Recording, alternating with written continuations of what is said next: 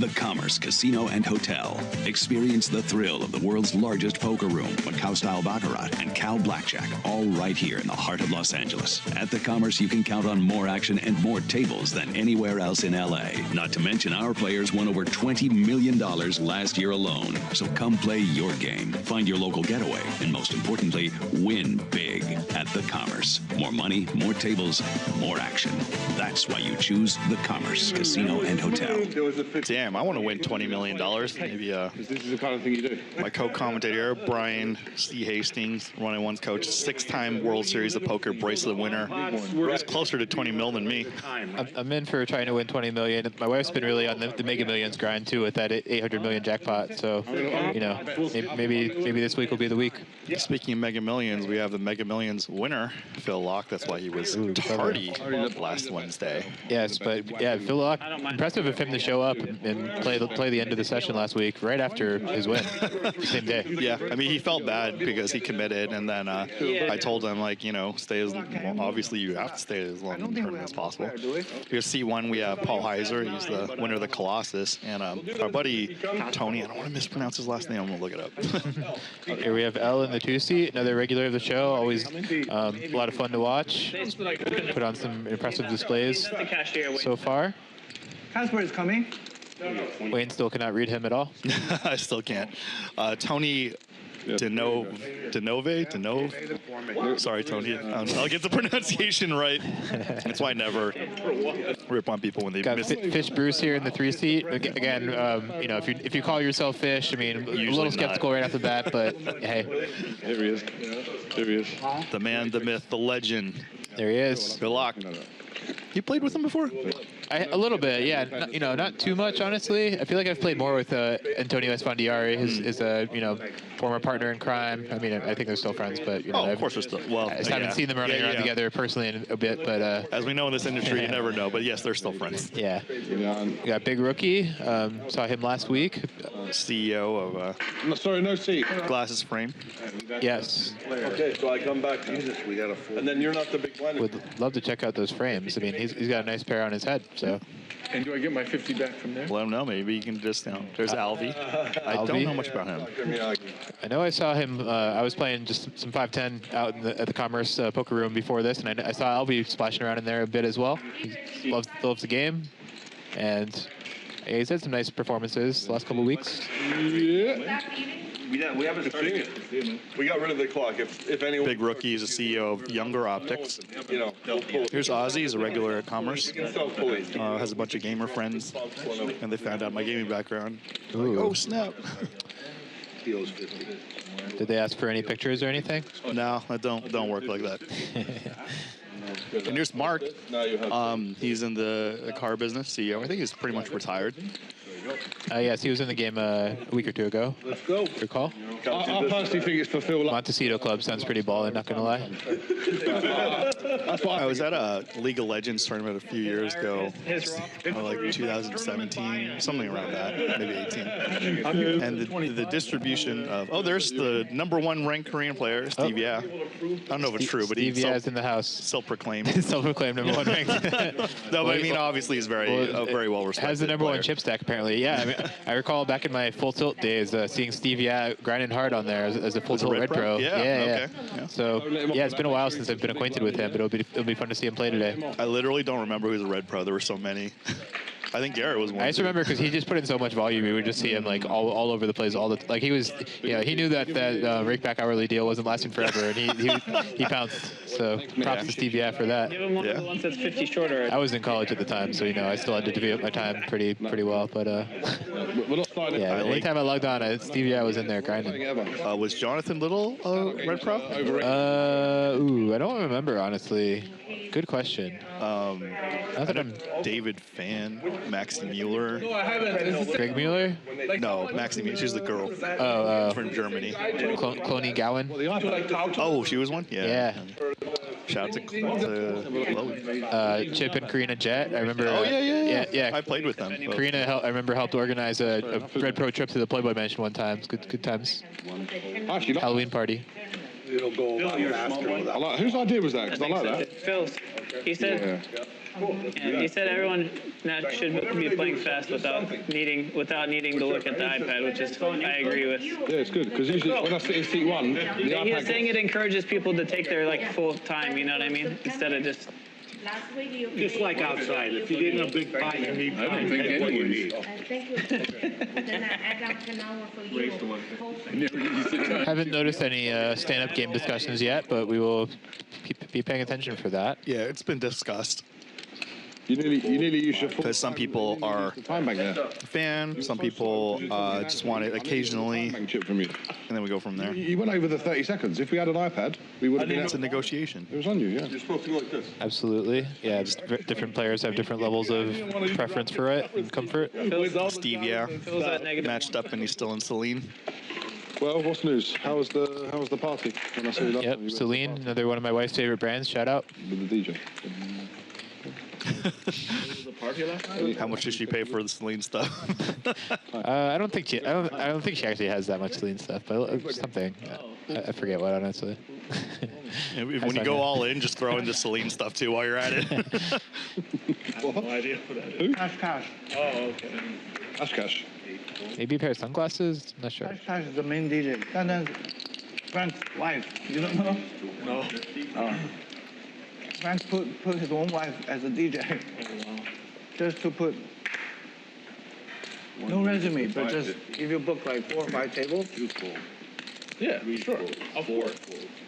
You basically own the thing. Brian, what was your Going to put you in the blender today, Mark. first online poker experience? Who called me in there? So You don't know what you're talking yeah, about. so basically my very first experience was I had been, I'd been acquainted with poker just like through watching the WSOP on TV with like my high school friends, playing some like $5 home games. And then I found out my math teacher was playing online poker and doing quite well at it.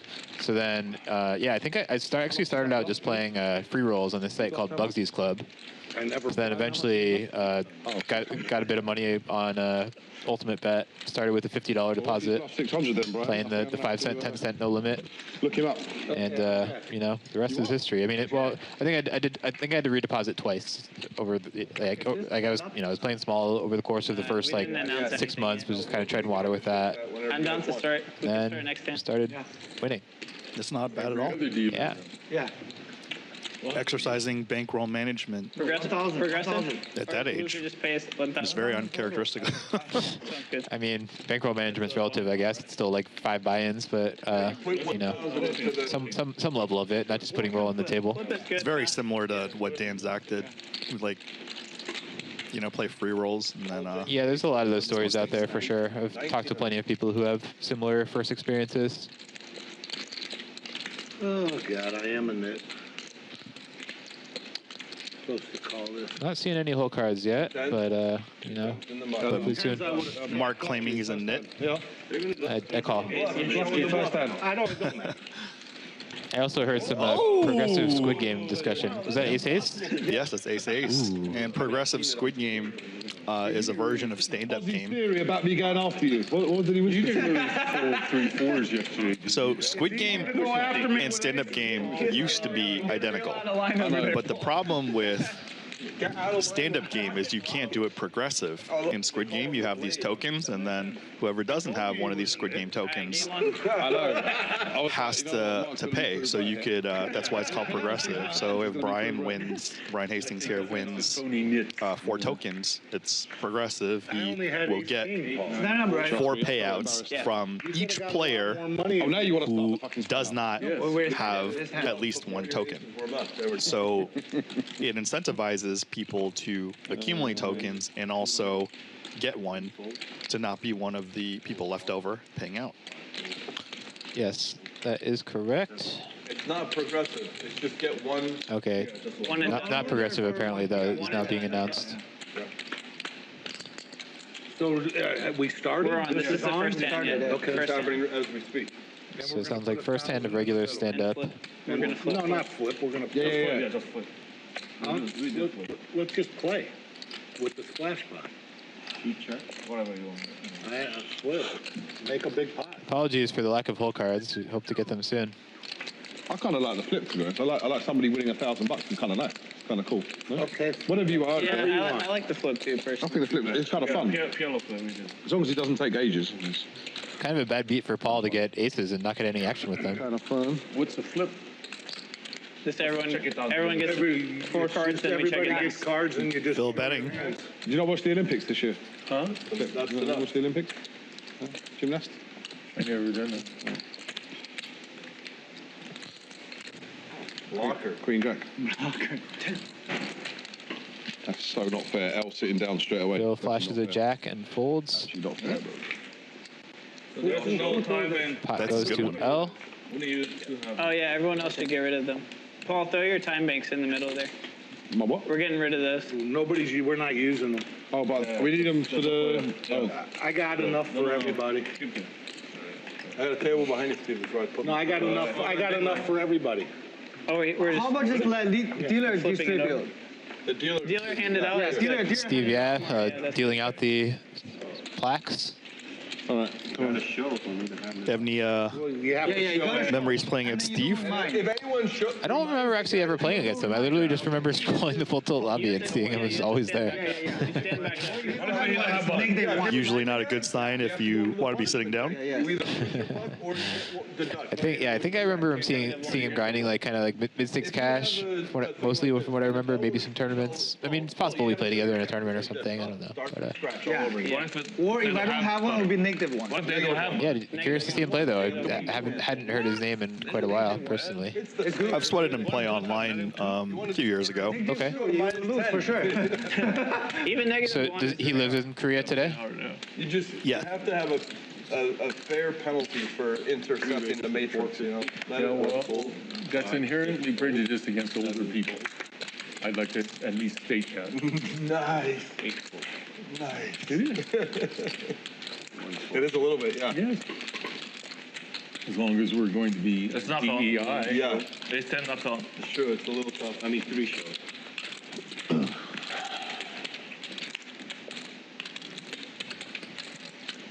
My short-term memory is just fading so fast.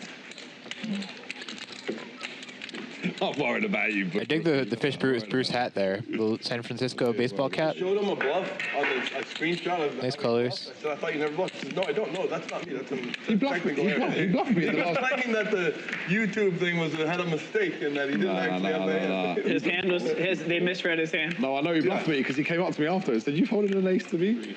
And he bluffed me. You remember the hand? Big Mickey bluffed me. Yeah, King Hawk. commentating. That was the one. I showed him that. He says, no. That, they got in the YouTube, they got the hand reader wrong. I had the nut. I mean, he's kidding. I know he's kidding. But, you know, he's deep in the tank on his denial, you know.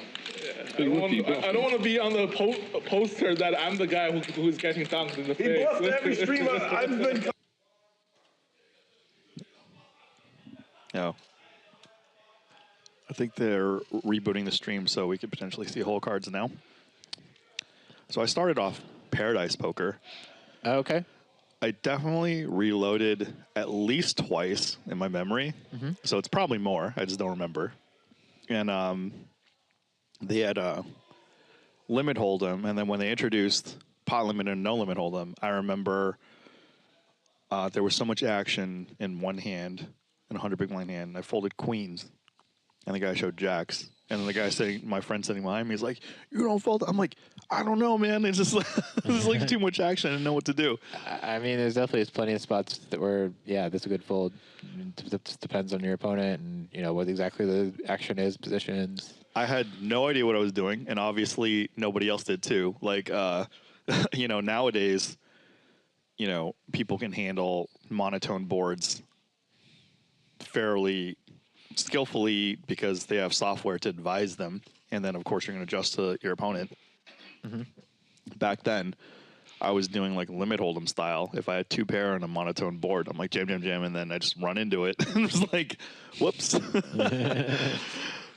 But you know, you learn fairly quickly, or at least I did, that you know what stacks you off, and you're just like going to the drawing board after you feel bad and lament. Yeah, how much learning money those thresholds of like, you know, which hands want to put in which amounts of money, definitely a very important thing. Yeah, but until you get there, especially as a new player, it's just easy to go quite overboard with that. Yeah, and that's the thing that you know, going from no poker experience or even limit hold'em experience to no limit, you have to like adjust to the environment because the hands play. I don't know. Actually, nowadays in 2024, like there's definitely a lot of similarities between limit and no limit. But back then, there More was so, definitely yeah. discrepancy. More similarities. I agree with that. In fact, like the advanced game theory and solver concepts carried back and forth between like limit hold'em, no limit hold'em, PLO, and a lot of stuff where it's like you see spots and then you're just like, oh, this is why you do this in this game, and this is like somewhat applicable in these other games. Yeah, like one thing I'm thinking about with that and like in hold'em games is just like defending the big blind and then what to check raise flop with. Like, yeah, I think in no limit, like we've come to understand it's more mergy than we thought, basically. Whereas like limit hold'em has always been a thing. We're always kind of check raising like wide for value and then like some draws and mostly those things. Yeah, no limit. Like I think there's a lot more like check raises with like a bottom pair type hand than we would have thought back in the day. Right. Pre-solver. And the other thing was, you know, flopping bottom pair in limit hold'em on a high-ish or medium board, you know, in no limit, it was clearly a check, but then you find out in limit hold'em, you know, checks are pretty good in those spots, even though, you know, your stack isn't threatened, but pot control plus inducing bluffs. And then in PLO, you know, there's something, it's like if there's a flush draw on an ace-high board and the ace is not of the suit, you could be against ace-x suited of that suit. And then when you go back to no limit hold'em, you start noticing that more, and you know, limit hold'em is not a big deal, obviously.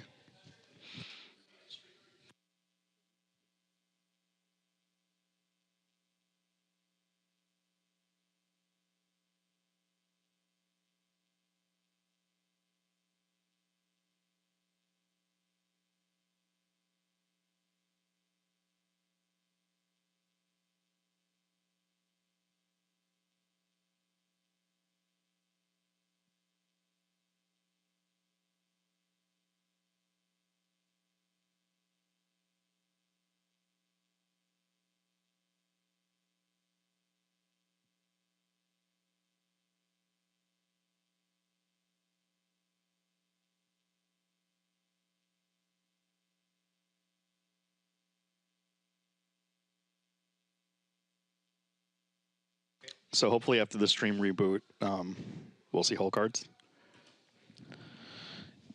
Yes, hopefully it works out. That's why we had to end the stream early yesterday. Some stuff was going on in the back.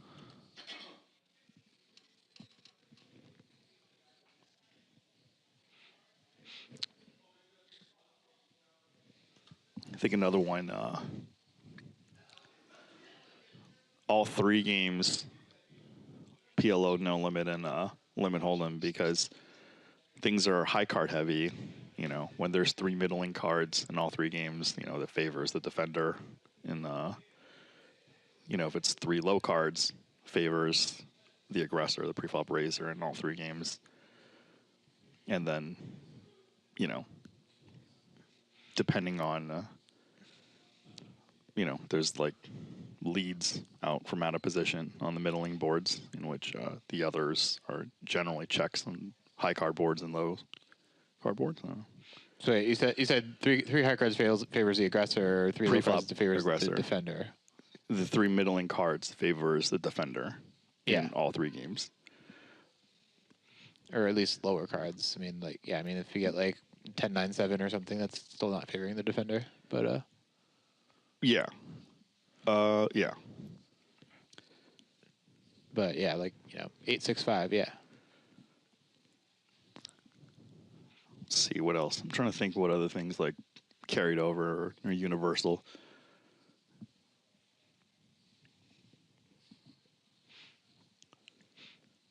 I mean, a lot of it's just like, you know, all three games, or just poker in general. You have to understand when you have bluff catchers, like, you know, when you don't have a strong hand, but, you know, all the draws missed, or they're representing something that's difficult for them to have. And then, thin value, having a certain absolute hand strength hand isn't necessarily a situation where you want to pile in money, depending on your opponent's nutted advantage and how much action they're putting in. You potentially have a bluff catcher. And a lot of times, especially in live poker, they're not bluffing in these spots. Yeah, I mean, certainly one thing that translates is that, like, optimal play in a game in theory is not going to translate to how actual players are playing them, so need to properly adjust for that. But yeah, also just mathematical concepts like minimum defense. I mean, that's going to translate to any poker game. I mean, it's more directly on the river than anything else, but even in terms of like deciding how we make our continuing on the flop, like using it as a guide. But yeah, certainly on the river, just limit hold'em, the bet size is going to be automatically smaller relative to the pot. The other games bigger. I mean, no limit hold'em obviously over bets. So, but yeah, that's definitely a concept that translates. Just trying to figure out how much of our range we need to defend, and again, against a specific opponent, we might not want to do that because we just think they're under bluffing or whatever. I tend to pay attention to more no limit content than PLO content. Our friend Dylan Weissman's been doing pretty well. Are you been keeping up? Yeah, I mean, not aware of any super recent results. I know he definitely had a big start to the year. Did a lot of stuff in the first half of the year. Not sure if he's played anything really super recently, but yeah, definitely one of the strongest PLO players out there. And I know I've learned a lot just from talking poker with him.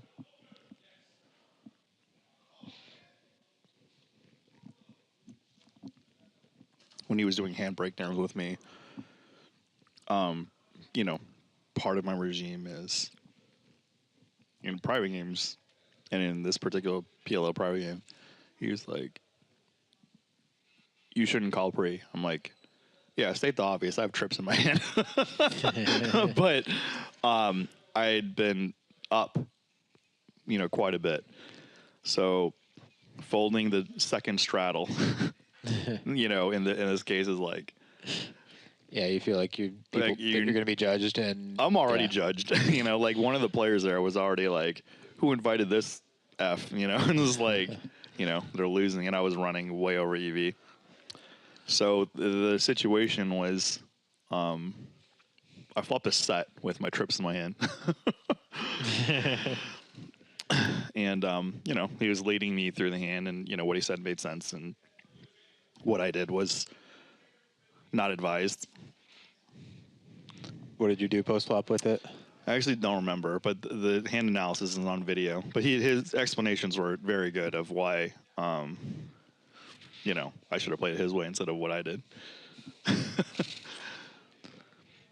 Yeah, he's very convincing, and I mean, he's just very, very sharp with PLO, especially. I mean, sharp poker player in general, though. I mean, he's done a lot of learning mixed games in the last year plus, I would say. He's come a long way with that. No limit hold'em as well. I mean, he won a Poker Go event earlier this year. No limit hold'em. Yeah, that's one of the things is like, it's 2024. We all play no limit hold'em. We may not be in the depths of the most advanced strategies because we're, doing other stuff or learning other stuff. It's like after you put in like, your 10,000 hours in hold'em, which especially if you have an online background, it's like, you don't really forget. Like, and the thing is, all the more contemporary things, especially, GTO Wizard's been kind of bringing to light for tournament play, especially. It's like the bad thing is poker's a game where if you limit the amount of action that you give, you can't get hurt as bad. Yeah, I mean, certainly it's never been easier to, have access to learn poker really well than now with stuff like GTO Wizard that just makes it really so easy to just dive into, pretty good versions of what the top players have been doing for a while now. So, yeah, I mean, the access is just out there. I mean, that means that the tide is rising. I mean, the games are getting tougher every year, but, still very much possible to stay ahead of the curve. Do you remember what you found surprising when you were studying solver outputs compared to like, what you thought was going on? I mean, certainly some of the bet sizing stuff initially. I mean, back in like early like pre-Black Friday online, it was just kind of like most of the convention was just like, oh, bet 2/3 pot in most spots, and not like there wasn't like a whole lot of thought behind like bet sizing. But certainly the solvers have opened people's eyes up to just like all kinds of viable bet sizes in various spots. Certainly small sizing is being used a lot more. I do remember Dave Benefield making card runners videos like back in maybe 2010-ish though, which covered like using small C bets, and it was that was very ahead of its time and impressive by him to find that pre-solver. But yeah, like I mean, it makes a lot of sense. Yeah, like certainly just get a really cheap price on and just force your opponent to continue with wide range as well, which is uncomfortable in many spots. Yeah, as you said, and also how wide pre-flop is in certain spots. The value of King X suited and the lack of value of lower suited cards. I think that was a difference. I think monotone boards was actually completely the opposite of what solvers showed. I don't want to rip on myself that bad, but like there was a lot more fold equity back in the day on monotone boards. But also like, if it's 3 low cards, 1 high card, 2 low cards on a monotone board, that's a lot of stuff that solvers shed quite a bit of light. And then I alter my execution. Had the phenomenon not gone on, then I think I would have stuck with a lot of my old ways until more empirical evidence is like, you are wrong, or you did not think of this. And I want to say you are wrong, because poker's very fluid and right and wrong is very situational. It is an interesting hypothetical, like, if not for the, solvers, which, I mean, obviously, I guess it was inevitable in time, but like, like what would that have looked like you playing a strategy like that, like would the player pool have naturally gotten to the point where they just figured out how to exploit that really well, or, was that not going to happen anytime soon? I've always been scared of like No Limit Hold'em, especially about the competition, because, what do people know that you don't, or what are they? How are they adapting down the rabbit hole? It's like when you're trying to make money, you're going to game select and play in pools where you can quantify your comparative advantage. But then when you're playing against like the best, butting your heads against the wall, it's like a lot of people are trying really hard, and you don't necessarily know if your efforts can match, your opponent's efforts. Especially in a game of variance where, it takes a while to figure out who's winning, even online where it's a lot quicker. Yeah, no, good points. Yeah, I mean, right, intuitively, like, if there's someone who's just like a top flight, no limit player, there's probably some things that they know that you don't, and they're like the ways that they're going to be able to exploit and gain EV in spots.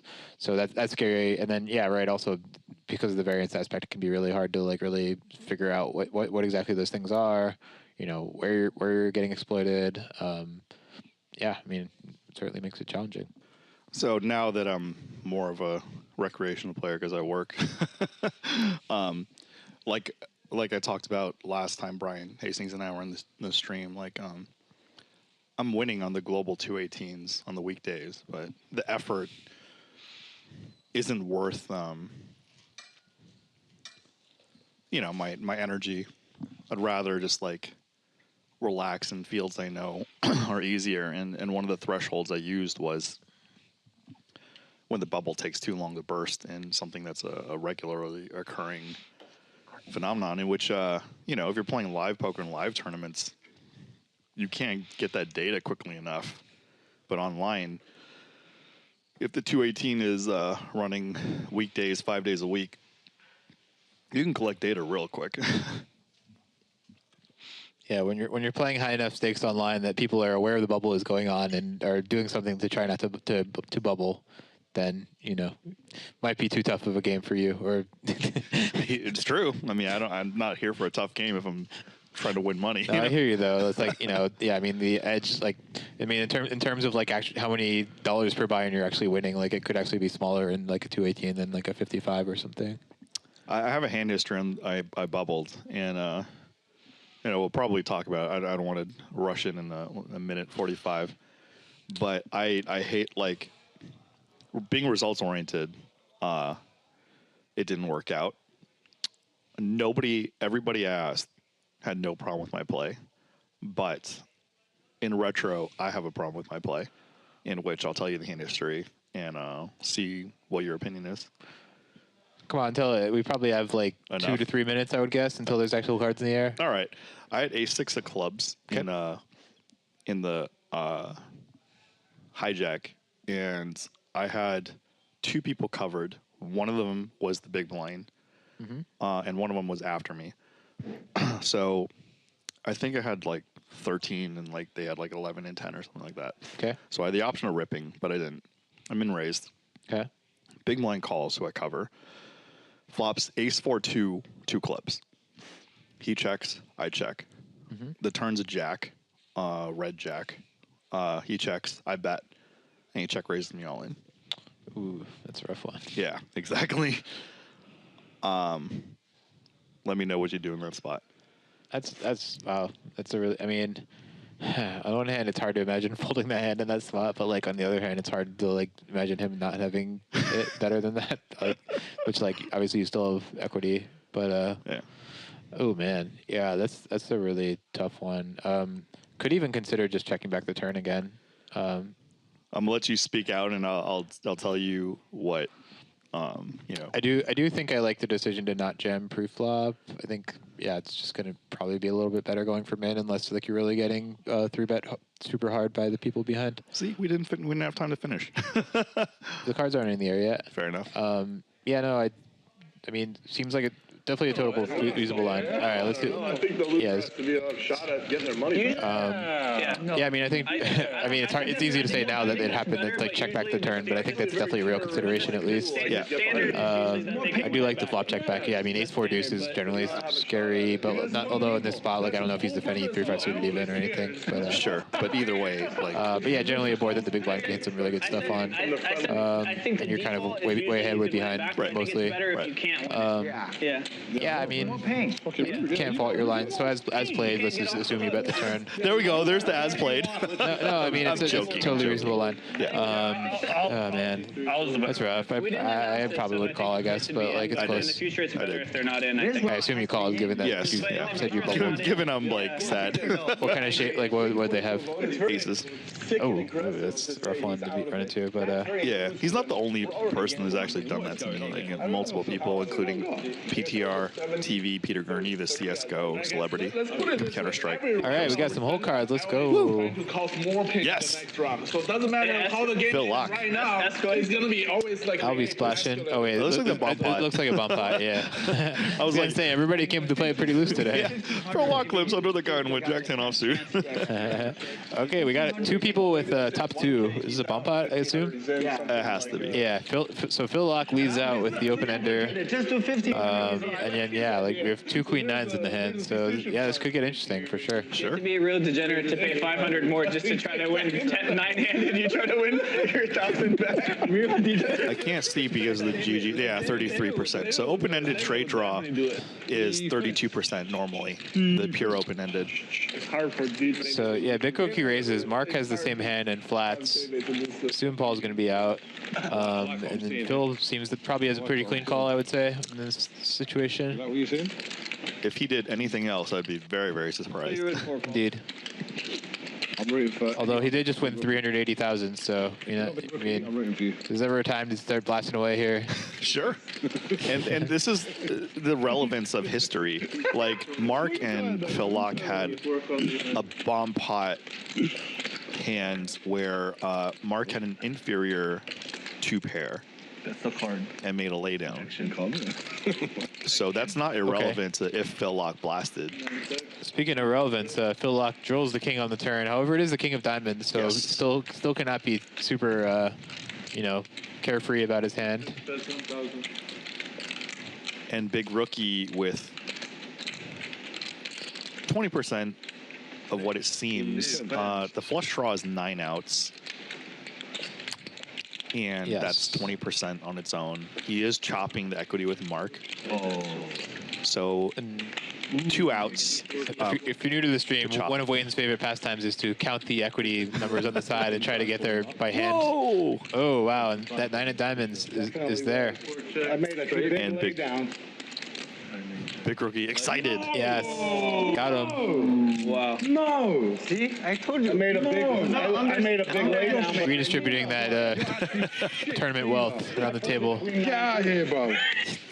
Wow. I had When's the last time you were that happy with Big Rookie's smile? How big would the pot have to be for you to have that I smile? love Big Rookie's attitude. Me too. I mean, on the inside, I feel like I get pretty happy sometimes on it. Or honestly, when I play online at home, like sometimes I could get a little animated, some self-talk.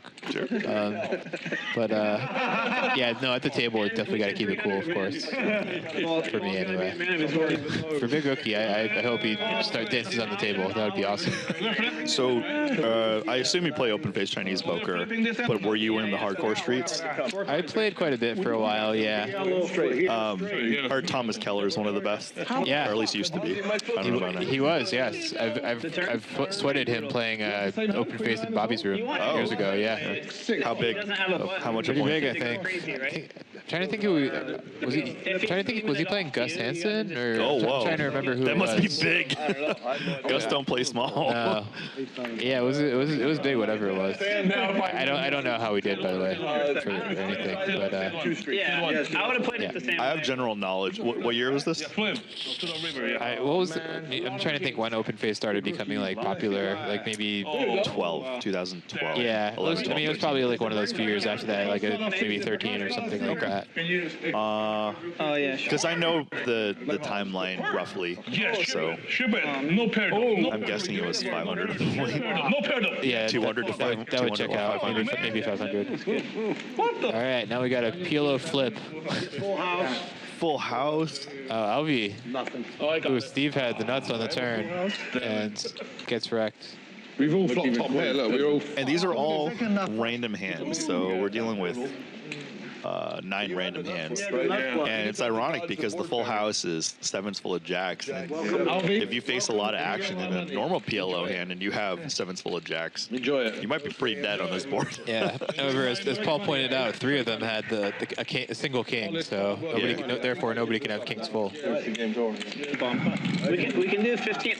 What if we do 15? Is that, I mean, loser gets King Jack 7-7 3. What kind of a full house do you call that? I'm sorry. Because if it's King 7-7, you have kings, it's an overfull. And then if it's 7-7-4 and you have 4s, it's an underfull. But what if it's King Jack 7-7-3 and you have Jack 7? What kind of full house is that called? I don't know if there's a term for that. I mean, I would obviously just announce it as 7s full, but yeah, I don't. Yeah, right. I don't. I get what you're saying with overfull and underfull. I don't think there's like, if it's just the 2 cards on the board, that's like, you're full with. 1,000 and stay I out. don't think there's a special term for that. At least not that I'm aware of. No, 15 I mean, I don't care, but No, 15. 15. I come here to ask you questions. I don't get answers. only doing this every I don't think there's an answer. I mean, I don't think there's an affirmative answer to that question. All right, for all you, We could try to create our name for it. Sure. If you want to do that. after the next. Let's see. So we got overfull, we got underfull. yeah, We do it. We did. trap full. Ooh, yeah, it's tough to We started last year. through full. I mean, What? Through full. it's all. It doesn't sound. No. Right now. Just trying to keep it in the same family as over and under. Well, Big Rookie's got King Queen here. UTG 3. It's a recreational play. What's the EV here with King Queen offsuit? What's it worth? I mean, at the time of opening or after everybody folds, it's worth 100. 1.5 big blinds plus the ante. So Yeah, 2.5 big ones. Yeah, 2.5 big blinds. At the time he opens, good question. I don't know. Maybe like some fraction of a big blind, I assume. Yeah, Like, that's maybe like Wow. half or less of a big blind, I would say. this is what Quarter of a big nobody. blind. This is what the people came for sure. Yeah, this is what Jeff Pritchard asked me questions, same with Hank, outside our PAs. I tell them, and this is the advice that nobody wants to hear me say, or they want to. I don't know. They want to hear something more magical than what I say. Anyway, Ozzy's raising the hijack with King 5 suited. Paul just going for the flat, keeping it tight so far. Social engagement on account of a poker game. Yeah, aren't a lot of the cool kids flatting like ace jack off and king queen off on the button sometimes, some frequency? Sometimes, yeah. But ooh, Ozzy with the nuts. Well, big flop. What's his hand worth? Quite a bit. Definitely more than the pot. Yeah, I mean, let's see. Pot is worth 8 big blinds. I would guess Ozzy's hand is worth like 1.5 times that, maybe something like that. Paul with a small bet on the button. Yeah, definitely a spot that can go either way with ace jack red here. Yep.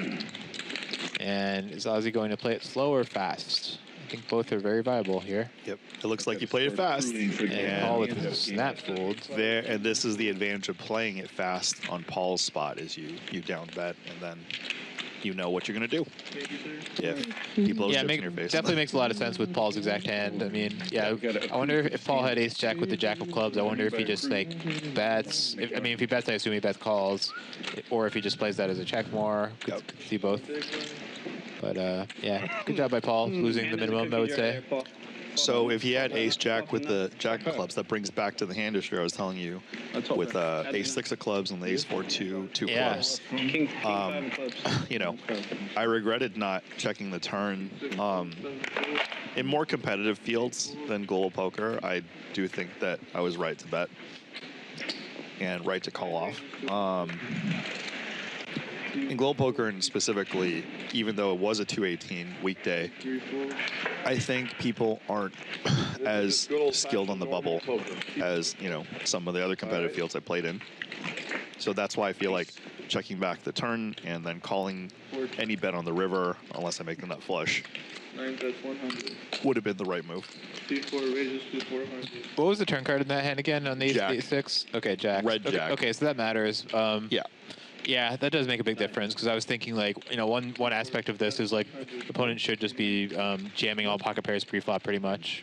I mean, not aces make sense as a flat, but like most pocket pairs should just be jams. Sure. So like, there's not really so much you're getting value from on the turn. I mean, Jack X is real though. So That's like, obviously why I bet the turn. yeah. And gut shots too. Yeah, I mean, there's plenty of just like, you know, King Jack, Queen Jack, Jack 10 especially, Jack 9 suited. Yeah. So yeah, I mean, it's, I think, you know, it's fine. I think it's actually pretty close against the jam. I agree. It's like hard to see them just ever having worse, and then if they don't have worse. I was literally shaking my head over and over, but obviously there's Jack 10 of clubs, King 10 of clubs, Queen 10 of clubs. It's just like so many. Yeah, that's the dream, is finding like Jack X of clubs or like Queen 10 of clubs or something. Yeah. But, one way or the other. It's ironic because it looks like such a simple hand, but there was so much at stake. No, there's a lot of nuance to spots like that for sure. That's an advance. All right, Mark's in with 4 deuce of clubs. Fish Bruce is out with 8-6. Phil Lock calls. Big rookie with 2 4s, so only has 1 out to a set. Ooh, is he gonna spice it up? Yeah. Ooh, this could actually work pretty nicely here, depending on how Mark plays. Okay, Mark is in, and Phil Lock also in with the King Jack. So yeah, nobody's loving this flop. Big rookie showing no fear. I love the bet, coming right out. I think he should bet larger. Oh, jeez. Good, perhaps. I mean, that was a pretty big C bet though. I mean, bet or not?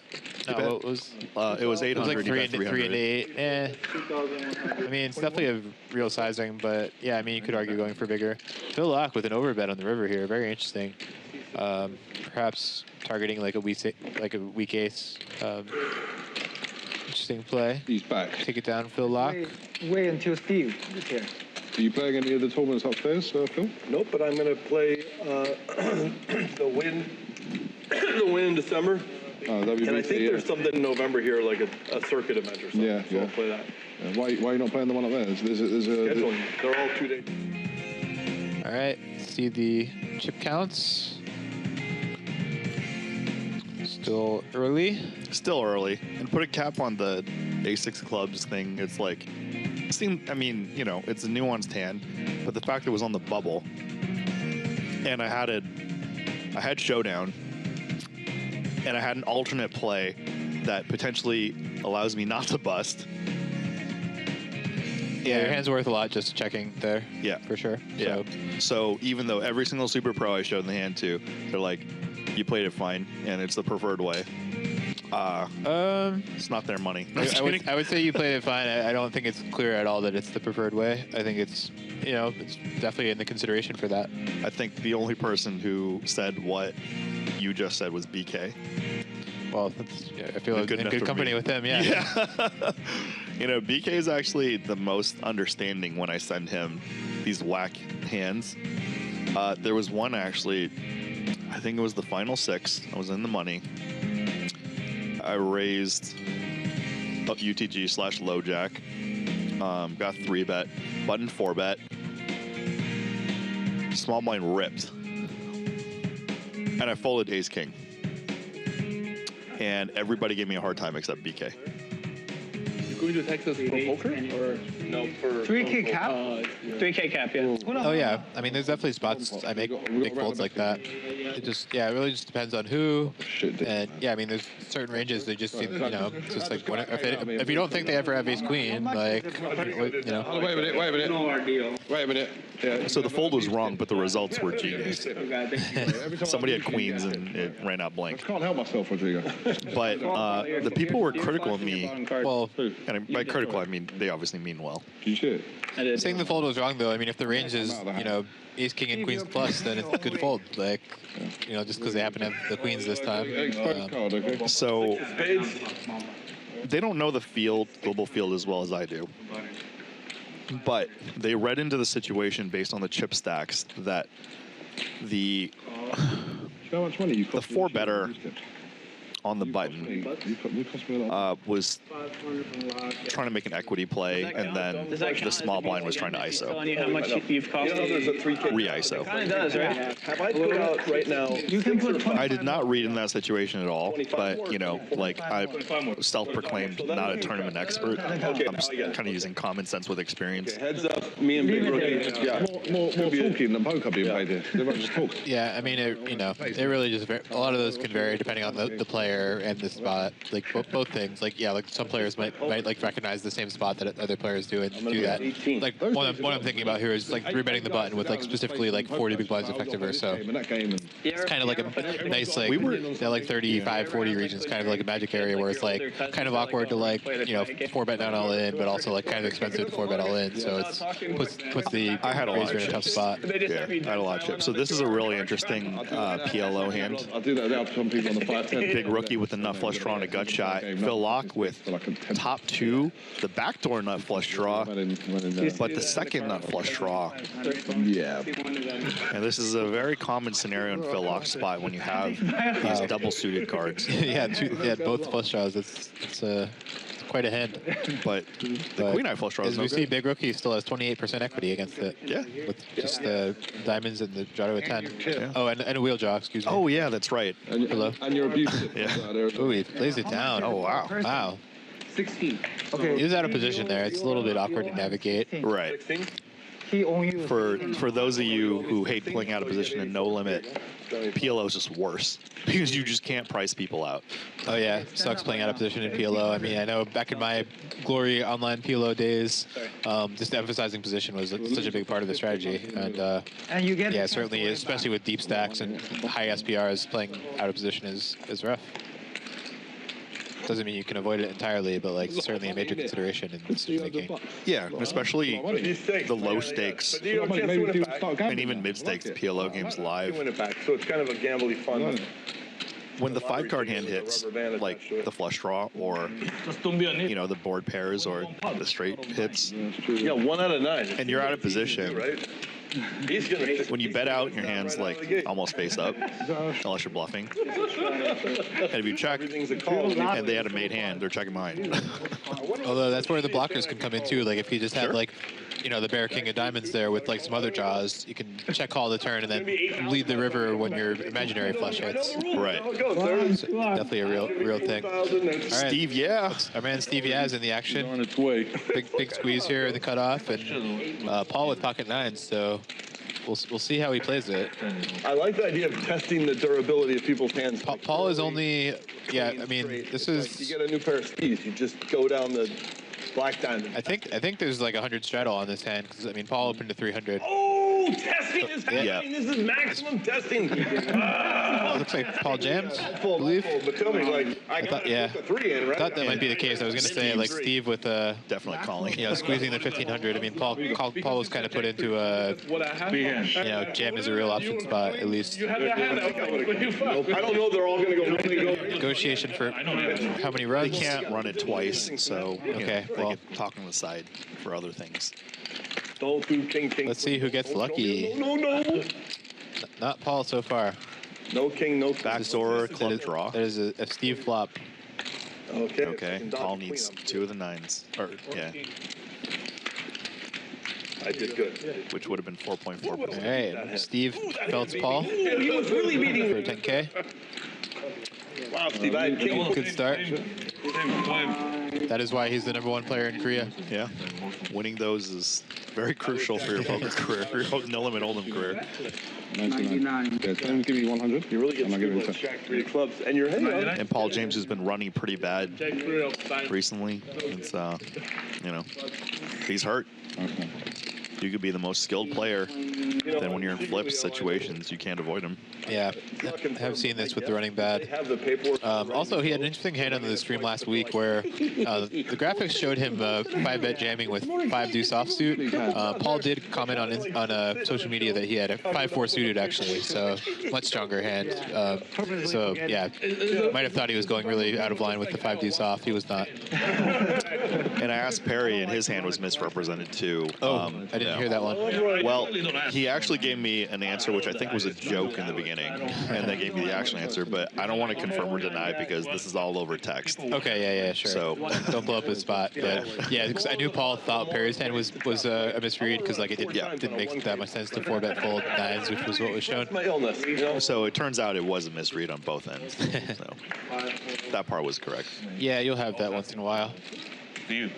But they don't But do it. yeah, as for this game, yeah, Paul's run bad continues.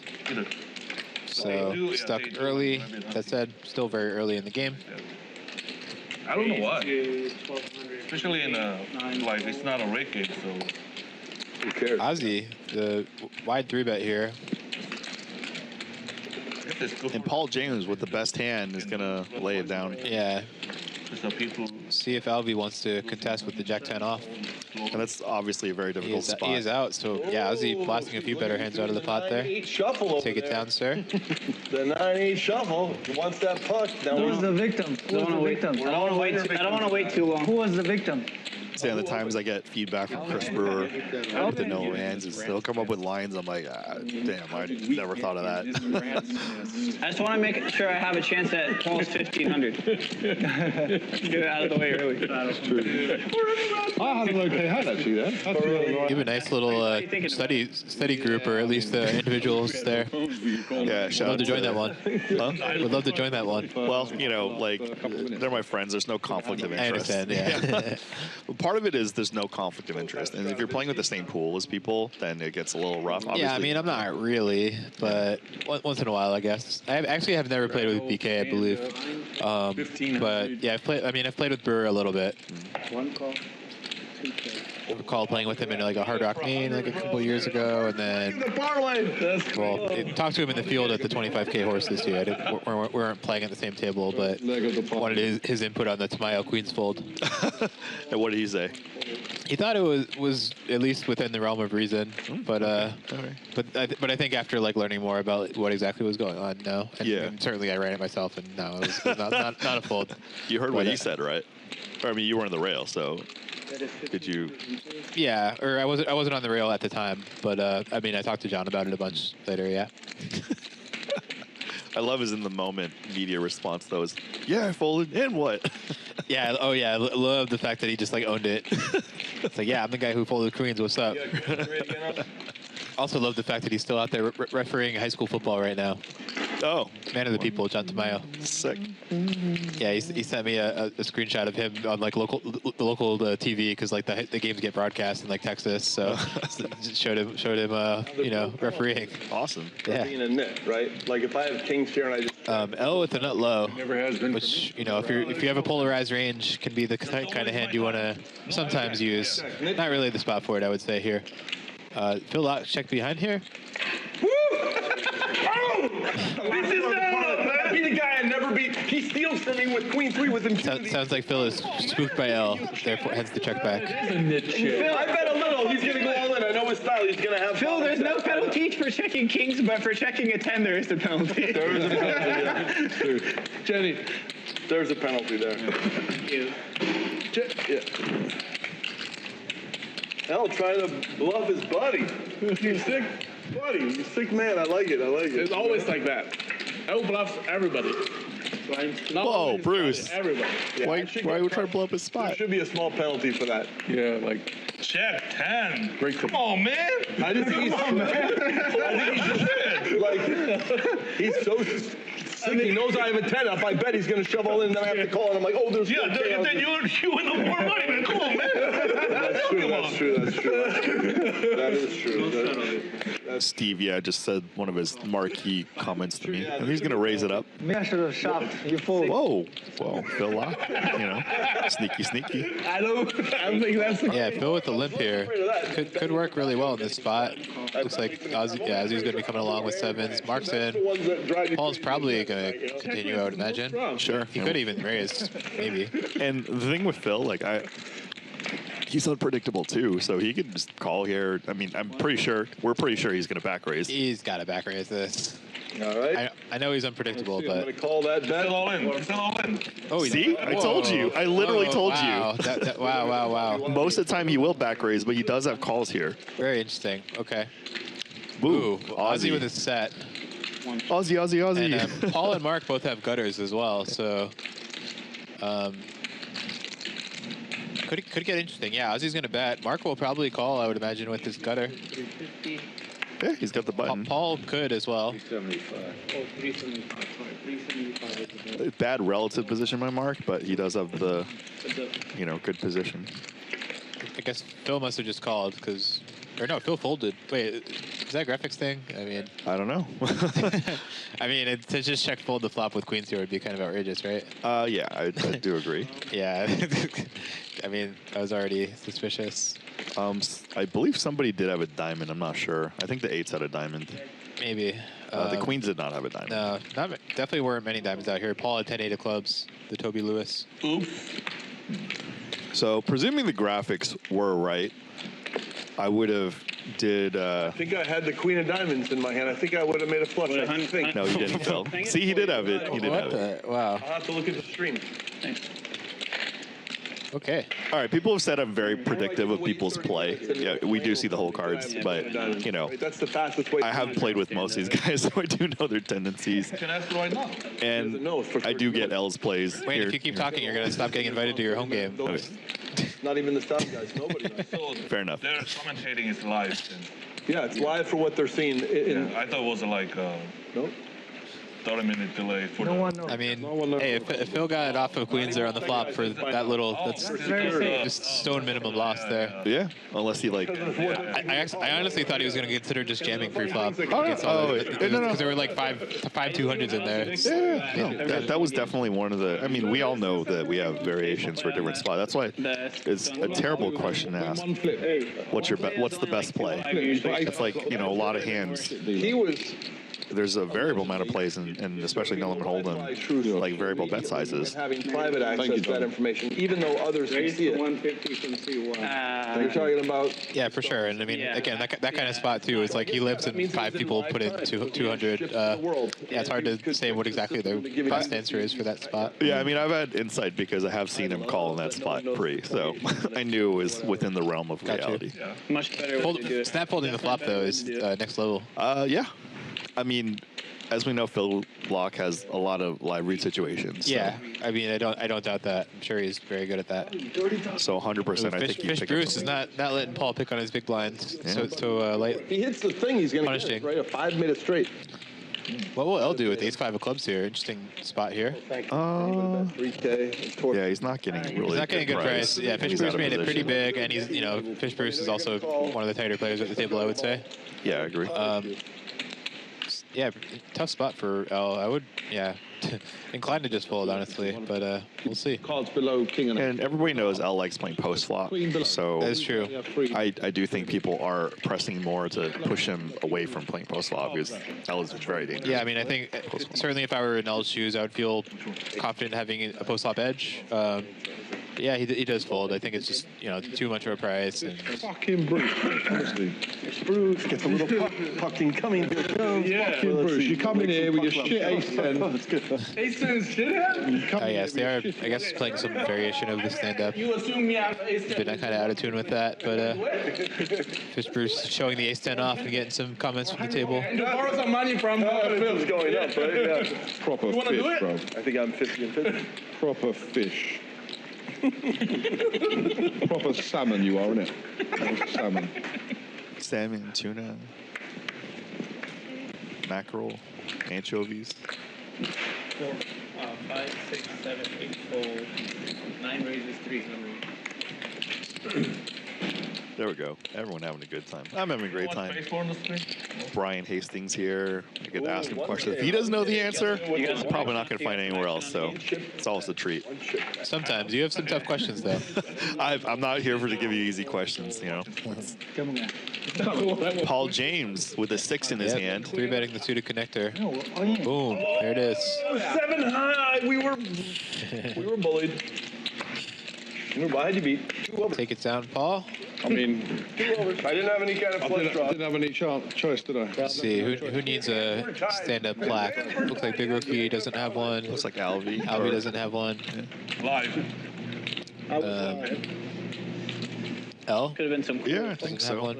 I would have called. Yeah, it looks like doesn't have one. Compare, there's And we don't know if Mark. Yeah, I can't tell from that angle. Thing where you raised eyes. Yeah. Yep. Of course, the shark is eating fish. Ozzy does have a plaque, also has some good cards, opens the King Queen of clubs. But I will play with it, I guess. Now you're twice as strong. You're supposed to raise a bunch and then say, wait, I'll take one more. L's L will be definitely. getting involved here in some capacity. I do know his play. He's going to get involved here. He's definitely not going to fold. Yeah, I'm confident about that. I thought the 3-bet might be coming. Same. I don't really 6 and take them. But these guys, flip a coin or look at the clock or something to randomize. Yeah. Yeah, Ozzy calls, which I would say the most conventional play there with King Queen suited. However, a 4-bet is also a thing. So L flop's the best hand, although kind of a Double salmon? marginal good hand here. They take orders like that? Starts with a small bet.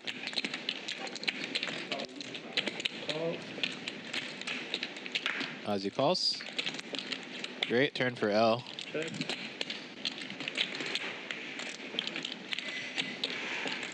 See how he wants to play this one. I think both approaches have some merit. We could start putting pressure on similar hands if we keep betting. Potentially try to force a chop to fold down the road. Sure. I think L's going to go. So yeah, after check turn, I would expect L to bet something here. It's either going to be 1,500 or 6,000. I think 1,500 in this spot. 1,500. Boom. Oh.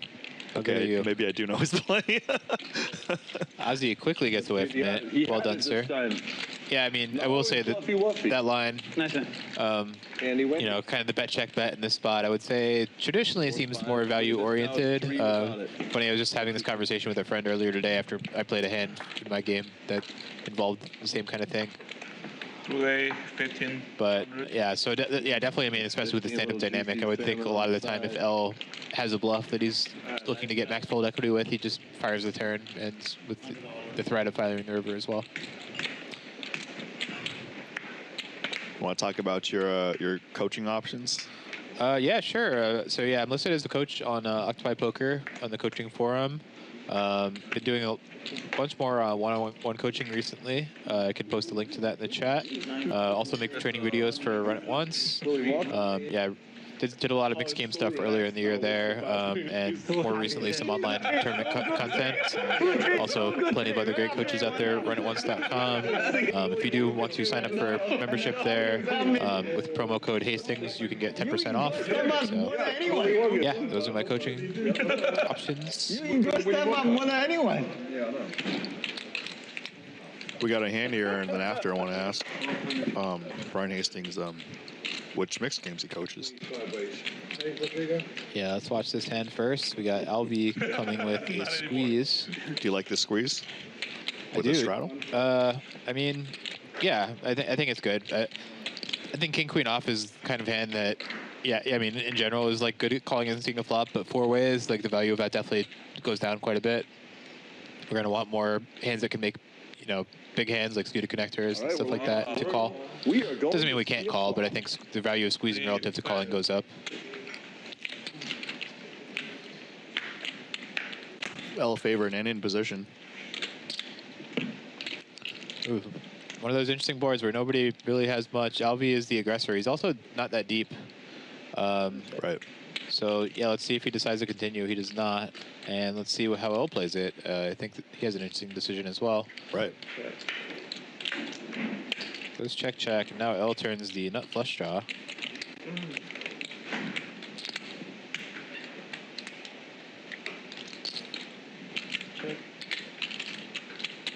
So Alvi actually has 9%, 8.8%.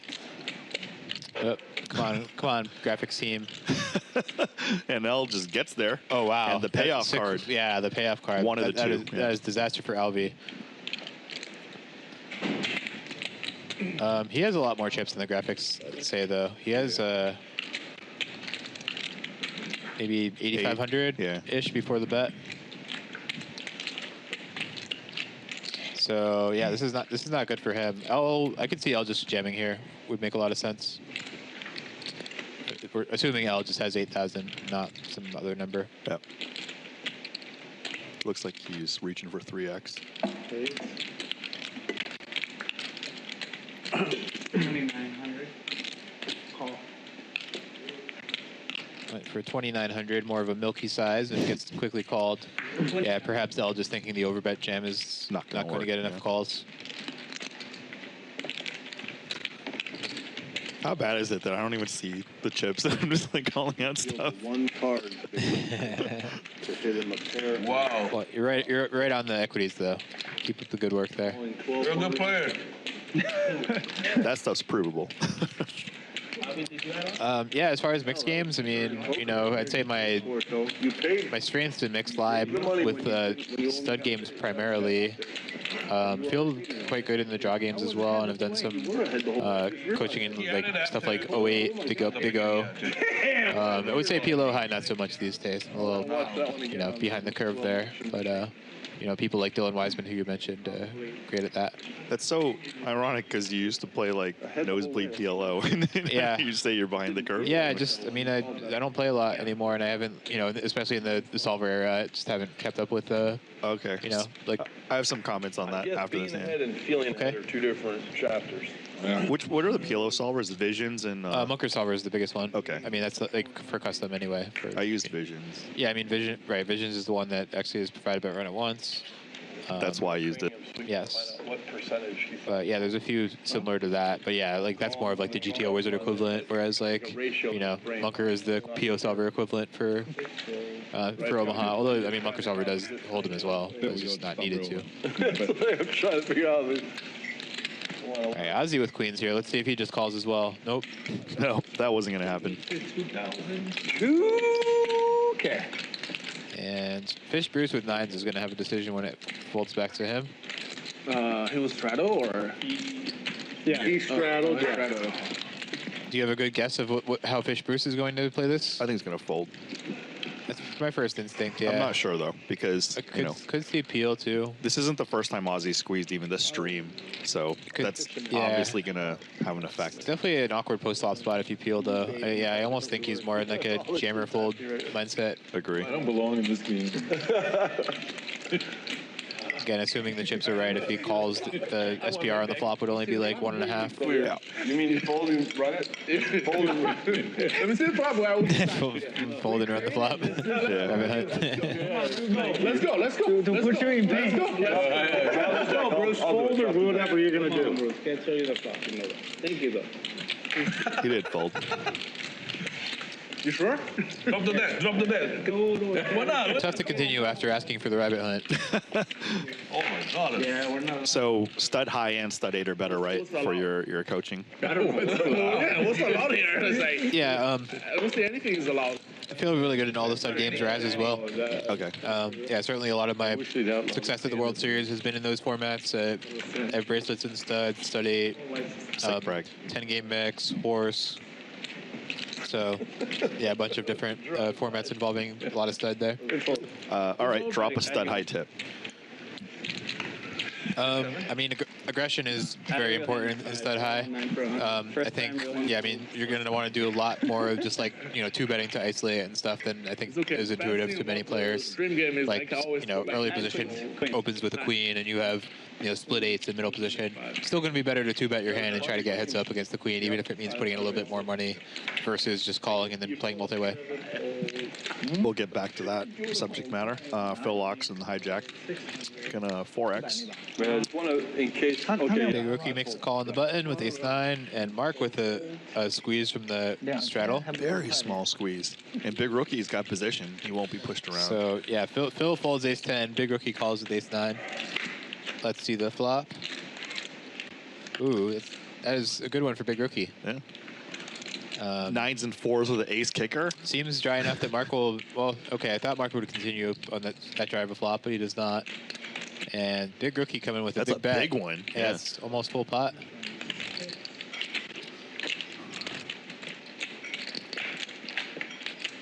$1,400.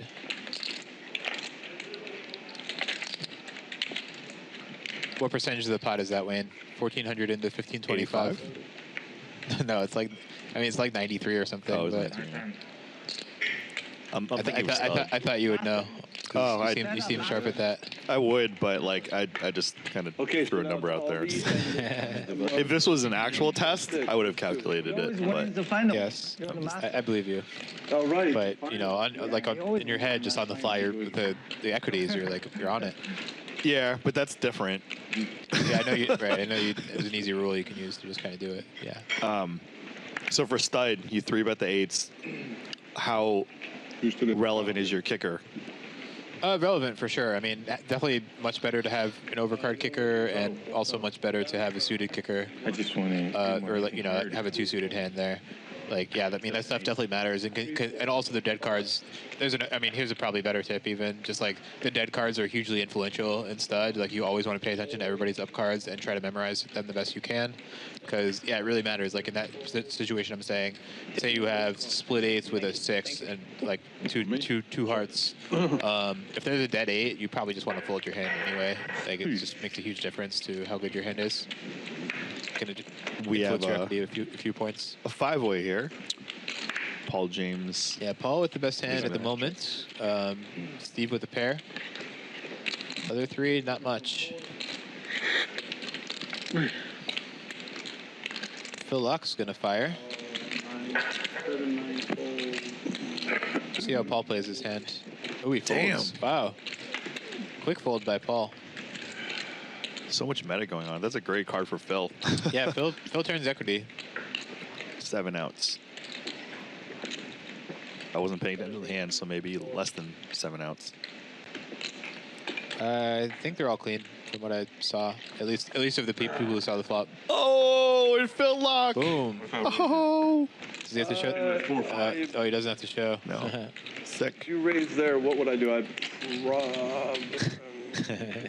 small raise call, big raise. Like 23. Probably fold, I think. This is fun. Steve's like, if I raise, what do you do? I don't know. Probably, maybe just. I'm probably supposed to fold them all.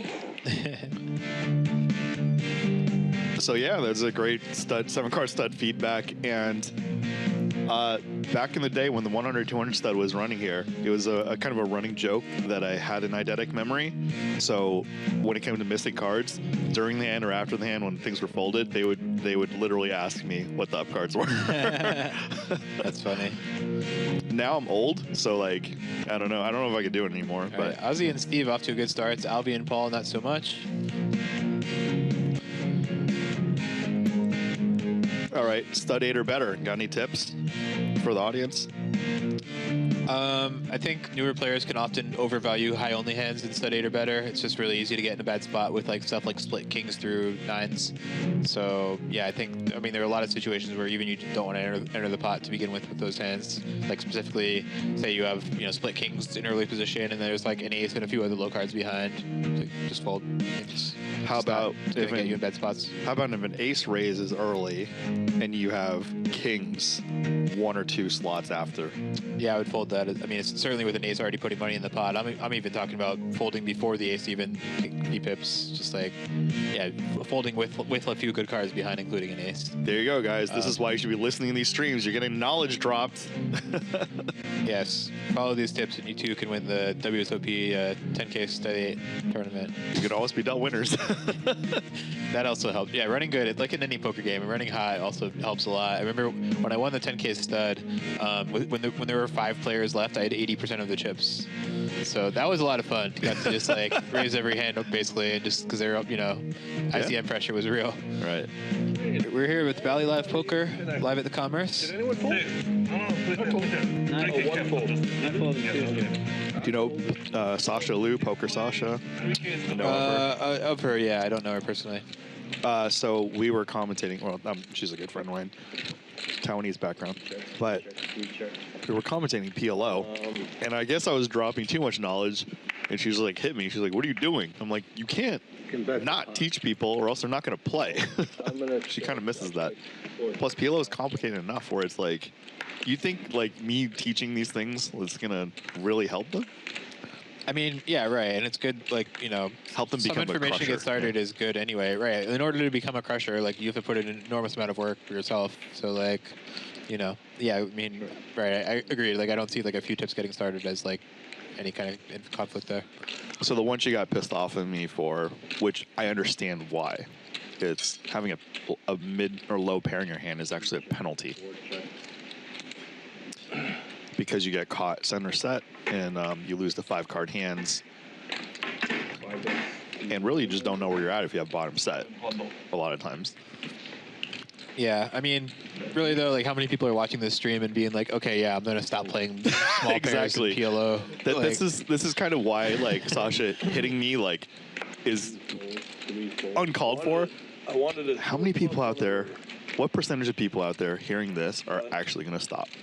They're like, no, I'm yeah, I mean, right. I mean, so much of the battle is just like discipline rather than like knowledge anyway. Right. So like, I mean, 2 of spades would have been better. Yeah, I'm with you on that. And there was a couple stuff like, it's fairly public knowledge, the gaps on the bottom. Okay, gaps on top, not okay.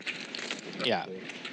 I mean, a lot of the stuff is like, this is barely scratching the surface. PLO is incredibly complicated, and if somebody like Brian Hastings says he's not, up to date, and I'm definitely not up to date too, but I wanted to mention like, the solver outputs for visions, like kind of be in the matrix. I wouldn't play like that. What the solvers are advocating. Max you can put in is 2900. I mean, like with any solver, like, yeah, I mean, translating that to an actual poker game where, I mean, the solver is bot versus bot. Basically. Yeah. I mean, if you're playing against an opponent who's playing entirely different ranges and stuff, it's not very applicable. Right. Or just playing differently with their ranges even. Very logical. And in Hold'em, I think we're in the stand-up game. I could reverse engineer a lot of it, not all of it. Like Jeff Pritchard had a solver output just before the stream. I'm like, I have no idea why that's the case. Also, he's asking me on the spot. I don't have pen and paper in front of me, and I don't like, like Jeff, like repeat the question, and I'll actually try to figure it out for fun. I'll be coming out with something. 600. 7 maybe to 600. 8 and 9 fold. I'll be getting after it. Damn. Seems like a good spot for it too. Looks good for getting through. or well, does Phil Lock want to defend the 7-6 suited? Probably not after that. Yeah, probably not. He does have the 6 and the 7 though. The laugh and call would be pretty strong though. Yeah. Oh. And he's not beyond that. Yeah. Okay, so that's wrong. Alvy actually had ace 10. Oh, I saw the, yeah. okay. Then a PLO flip, I Brian. was gonna say I saw the cards. Seemed a little random. Yeah. Make sure I win it, please. Yeah? No, this ain't a flip. We're gonna play it. We are ordering new cards in case the cards are the problem. Did we play it or Flip, yeah, just No, yeah. So I'm not going to butcher the solver output, but there's situations where it's like Yeah, I like flipping too because the paired low card. with the Mark, if There's 3 low cards, Yeah. we didn't mention Don't it put last out time. but paired, and strategize us. there's a flush draw on the board, Play just as a splash pop. and you fold an overpair like kings and aces to like a donk lead if you don't have a single heart in your hand. Yeah, whatever it is, it is. just in case. Okay, yeah, that makes some sense. I mean, Please explain that to me because I just like gave up figuring that one out. I want to make sure that. I mean, I assume you just don't have enough equity against like the leading range to like justify it, and like there's just not enough good turn cards to like 1500. keep putting money in. Well, No, just flip like I'm sure if the hand ended right now, you could call the lead, we'd be fine. Sure. But like, yeah, just I think just like so many turn cards are just gonna get blown out of the pot. 3 on the Can't really do much. Yeah. I guess anyway. Again, it's not like I haven't really been in the PLO solver streets, but yeah. I've done some, and like stuff like that is just like, okay, this game's too complicated for me. And I know people like Dylan Weissman, Chris Wayner, and others like are deep in the streets. Well, the good news is many of the players who play PLO are also not deep in the streets. So there are plenty of players who are even less deep than you are. So Fair enough. like that's like I played the 10K Big O tournament at the World Series this year, and like. Yeah, I mean, I don't feel like I'm awesome at Big O or anything, but like, yeah, I mean, I saw the field, and there's a lot of people who are definitely not awesome at Big O, so it's fine. That's how I felt at the 08 10K. I played, listening to Bryce Yaki and Zach Freeman shout to Run It Once. I'm just like, I don't belong here in this 3-person chat. But watching the other people play, even the First time ever. I love my first pull, 3. people who seem to be pros, I'm like, okay, this is fine. I'm not happy that the pros at my table, but like, Hard to get a 6 when you need it, and when you don't need it, they're in your hands. Yeah, I mean, as long as you're in the top like 30% of the field or something, you should be fine. That's pretty generous, you think? Or not even necessarily. You don't even have to be like winning in the field. Really? Oh. I would have thought you had to be much higher up in the. I think it depends. It depends like how much the bottom like 20% are losing. I would say. Fair enough. Yeah. If there's 20% who are just like minus 80 or something, like then yeah. I don't. Is anyone ever minus 80? Maybe not in 08. That'd be pretty tough. But I've seen some stuff there over the years though. Just like people playing the 10-9-9-5 on the button and such. So, oh wow. So maybe not in the 10K, but some 08 tournaments there. Yeah, I mean, here we go. Aussie, more 3-betting. Yep, gets Steve off the same hand and gets Albie off a better hand. Position and aggression. Not that good. Not that good. Not that good. It is a fun dynamic on these streams for them to like ask each other about the hands, knowing that they'll be displayed in like short time. Shout out to Ggpoker, our sponsor. Are you guys starting the stand-up? Not yet. Not yet. Off now. So yeah, I mean, your explanation on Vision's output, it's like, yeah, it's rational. I know, like if you were just hanging on for the single bet, of course, but for me to try to figure out like some of these outputs, like Hold'em, I could try to do something. Even like I said, Jeff Pritchard asked me, and I'm like, just before the stream, I have no idea. 1 raises to 150. Well, if you have any Hold'em bet questions, happy to answer them.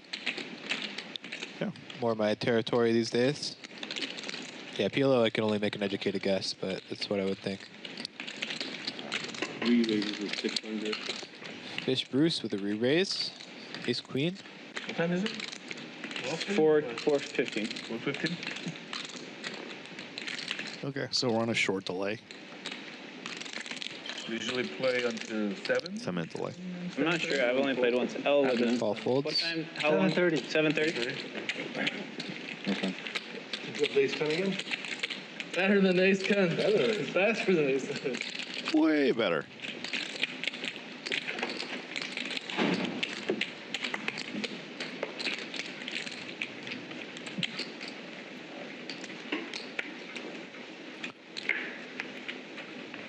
Always a pleasure to have Brian Hastings in here. I could ask questions. 6 fold, 7 fold, 8 raises to 150, 9 fold.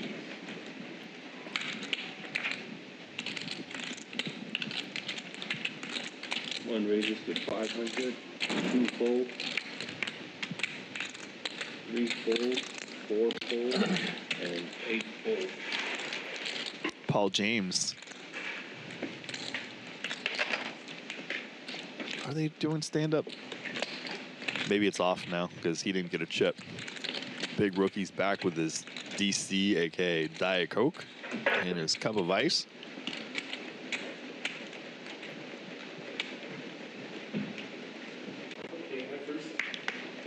Yep. You're just in time, King. I fold that now and live. Pretty good bet, though. Committed. 7 fold, He says you have to throw it away now. 9 fold, 1 fold, 2 raises to 150, 3 fold, 4 fold. Come on, man. L playing half and half, no limit, half baccarat. Steve with the defense. L flops pair flush draw way ahead. 200. Steve can float here. He does. Calls. Not a good one for Steve. He checks. I think L's going to potentially bet bigger. Oh no, he checks behind. And 2 pair for L. Theo's not anything to pay him.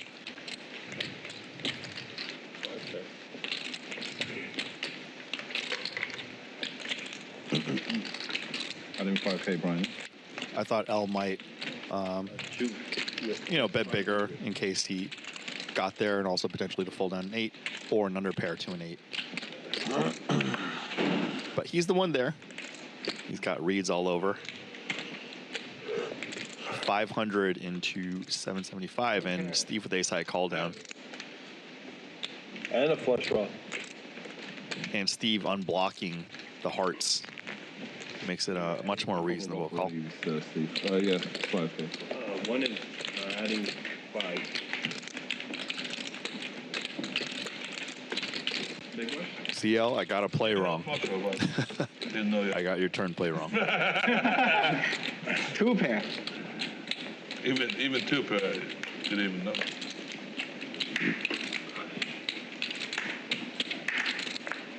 Actually, had to beat pre-flop. There, Ella had a 9 high.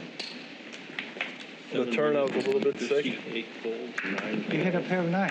Yeah, on the turn. But then I die on the river to 2 pair. Come on, man. You should have called him. LV 3x on the gun with queens. Yeah, you saw I call it every day of the week. Anything, ace deuce, I don't 1 care. raises to 700, 2 and 3 fold.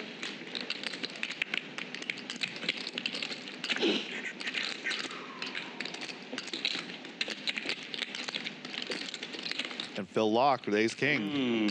Looks like he's going to call on the button. 6, 7. In position.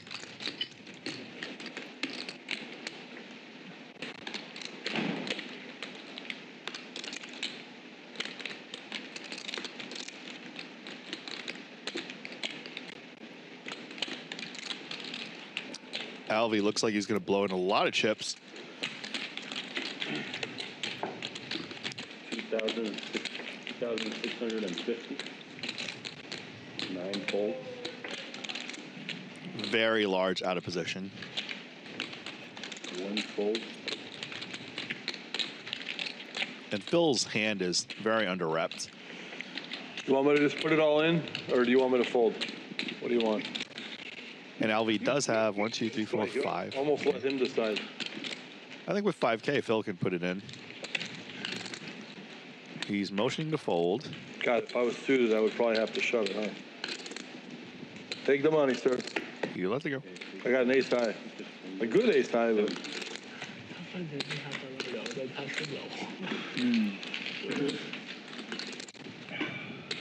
He said you're the funniest. Yeah, you are. Also, your tabletop didn't work. I did. I had a good ace side there. I don't know. It wasn't suited. Still is a very funny guy. Ace queen. I'm embarrassed. I probably should just put it all in. Ace queen. Ace queen, why number? But he can have like 10s, and then I'm just chasing. I don't know. I'm gonna look it up. I'm going to the YouTube tonight, and I'm gonna find that hand.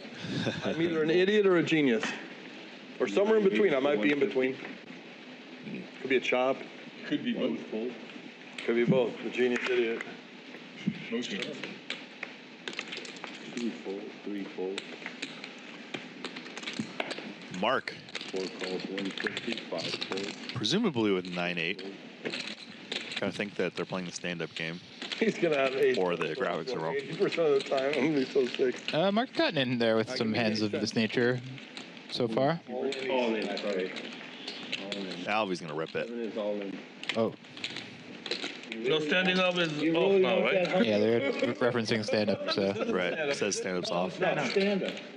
Oh, he said stand-up's off. Yeah. Okay. You win. Like we know pre-flops. Good hand. I'll pay up to 600. You dominate. Whatever, 600, but not 5,000. Pre-flops barely anything. Something pissed off Alvin. Something that theory players, especially coming from online, I had a good ace. He took me down with his 10s. underrate the abilities of library players, and that's why they could take these like optional lines and decide after. Yes. No. Good point. Yeah. I mean, and there's definitely merit, extra merit to that live, especially just being able to see more information from your opponent. Yeah. 4 fold, 5 fold. Be able to make clearer decisions. 6 fold, Yeah, I wobble. 7 fold. 9-8 suited. You tilt. 300. You just sit down with 20K and just lost. Just like lost everything like ridiculously to David. Well, what made you tilt that hand? Mark with a gut shot. Dry board. L has the option of c-betting. Yeah. L may think he's trying to steal the pot. However, he does have the best hand. Value bet. Pretty interesting card in terms of if L decides to double barrel this one. Definitely one that you could. Yeah, I mean, obviously he has like no equity against the calls, which is the bad part. But Right. yeah, L gets it done. Yeah. It's about looks like about pot size, I think. Definitely a spot where overbet could come in as well. But yeah, it can look a little scary to just fire that second barrel with just 0 equity against the King X. But yeah, I mean, it's gonna work a lot against when Mark has a hand like he has, or just like a pair of 6s or whatever. 8 is going to button. I got in a debate with Prahlad too. He was talking about like 0 equity bluffs or low equity bluffs. I'm like, dude, I've seen you do it. It was like 4. I've done it. What are you talking about? It's not a thing. It's just dependent on the board, you know? Yeah, I mean, he was one of the originals. That did 0 equity Exactly. bluff. I was Yeah. like, just like it. I don't know. Yeah, back when I was just still grinding my 5 cent, 10 cent no limit on Ultimate Bet, I used to watch Prahlad playing in the biggest games on there, 50, 100 no limit. Yeah. Definitely a pioneer for the overbet. Oh yeah. When I had the 9-7. Even like a lot of the min bets and stuff. Like I was just so ahead of his time back then. Oh yeah. He's in the Solver Street studio. 6 fold, 150. Is he coming back to do commentary anytime soon? Oh yeah, he's out of town now. Got it. I believe. Steve getting in there with the 9-8 off black is a I don't think he was lucky hand at this table, perhaps. 8 fold. Kings or something. Not going to go well this time. I'll be with a very large 3-bet. Oh, king. 5 fold. Do you want to stack a purple? Oh, yeah. That will get it done. Yeah. I have to have kind of a good hand to call you. Yeah, some of these vision outputs. Is it visions or vision? I'll be so happy if I see that he has aces or kings. I'm telling I believe it's visions. I should probably know this since I work for the company, but again, it's not really my domain. But I believe it's visions. Okay, that's what I thought. I can let me look it up. This is I am asking you tough questions. Ace jack of clubs. That one I'll go, oh my god, I'm such an idiot. 2 radius is 200, 3 fold, 4 fold. oh gosh, it is vision. Okay. Ooh, I'm the worst. Don't worry, I don't know either, but yeah, it's worse for you for sure.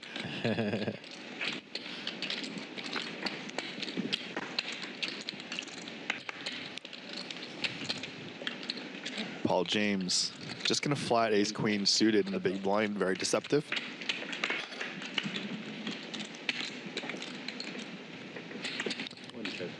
Yeah, it's against under the gun, so makes sense against under the gun to play a bit more polar.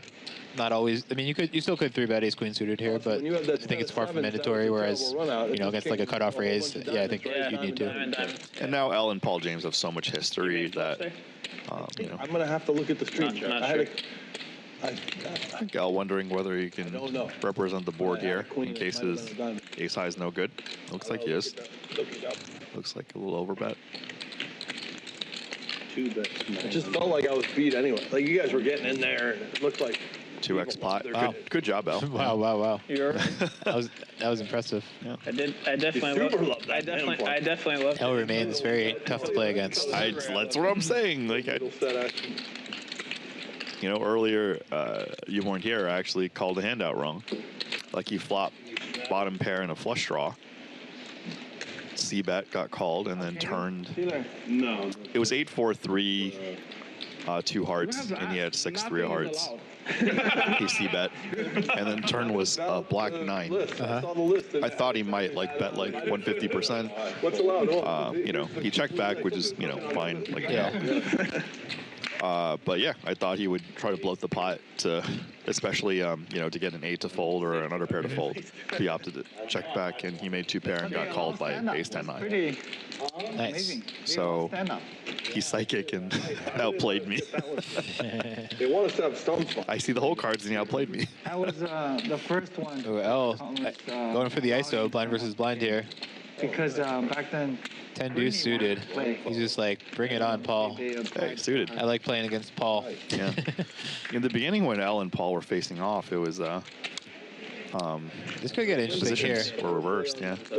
Yeah. So Elle has a gutter and low range hand, and Paul with just the king, like the kind of hand he's gonna have a lot on this board in this spot where your live calls BBB. Yeah. But that's why. So Elle starts with a small bet. Because he's like.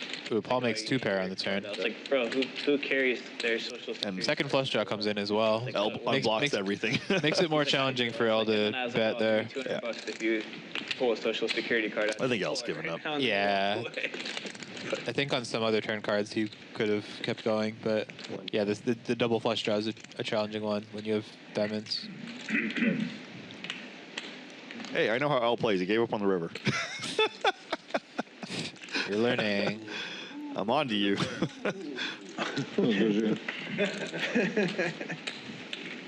So for those of you wondering about the min bet on the flop, is Elle should have range advantages. The PFR.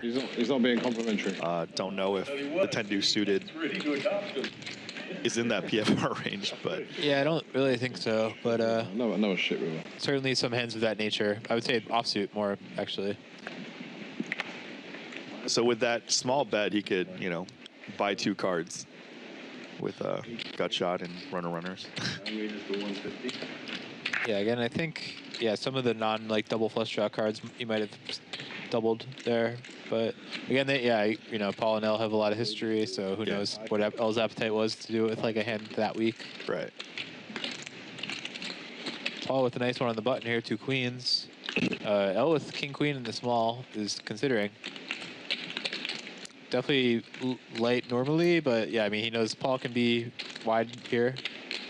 And also you have to play king queen out of position the entire He hand. does fold. Yeah. I think consideration could be like 4-bet or fold. Oh yeah. Small. Definitely wasn't gonna call. Mark's in with ace jack. Ooh, and Mark out flops Paul on the ace king 5.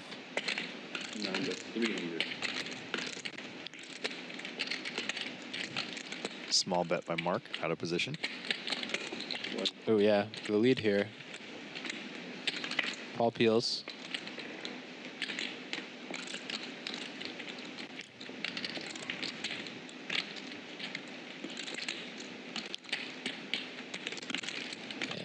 Mark is betting again, a little bigger this time. Looks like around the half pot or so. A little bit under. You win. Paul's giving up. And Winner, winner, chicken dinner.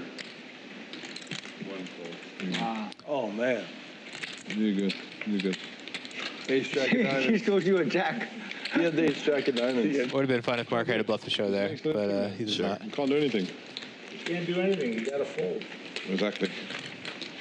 Exactly. If that was a jack of clubs there, I'm going to find out tonight. I'm 95% sure I saw another jack. I'm pretty sure. Ozzy's stirring the pot here a bit. Thievery. I'm pretty sure it was jack. Thievery in the streets. When people, what do you think of people when you know, they show their cards and That's just you see how many outs they have, and I'm pretty sure I saw face card. somebody exclaims they had a whatever, or they didn't have, you know, how many clean outs they have. You mean if like as they're mucking or like? No, like, you know, two other people are in the hand, and The romantic. one guy's got ace king, one guy has kings, and then somebody's like, I had an ace. Oh, I hear you. Yeah. I mean, personally, I don't really care, but like, yeah, I'm sensitive to other people who do care, so I try to not be that person and say it. Sometimes after the hand, like, you know, if somebody busts and then after they're away from the table, then we're gonna be like, oh yeah, wow. Top two for Phil Luck. I folded a set. No, I won the aces hand straight off the bat. Check through is a good start for Alvy. Misery. It's been all misery. Mark actually turns equity here as the only heart. I don't The nut flush. know how likely it is he'll get to see a river, but yeah, Mark folds and Phil seems like a pretty clean call in this spot. It's been all misery. Ooh, Phil gets counterfeited. Alvy now with the best hand. Three pair, really.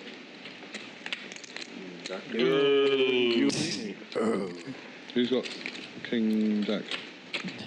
I always joke about this, but I'm never gonna do it. It's like, if you know, there's like a queens versus, or it's too much probably. If it's like a tournament, it's like a jack 9 versus 4s.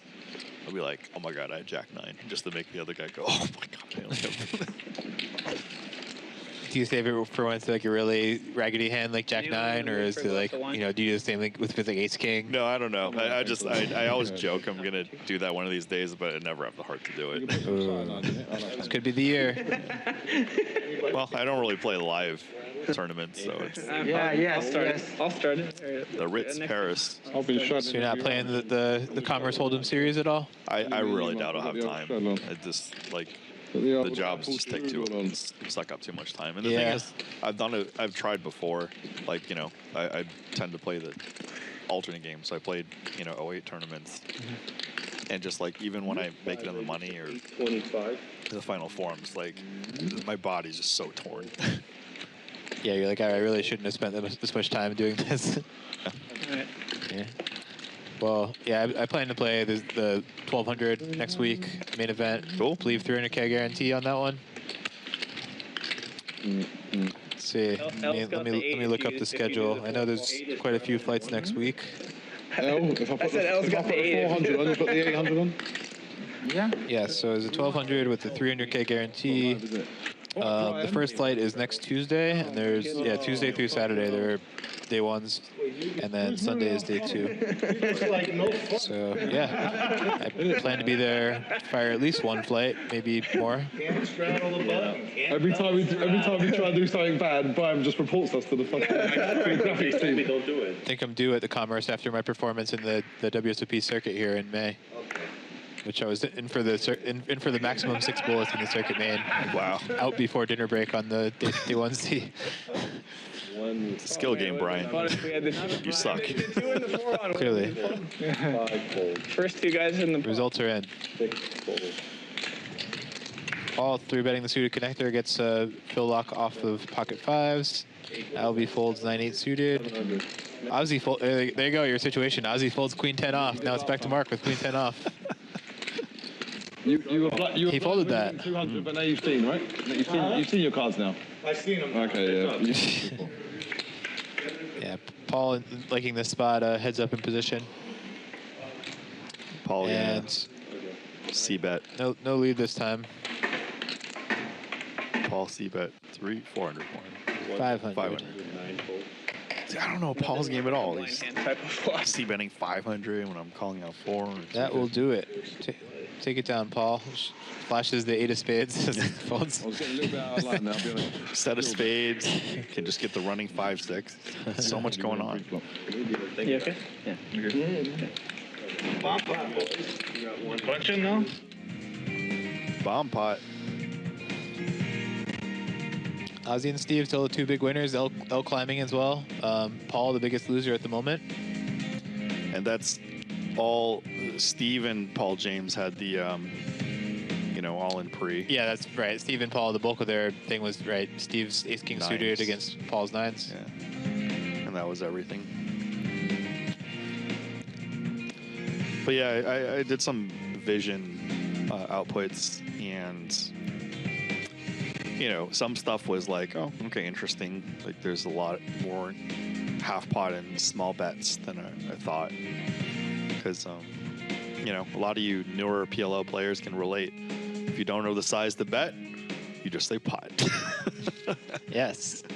Everybody loves that while playing PLO. Make the dealer do the work. Yeah. Occasionally, I'll see someone try to say pot in no limit hold'em, which is not actually a legal. Oh, it isn't? Yeah, it means nothing in no limit hold'em actually. Wow. If you say pot, it's irrelevant. That's what I learned. Yeah.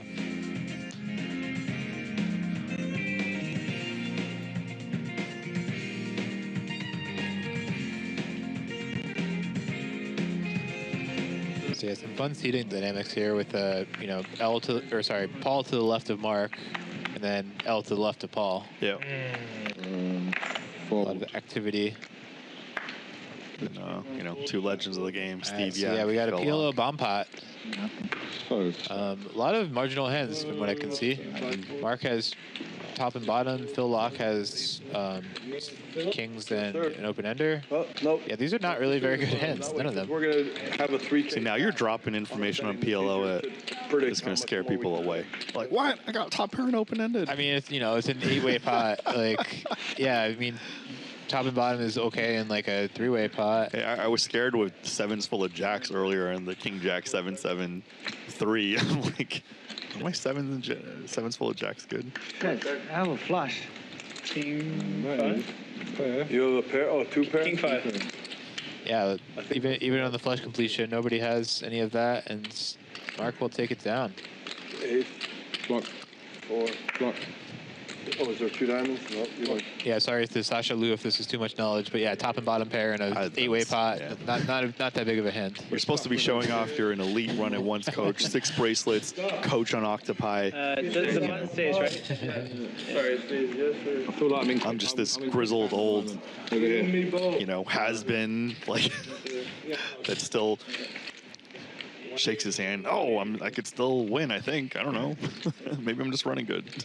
No, you're way too modest for someone who has all those animal trophies. This is how lazy I am. I can't. I won't go to the World Series. I probably played like 5, give or take. That would be If every dealer. it's probably 4. No. It was every other dealer. He played. And Why is that? You just don't like traveling? I don't like or- traveling. There's jokes that you have to like Yes, he was. pry me to get out of, you know, where I'm living. Yeah. Playing it. Very tiny part. So I'm right. technically, yeah. You're technically right. Technicality, you're right, but they want to put the stand-up game on. We're just the minnows here. We don't get a choice. If you want to do it, it's okay. I'm just We're wanting. the yes people here. We just say yes. I just How much? to clarify. Play faster, and then we can get it done before the next dealer. That is it. That's true. That's true. I think the first World Series I went to was 2004. I'd planned to stay at least 3 weeks. Oh, it's not on right now because we're waiting for Bruce. I played one event, and I said, I want to go home. I went home. That's very funny. This Bruce is something else. Yeah, my experiences with the World Series initially are funny because, like, I went to Vegas during the series several times before I even turned 21 and could play any events.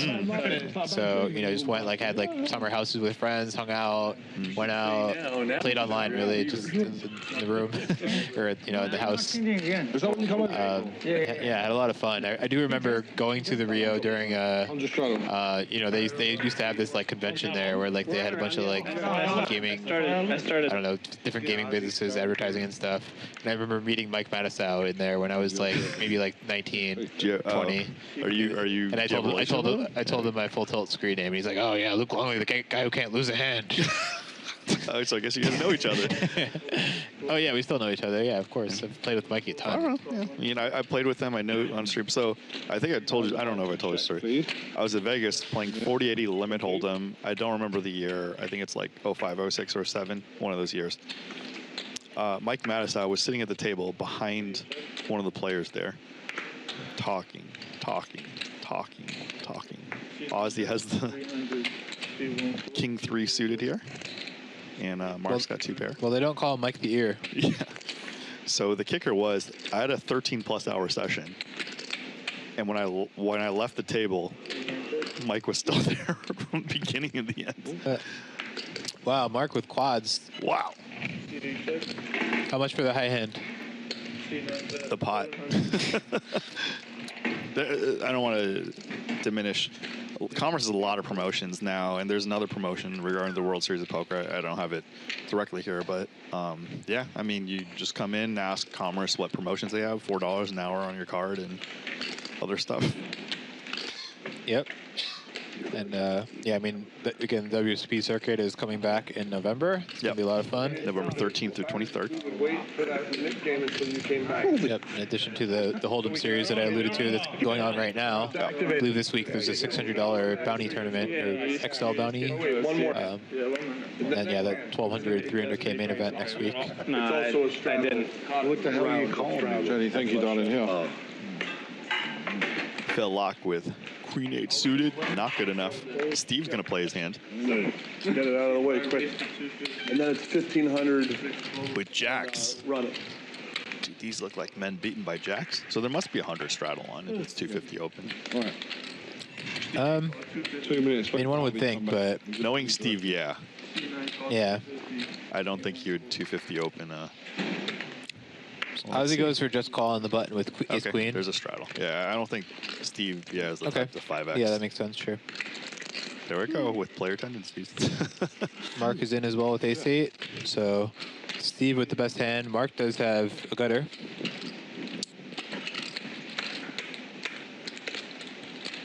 C5 bets 350.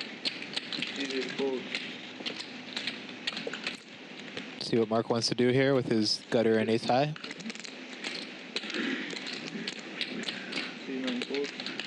And he just folds. Yeah, it'll probably be the next. Kind of a tricky spot. Hand. Okay. And then Alfie will be back in a minute.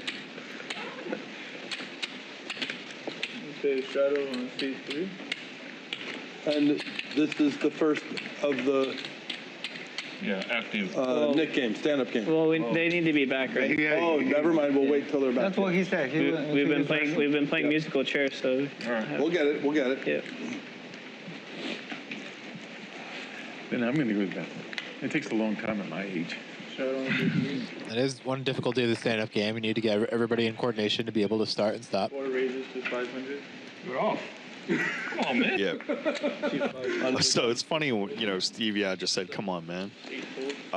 If you guys know his and my relationship, UTG. and I'm very, as a matter of fact, especially when it comes to like work stuff, like I just can't mess around.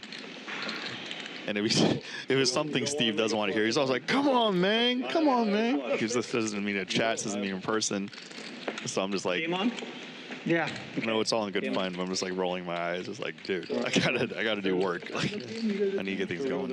You're like, you thought you had this special relationship with Steve where he only said, come on, man, to you. No, he just does it, period. It's his thing.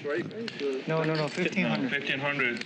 Total. Actually, Tony was saying that earlier about Alvy, because Alvy came over to say hi to him, but then he came to say hi to like a few other people too, and he's like, oh, what? I thought I was like Alvy's boy. What's up with this? He's got all these friends. Yeah.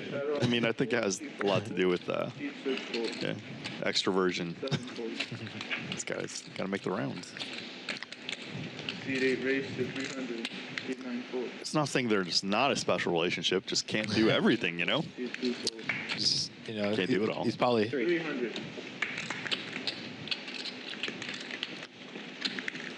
And the game is on or off? On. It's on. Okay, stand-up's on. Wide defense Right. raise. Let's go. Pick me, dealer. Pick me. Good luck, Phil. I might need it. I might not. Let's see. Ceccolini. Nice flop for Phil Lock.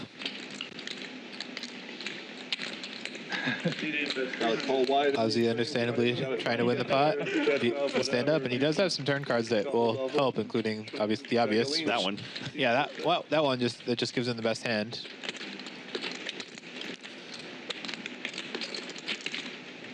Comes out with like a medium-sized bet, looks like. 600. Quick call from Phil. Check. And 2 pair. Phil does have the ace of clubs. Phil declaring that he messed his hand up.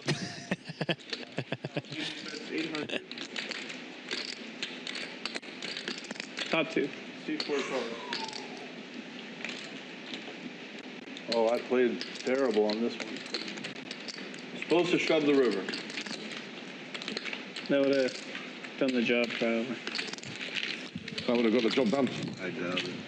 You know, check shelf would have got the job And done. yeah, Phil was over my shoulder there saying he messed the hand up. But yeah, I mean, I was saying, yeah, I mean, he had the ace of clubs. Definitely a compelling card to make a move there on the river. But yeah, he calls and Ozzy wins the pot. Yeah. Pain and learning. Oh, such a Learning in pain. That's the name of this game for sure. You know, obviously easy to say once you see your opponent's holding and you're like, oh yeah, that's in a bad spot against the raise, but I didn't have it beat, so the calling was bad. 6 4, 7 4, 8 4, Agony of defeat right there. 9 4, And one person's happy. 3 1 4, 3 calls 100, 3 3 4. But yeah, I mean, full tilt sponsoring Steve. Yeah, that means 3 4 raise. see 15. It means he's at least playing 15 years, so he's probably on a 2-decade 1-2. That's better time than yours, you know? This looks like it's going to work out better for Phil here. Don't remind me because you'll get the deduction. I'm going to remind myself. Boom. Stand up. I noticed Steve Yaz's got the Louis Vuitton shirt on, by the way, too, so he's really got some style. Oh yeah, I mean, he's always been like that. Sir, you're going to have to give Phil I want to hear you. Plus, you're on camera. So how long have you known him for? Actually, not that long. A little bit less than 10 years. Basically, when I started being on broadcast, like we knew who each other were, but like we hadn't met each other. As we know with a lot of poker players, you know Sure. who each other are before you. Yeah, meet them. I just don't know him any except from him being a full tilt red pro and just seeing him in the lobby. Play. 2006 quickly trying to get to the end. Yeah, I mean, I remember that too. You can lose a lot more than 2,000. By the way, have you been to Korea? I have. Yeah, that's why For StarCraft tournaments. Yeah, I mean, I was just gonna say, yeah. It checks out that you would have for that, yeah. Your equanimity. Yeah, I went to Seoul as part of my honeymoon. Definitely enjoyed it quite a bit. What year? Game is dying. 2000. Sorry, I'm the worst with years. 2019. Okay. Yeah. Must have been really advanced. You know. Gets the puck. He's out of the loop. Yeah, I mean, definitely. Yeah, the technology of theirs pretty impressive. Oh yeah, I remember the hotel was sick. Actually, we stayed at the Mandarin Oriental there, and it was just so cool. Like some of the features. It was like the tail end of our trip. We had been in Japan prior. And yeah, there were just so many cool things in the rooms. Just high tech like bathtubs and all that. Oh yeah. I've heard. Amazing food at that hotel as well, and just around town as well. Got some authentic Korean barbecue. Good. Leak off a little here and there. You leak off 1 or 2K 2 or 3 times. That's it. Yeah, exactly. You got to plug up the 1 or 2K leaks. C9 raises to 250. I'd be up 5K if I could plug up all those spots. Ace King for Paul. He's been attacking Mark quite a bit. I mean, okay. This is definitely a good hand to keep doing that with. C2 fold. C3 fold. C4 fold. C5 fold. C6 fold. I'll be with Ace 10. Not gonna do it. Now we're gonna see the hand. Yeah, Paul with a little advertising as the goods this time. You're a good player. All right, Raz tips. On or off? Raz tip. One red. I'm happy either way. I don't care. Trying to think of a good Raz tip that's not like super intuitive. I mean, kind of like you alluded to in PLO. I mean, like, you know, having cards at the bottom like really means a lot. Like having like ace deuce 9 can sometimes be better than having like 6 7 8.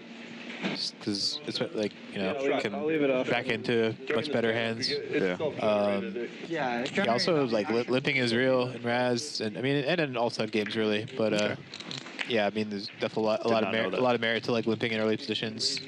Just like kind of, you know, seeing what action unfolds to decide whether to commit more chips or not. And another one that I recall covering in a recent Run It Once video. Actually, it was a hand involving Dan Zach in the 25K 10 game poker go. What year? Just this year, I believe. I think it happened in like February. But yeah, just basically like on the 5th Street in Raz, like having a really strong four card draw is better than having like kind of a marginal made 5-card hand. And a lot of people miss that, so it's like a spot where you can get in a value raise with like more equity that people don't see. And higher hand confidence. In the hand I alluding to, I believe, Dan got that extra value raise in where I thought a lot of players would not. Whoa. Ooh. So L bets, Phil Lock is going to raise, and Alvy's not having it. He does not believe. Wow, we got some poker going on here. Yeah. And this is the thing, like, you know, you just mentioned earlier that Alvy says, what's up to Tony and everybody else. That probably hints that Alvy's extroverted. So this call has merit in that some live read scenario is going on. Possible, yes. I mean, you know, his hand's pretty solid. He has top pair and a backdoor flush draw. Perhaps just facing not ready to fold that yet. Out of position? I'd bet some live read stuff's going on. Could be. What kind of live reads do you think he has on the Unabomber? I don't know. I mean, the Unabomber talks a lot. Check. C4 checks. And Phil picks up a wheel draw, too. Yes. That's not going to do it.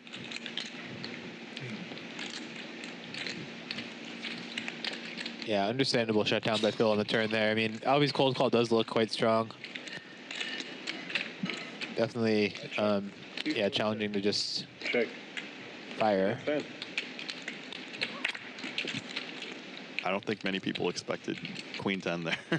Yeah, no, I mean, it's definitely thin. I mean, yeah, wouldn't say standard by any stretch, but yeah, you know, yeah, if he thought Phil would be messing around there enough, which turns out he was, so. It's live poker, you know. When you see this stuff online, it's like more weird. I remember watching a 5100 game online. I don't remember which site. I got caught in the switches. Yeah, got caught. Don't fuck with my mate L. Alvy caught me. I tell him every week, do not fuck with my mate L. I mean, I might have the best hand anyway. There's 6 max, 5100, and like UTG, aka low jack raised and hijack re-raised. Low jack 4-bet, hijack calls. It was like 10 high, and just like when the cards were flipped over, somebody had king 6 suited, and the other person had like queen jack off, and I'm just like, what? So Brian Kim versus who? Fair enough.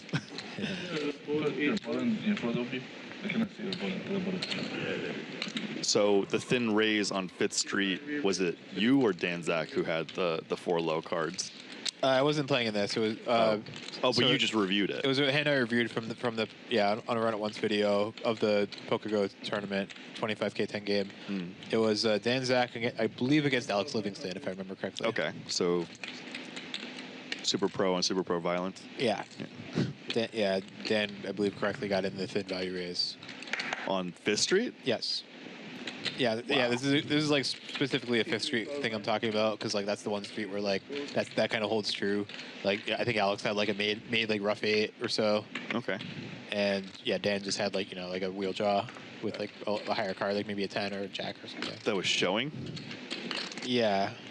Oh, or like Dan was board locked at the moment, but like still the 4-card draw is better. Right. I mean, also there's always the possibility Alex just doesn't have, you know, has a pair. Right. So that makes the play even better. But even if not, even if it's just the, you know, the made 8, like rough 8 versus draw. So Mark's firing on the king high dry board, but he does have 2 backdoors, backdoor straight, backdoor hard draw. On that turn, he has no backdoors. He has no backdoors, but does he have the courage? Ooh. Which he does. Wow. Let's see if this works.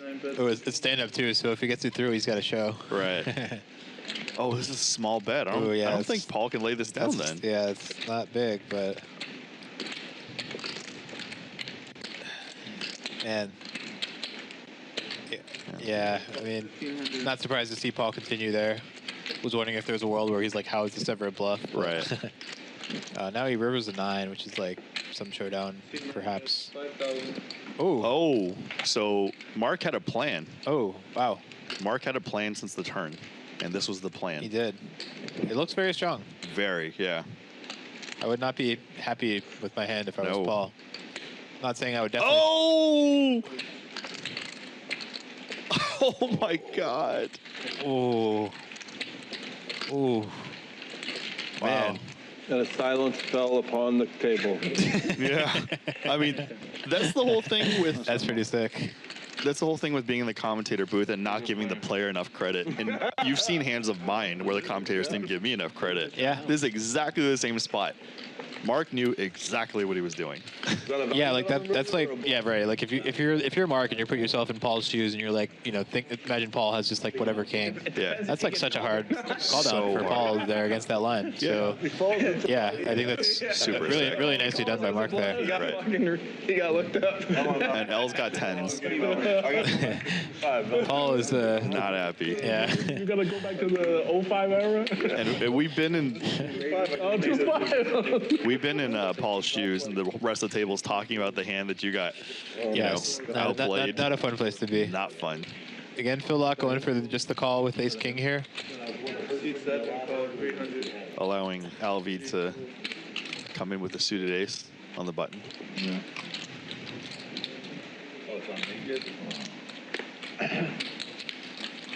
Mark's going to play the rush. And Paul with queen jack also calls. So yeah, L with the best hand right now. He's going to have to fade a lot of overcards though, all of them. And king for Phil Lock to take the lead. Mark has a pair and some backdoor straight potential. So small. Yeah, L starts with a really small bet. Interesting idea, but I get it. Phil's gonna just call. Mark's in as well, so 3-way. And L picks up some equity. Yeah, top 2 for Phil, but yeah, the diamond does give L some equity, yes. 11 outs.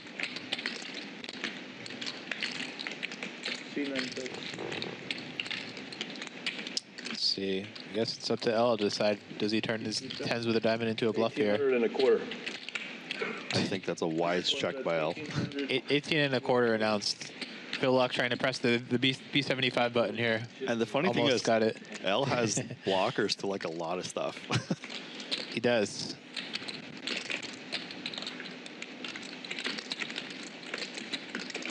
Yeah, I mean, from his perspective, Phil could potentially just have called the flop with 7-8 or something of that nature. Yeah. And it's like, you know, there's not too many value hands that make that much sense in this line. I mean, I guess like King Jack would be in there as well.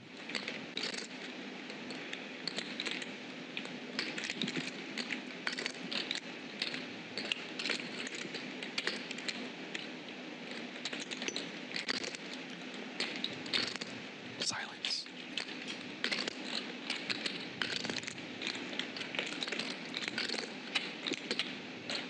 I think L thinks it's too late to bluff raise. Yeah, the raise is an interesting option here, but yeah, I mean, not counting it out. Looks like Phil has about 4,000 behind or so, maybe a little bit less. Yeah, perhaps not even enough behind to like really make it effective here against like the kind of like 2 pair hands like that he'd be targeting. Yeah, it seems like more of a deciding whether to hero call thing for him.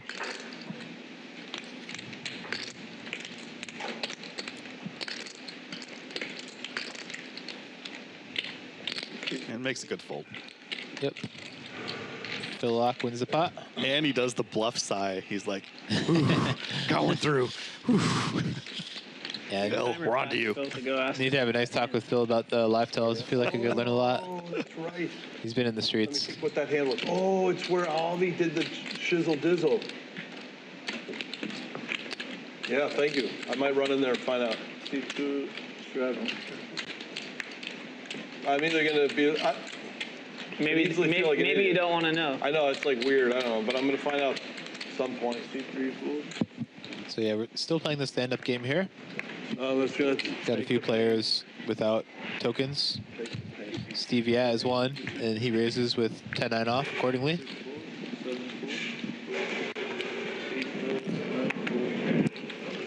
Some quick folds behind. I fucked this hand. Folds all the way to L in the straddle. I paid him off. I don't raise. And What did he have? looks like L calls with trade deuce off. I believe he needs a token as well. Probably not going to get it here. Steve with 2 pair. Supposed to check raise. Take it down. Ship it. He said he would have pulled it. Ah. Not anymore. He needs a button. Who's left? Bruce and who? You did? Bruce, oh, Big Rookie. Oh. Ooh. You good? So it was a good. Good. I mean, I'm gonna hit an ace. I know it. So. Good that you checked. Yeah, 2 queens. 2 queens? Shock. Yeah, shock. I'm shocked. Oh, C3 calls You it. needed to check so far I can find out. C5 fold. C6 fold. C7 fold. Fish Bruce starts it off with a call here. Ozzy is going to raise it. Ace Queen. Me. C1. Ooh, Paula has 9s in the small blind. Let's see how he decides to play this. 8. Yeah, he's raising. Raises to 800. C1 folds. 800 from Paul. C3 folds back. And going to fold back to Ozzy. Playing 10, Paul. I think both call and 4-bet are viable options here. Usually, 9 red. you know, call is the more used option, more standard, I would say, but 4-bet is viable. Ozzy's just going to call here.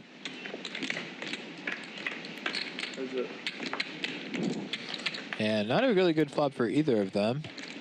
Could be interesting to see how this unfolds. Wayne talking a bunch about monotone boards earlier. Yeah, I mean, yeah, Wayne stepped away for a minute, but yeah, I mean, monotone generally need to be careful on them, not put in too much money. Paul comes with a small bet, which is, yeah, definitely kind of preferred there. And Ozzy will just make a quick fold, which understandable with no pair, no spade. So Paul takes it down. Time for him to get it. Give you my ID. No coaching. That's right. It should be -1, you know, for helping the guy with some kind of penalty or half a point.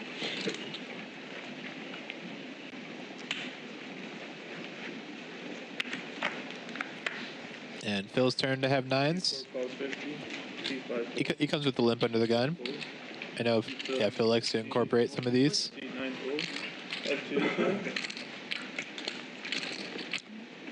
Paul with ace-4 suited on the button. Where's that? Limpy dippy, itty bitty. Where's about 250? C1 raises to 250. Teal chips, please. Yeah, thank you. So yeah, Paul's raising here. C2 fold.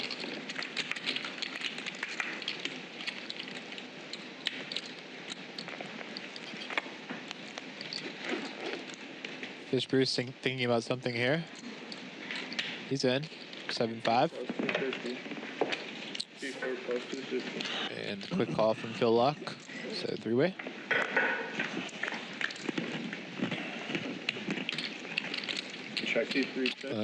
Fish Bruce, kind of a nice flop for... Way ahead. So far ahead. Yes, has the most equity He now. flops the world. Second pair. I mean, that's about with a one of the better flops for the 7-5-0. So yeah, Phil with still the best hand right now. Paul with the worst hand is betting. But again, yeah, you know, monotone board. Yeah, you missed a monotone board while you were away, but another monotone flop. Yeah, small bet, conventional. It does get Phil with the nines to fold. Fish Bruce is in. Heads up to the turn. The flop. Diamond hits. It's over. Check mark. GG. Is there any world where Paul tries to steal the pot, though? Oh, yeah. Paul Heiser is very capable. Pre-flop master. I think Paul's going to give up. Yeah, but you never know. I would think so, but tricky. You know, it's not a guarantee. That's the point. Certainly, he gets to target King X, no diamond, pretty well. I'm going to make my hand public at once the pot. And even, I'm not sure how many of these like middle diamond hands he thinks Fish Bruce has, but they would certainly be in a challenging spot against a bunch of action.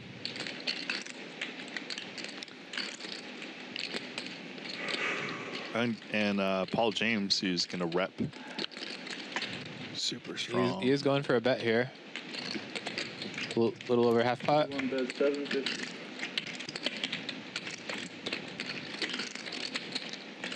So yeah, Fish Bruce already in a tough spot here against this bet. Yeah. Doesn't think for too long, and looks like he's putting calling chips in there. This is not a fish play. River's still interesting. I mean, you know, for sure. It depends how Paul is reading Fish Bruce's range and vice versa, really. Right.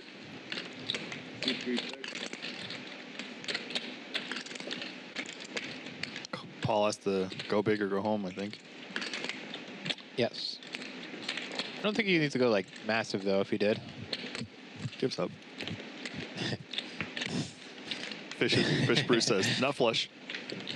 Yeah, I don't blame Paul for checking back there. Like, yeah, that's a tough one to fire it for sure. And I mean, again, Fish Bruce generally on the tighter side, I would say. Like, so yeah, maybe a little surprised to see this hand. But yeah, the tighter thing would lead me to think more, higher diamonds in there though, like a lot of like King Queen or King Jack with a diamond type stuff.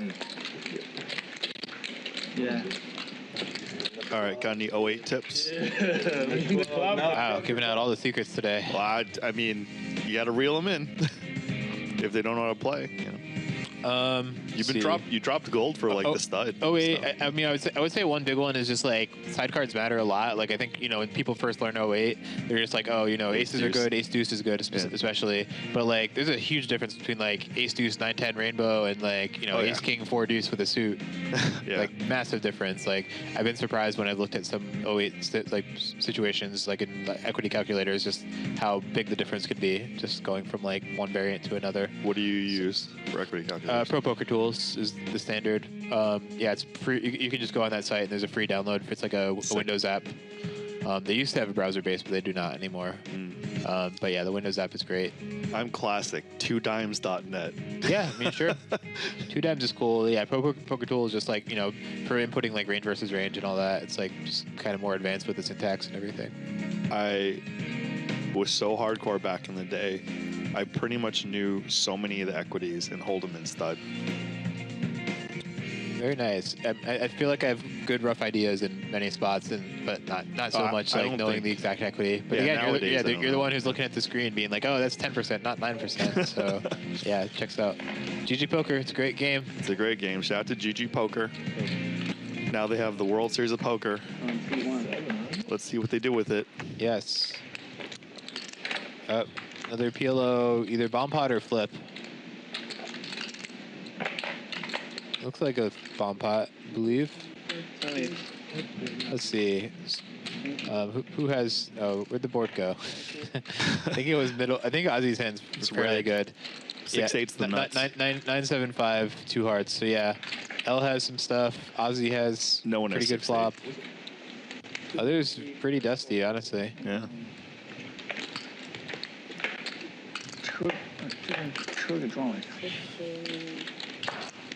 Narrowing it down here. So, see Ozzy with some chips in front. Mark's still in, apparently. Sorry, huh? Or maybe not. Okay. Yeah, I gotta clear out the board. Takes the wit. Paul does have a hand though with not much really. Just leave there. 3K cap. Now they know they have. Oh, they say it's capped for the bump pots. I think so. I think usually they cap it at 5K. And Paul outdraws Ozzy. Wow. Like Ozzy had a hammerlock. Yeah, Paul did not have a lot going for him on the flop, but turns the best hand. Ozzy still 33% though. Is that correct? I don't know. I'm guessing it's right. It's a little harder to fact check the Omaha equities, huh? If you give me some time, I can fact check. The bluff. Ozzy just lets it go. Any chance? Pocket eight. Any shot I got? Oh yeah, Paul actually, it's funny, on the flop he had a gutter. He needed the 8 for the gutter, but there were like 3 eights dead. No, all the 8s were all dead. the 8s were dead, okay. I was checking. Getting out there and getting the money. Yeah, Paul finds a way to win. Fair enough. A little trivia, like when I'm asked to do PLO odds, you know, when the hands are revealed, I almost always get it wrong because I almost always miss something. There's a lot more to take account for. There's so many dead cards and everything. Like, yeah. No, I mean like or not dead cards, I guess. Yeah. I'll see the only time obviously I'm gonna get it right is on the turn and I see both cards, or sorry, both hands. Yeah. They're running out equity calculator. Like when I see both hands on the flop, I'm just like, you know, missing backdoors, which is why I calculate things wrong. Right. Because backdoor flush draws 5%. That's how giddy I am at the moment. That's how giddy Mark sent me with his 9-7. Mark, that was a 9-7. Flush draws are 34%. Open-ended straight draws are 32%. I feel like you. I haven't won a hand. I had a king. I was gonna say I don't think he was that tilted until you said you would have heard from a king. Yeah. Then I just knew. Then I knew he was fucking. That was the line. My brain was like, fuck you, Mark. It's like, if only you knew. It's my fault. I raised with King 5 diamonds, and then you re-raised. I got in there with some shit, right? And then you bet. I was like, give the guy some credit. I'll hold on one more time. He's ahead, whatever. You know? Yeah. Boom! Double gut shot for L. So good. Yeah, it's a good flop for the 9-6. Fold. I can find those rolls. You know who's gone through their lag phase when you could spot those double gut shots really quickly. One chip. Oh, I mean, I've always been able to spot them. I would have been out of it. I mean, certainly though, early in my career, I was definitely pumped. I mean, more like the suited variant, like, you know, the 9-6 suited. Sure. But yeah. I mean, now that the stand-up game and 7 deuce games are, and there's other variants, you know, it's encouraged a lot more aggro loose play. Speaking of aggro loose, L with the raise on the flop here. Fulfilling life is to know thyself. Ooh, interesting turn spot now. Yeah, Steve with just the pair of queens. I'm going to be better than anyone.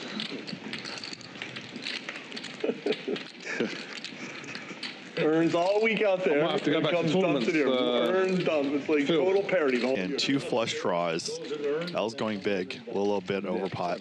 Ooh, spicy. Yeah, I'm a 1 step forward, 2 step back kind of. Yeah, this bet is roughly what we like to call geometric, meaning same percentage of the pot on all the remaining streets. So in this case, the turn in the river. So yes, yeah, very tough spot for Steve here. Yeah. Particularly against a player of L's caliber who, you know, is capable of doing what he's doing. Steve knows that if he calls here, he's gonna have to face a river all in. I mean, I wouldn't say that's automatic, but like certainly some of them, yeah. Sometimes. I mean, like he's threatened to face. He's certainly threatened. He's threatened to be faced with an all-in bet from a balanced range of. Yeah. You know. Yeah. I mean, if L is playing correctly here, he should have a higher proportion of bluffs now than on the river. That's just the math of what his opponent needs. I think Steve's gonna fold, but he suspects he's being bluffed. This is a really hard spot. I mean, Steve has no club, or sorry, no spade, no diamond. I mean.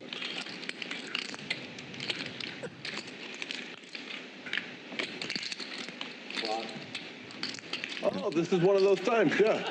This is a reasonable time to, yeah. Steve checking the suits. There you go. Yeah. L. You know, it's like.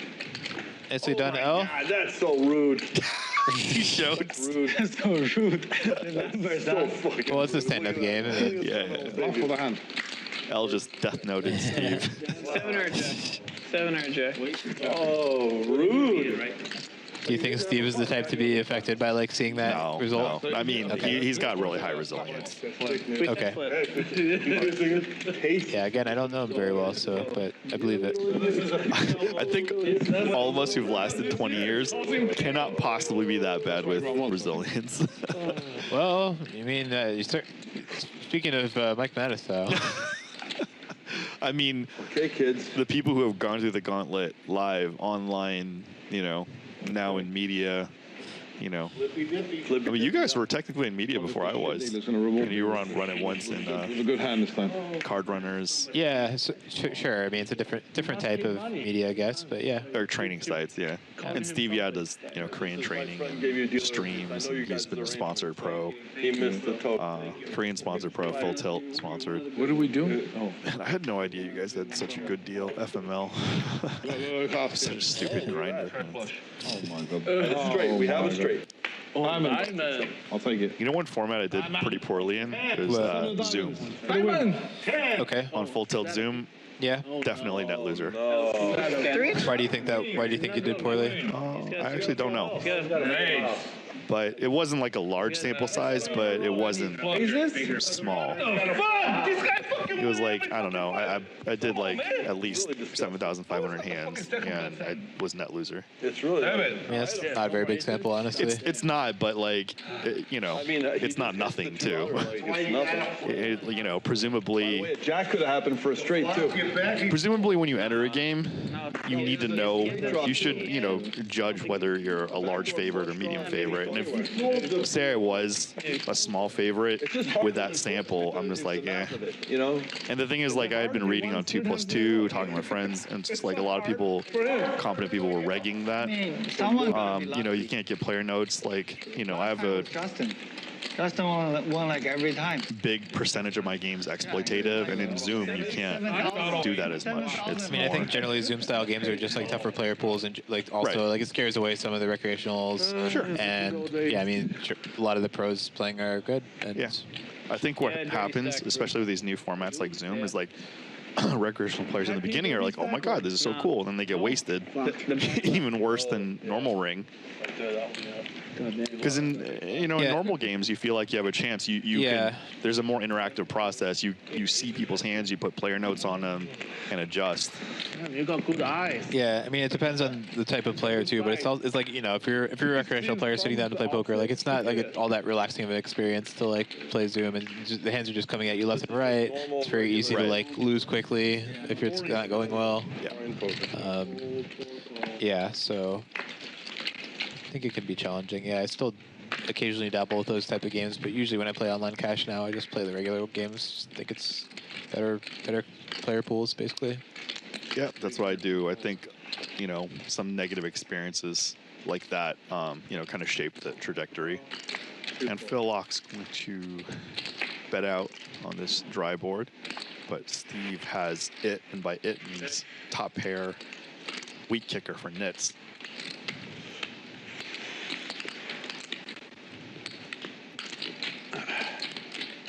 Steve decides the bet in position here. Kind of medium-sized bet. Phil is out.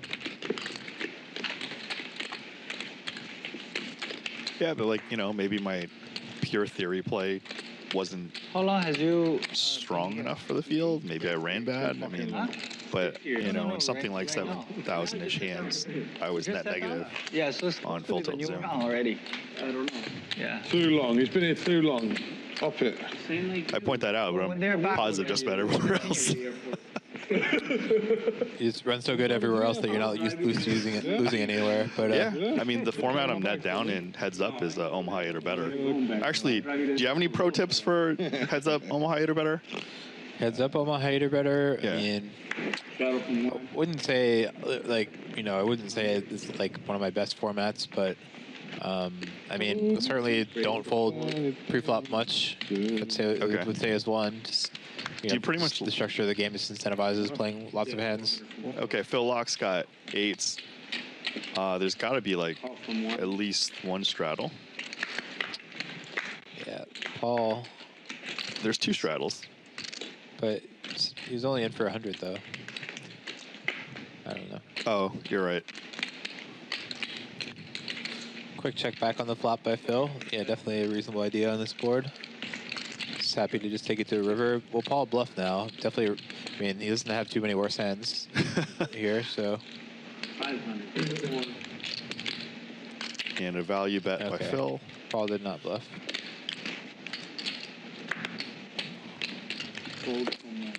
Good fold. He could beat, like, you know, the king queen, the king jack, queen jack, and opted. Oh, win a fucking hand in this guy. There's not enough of those. It's hard to win a hand. Yeah, no, I think pretty clear on that one. Thought he might try to bluff himself. Sure.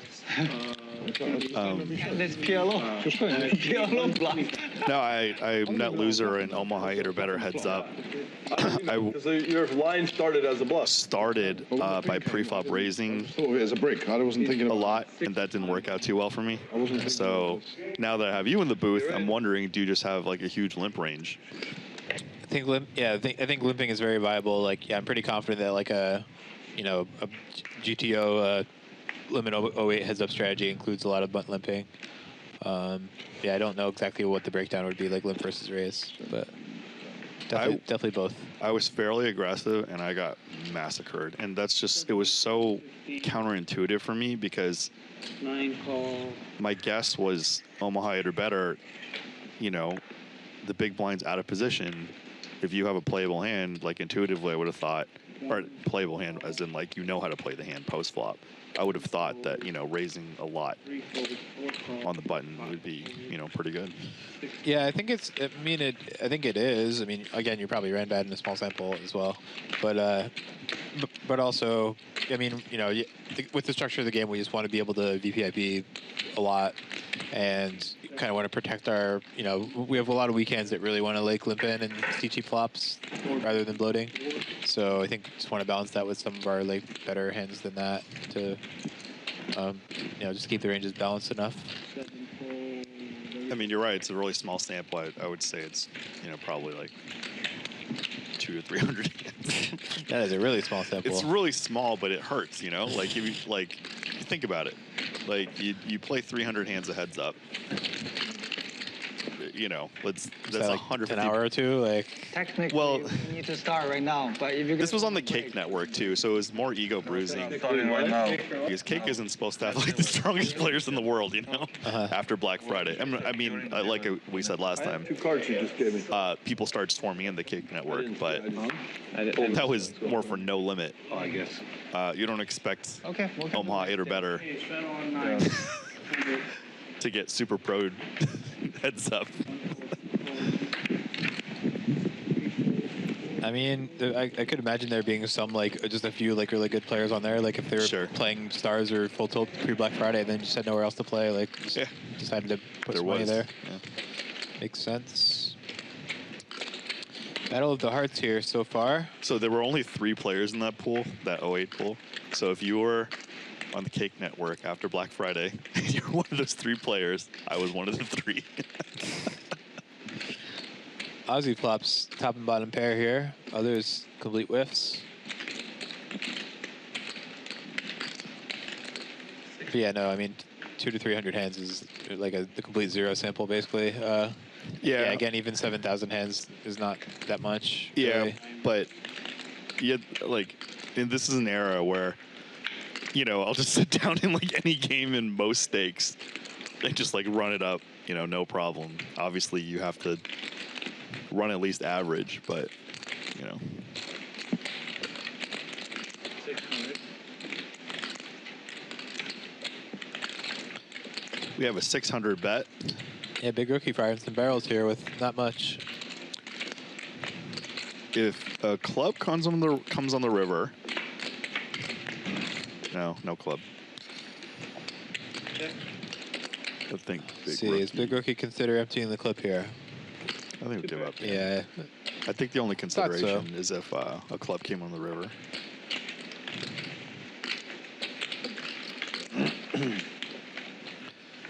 here I am on broadcast confessing where I got massacred online, and Brian Hastings is just like, "This is small sample size."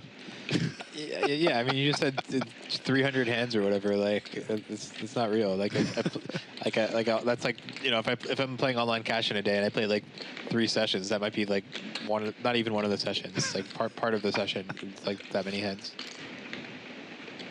Like, I think if I'm like 4 tabling online cash, that's like maybe like 250 hands an hour. So, I mean, I realize you're not gonna be 4 tabling limit 08 heads up, but like still. It's not going to take that long. Yeah, I did play 3060 limit 08 on full tilt too. Race 250 from 5. How was that? Did you lose there too? I did not. I wasn't a big winner, but I didn't lose. Again, small sample size too.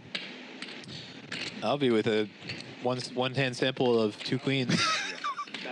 Raises it up. He was a decent winner the last time he had queens. Yes. And Steve and Big Rookie both have some hands that could decide to play. We'll see what they do. Steve wants to play. Yep. They gave me the clear. You drive more, Robbie. Big Rookie folds with the slightly better hand. That's a flop for 2 queens. Good fold by Big Rookie. You had a flush draw. Yeah, no kidding. All he can. Probably going to be tough for Albie to get any money out of Steve. Yeah. He's going to check. Yeah. Do you prefer a small bet? I'm kind of in the camp of liking the small bet. Yeah, I feel like the check is like suspicious, and I mean I know as the out of position player here, I tend to like really shut down against the check. Wow. Steve, he's falling for it. Wow. Okay, never mind. Good check. Yeah, good check, yeah. Albie. Good check. But yeah, my style tends to be more of just like play more like the range bet small size and continue that even with quads. Yeah. So just 600 on the flop or whatever. As you heard, I was surprised, but I'm in that camp too. Yeah. But as we know, there's a lot of live stuff involved. All right, Steve's shutting down. I think Albie maxed it. Yeah, he's a good guy. Yeah, let's see. Again, we're here in beautiful Los Angeles, and let's see what kind of acting chops Albie has here. Right. Trying to do Steve to put more chips in.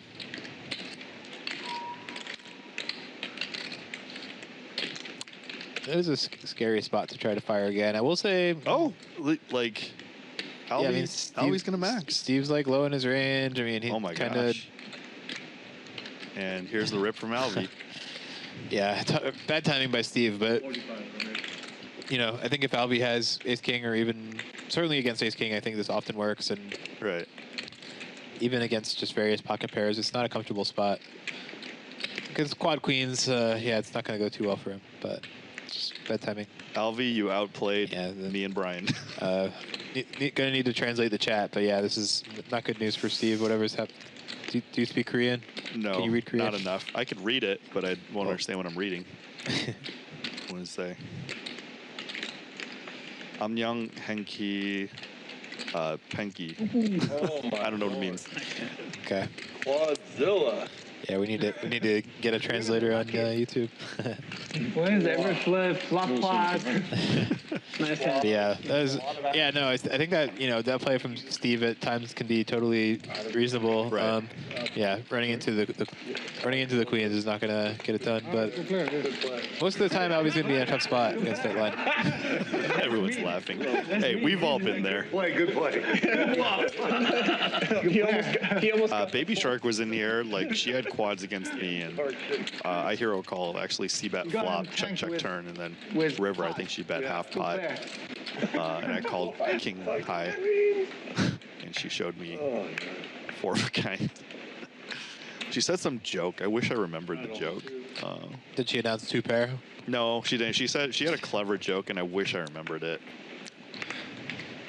3 4 4 4. But yeah, she was in the commentary, and I recalled that, and she's like, "I don't remember the hand." I'm like, "Of course you didn't. You won." Yep. I can't think of a single time I've had quads, and I can recall the hand history. Can you? I mean, I'm really bad at remembering hand histories in general, like so. But you're more likely to remember the ones you lost, right? Yeah. Yes, for sure. But yeah. No, there's not like any like super memorable quads off the top of my head. I can't remember a single time I had quads in one. Because of course it's happened like a lot of times. It just, you know, but I can remember when I paid off quads. 1,000 from 7.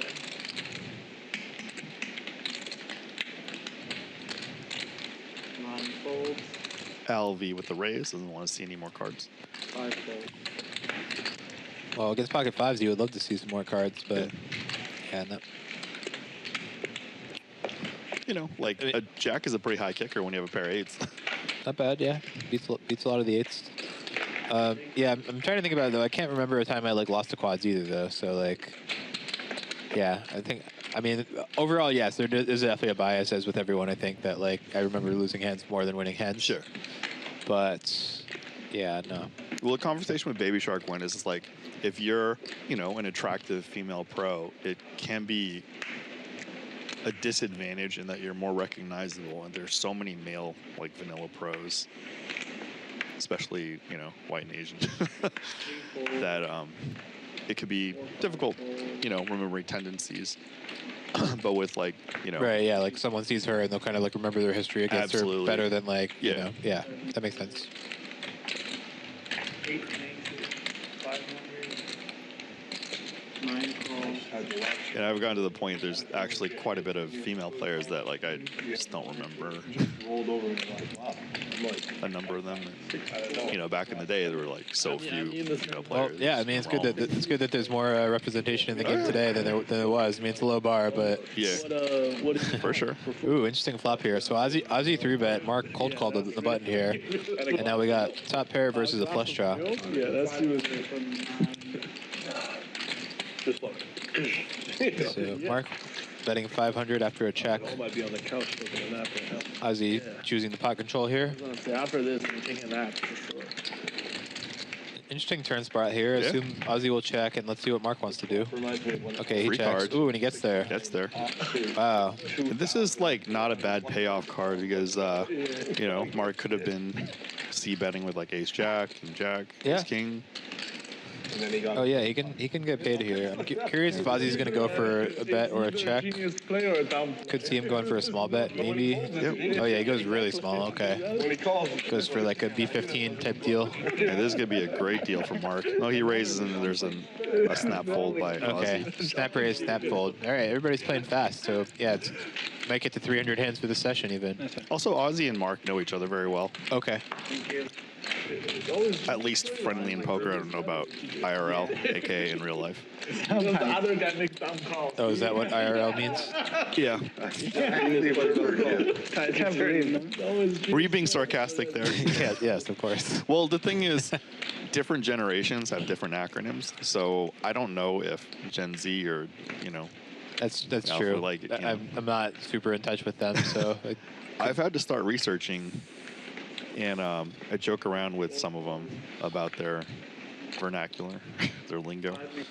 I feel like I catch wind of like some of it via social media, but yeah, overall, I'm sure there's a lot I don't know. Yeah, so don't be sarcastic with me just because you know what's going on. True. My viewers might need to know, yes, IRL equals in real life. I know some of you are just hiding behind your phone screens all day, but I had to look up a lot of Gen Z like talk, you know. yeah, I could probably find like an article that just kind of summarizes some of the big ones. I use ChatGPT actually. That works as well. L, getting spicy. L doing L stuff. Jack deuce of diamonds. 5 calls. Steve not having it. Oh yeah. What does Avi want to do with pocket fives? Nope, he's out. Nothing. And Steve with a huge commanding lead over L. 1 fold. Mark with a head shake and a fold. Falls out. All right, so heads up. L's gonna need a deuce or diamonds. Or some barrels. Ooh, ooh. Oh ooh, wow! whoa, whoa, This is whoa. one of the best Justified boards we could have gotten. This is what they call an action flop. I feel too guilty if he torch it a little bit. 1200 from 2. L comes with like a B40 here. Does Steve want to play it fast or slow? I think both are certainly viable. Yeah. What do you think of L's bet here on a 10-8-9? I mean, as the aggressor. He should definitely have a betting range. Yeah, it's definitely not like a high frequency bet board. Okay, it looks like Steve's going for raise. And this is actually not an easy spot for L, too. So yeah, Steve goes for a small raise, which I think is good. Yeah, it is a tricky spot for L. He's definitely not folding, of course, but deciding on a call versus raise. And if he raises, I would think probably just jam. Yeah. But I think it's just going to call. An interesting decision. Probably won't matter. I think you're probably right, but I wouldn't be surprised either way. I mean, I think Steve's raise here is impossible to be a bluff. It's probably not too frequent, yeah.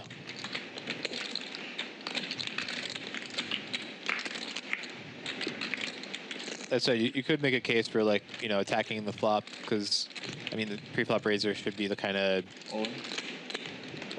bit more polar.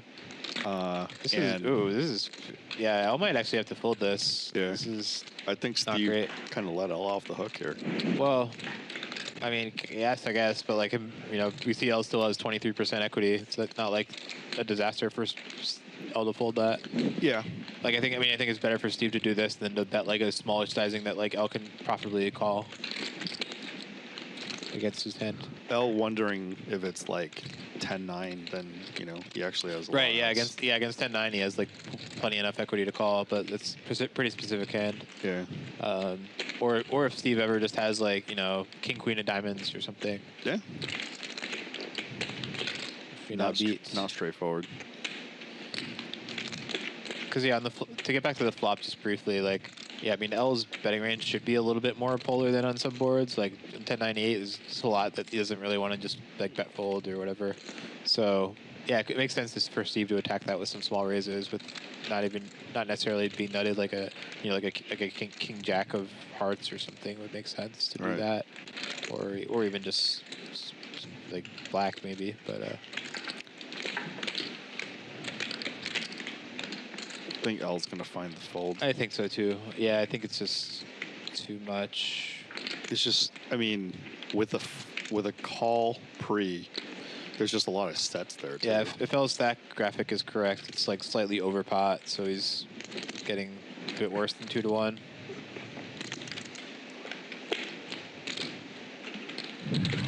And this is our GG moment. Well deserved. Wouldn't call L a newcomer to the stream, but, you know, he's been around. And Steve, yeah, definitely, like, you know, Brian, I know, been around at least 15 years, probably 20 plus. Yep. Matched up, and he's still in Celine.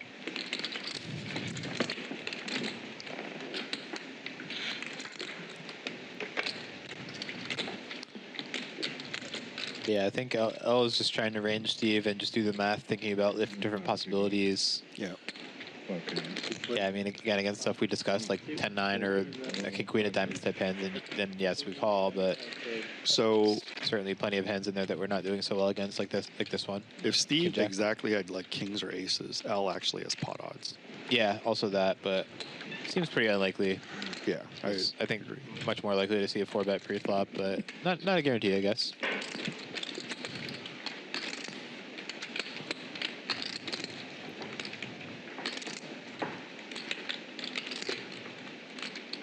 Oh, he calls. Ooh, wow. Wow. I thought he was going to fold. I think he speculated he wouldn't be that far behind anything, which, oof. Not going to do it.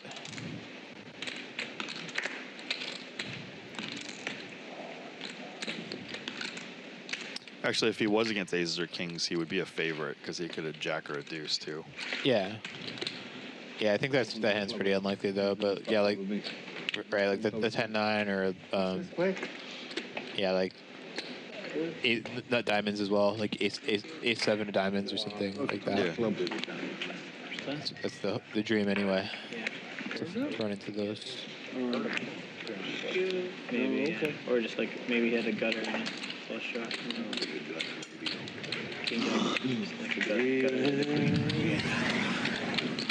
six, nice uptick. And like you said, Steve could have like King Jack of Hearts or something, and the turn would have been the heart draw. Yeah, I mean, I think there are a few combos out there where El can actually have the best hand, but personally, kind of just think if you're looking at the full range, it's probably not quite enough, but it's close. I suspect L is not going to be done. Yeah.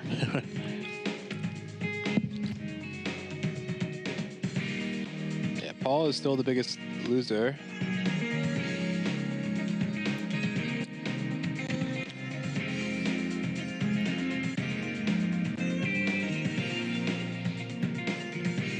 Yeah, interesting spot there, though. Yeah, I mean, it's kind of my personal feeling versus range. I mean, I don't know exactly what Steve Yaz's range is going to look like there, but I think, you know, for most players, yeah, it is a pretty challenging board for them to have too many like bluffs / like light hands that L is doing all that well against. That said, if you squeeze the Jack Deuce suited and get that board, it's kind of challenging to let it go as well. Some element of what's the word I'm going for? The sunk cost fallacy. So, you know, if you feel kind of committed to make the play with that hand and you get that board, it just feels worse to fold it.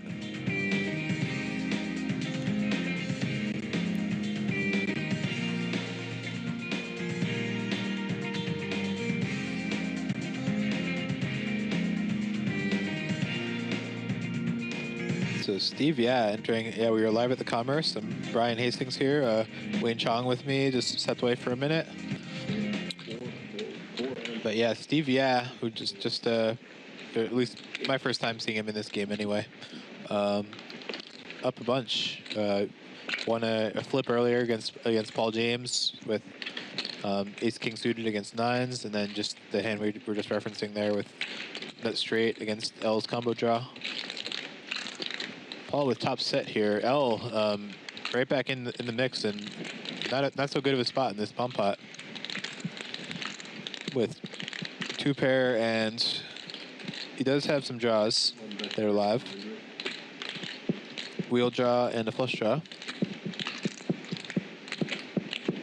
Flush draw, you know, 8-high flush draw and PLO, not the cleanest, but. Can I just ask, before you do, how much can I bet on the river? 14, no more than 1400? Correct. It's yeah? Yeah, 1400. That's what I asked. I've never played the cap. Yeah, so they were playing cap in the bomb pot, so that's what Paul is asking about.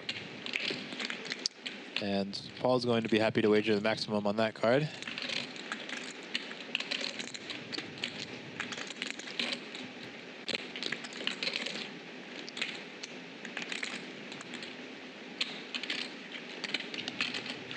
One that's 1400.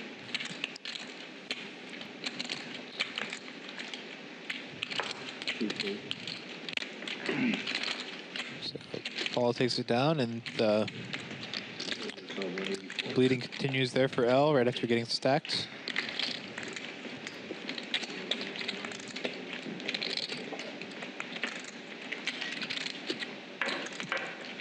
Yeah, button is.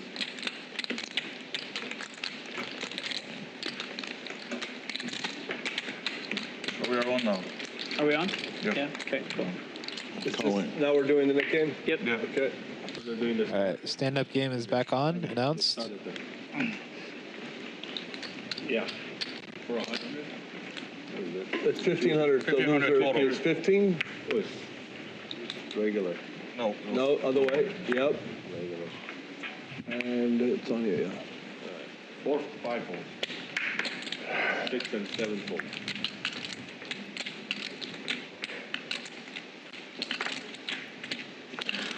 5 holes, 6 holes, 7 holes.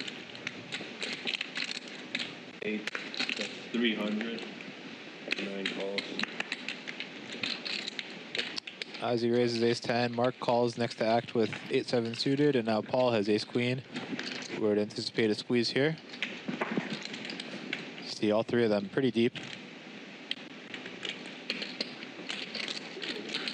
One raises to 1600.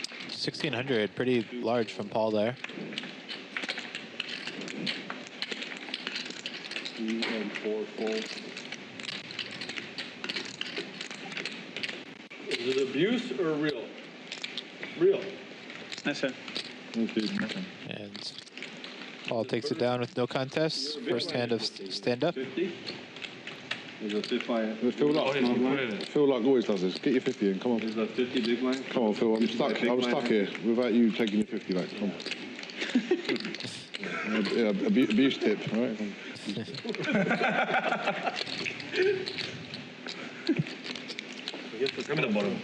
I'll check the stream tonight. Here. Check the shoes, see if you stick your 50 back. Or if you pay twice. It just feels weird that I would mess that up, but I'm 99% sure that they put out. It was the Matrix. It was the Matrix. They took the 50. Yeah. Yeah, they were like, let's punish. Well, here, jiggle it. It was the Matrix. 6 folds. 8, they haven't, they can't see it. Sorry. Thank you. 7 and 8 fold, 9 folds. 1 and 2 folds. And Brian, taking 5K off. Thank you.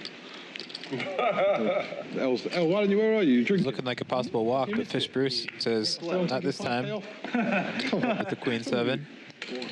Phil with 2 9s again, just choosing to play the just call strategy. You missed it. He's been doing a lot of this today. Steve's in.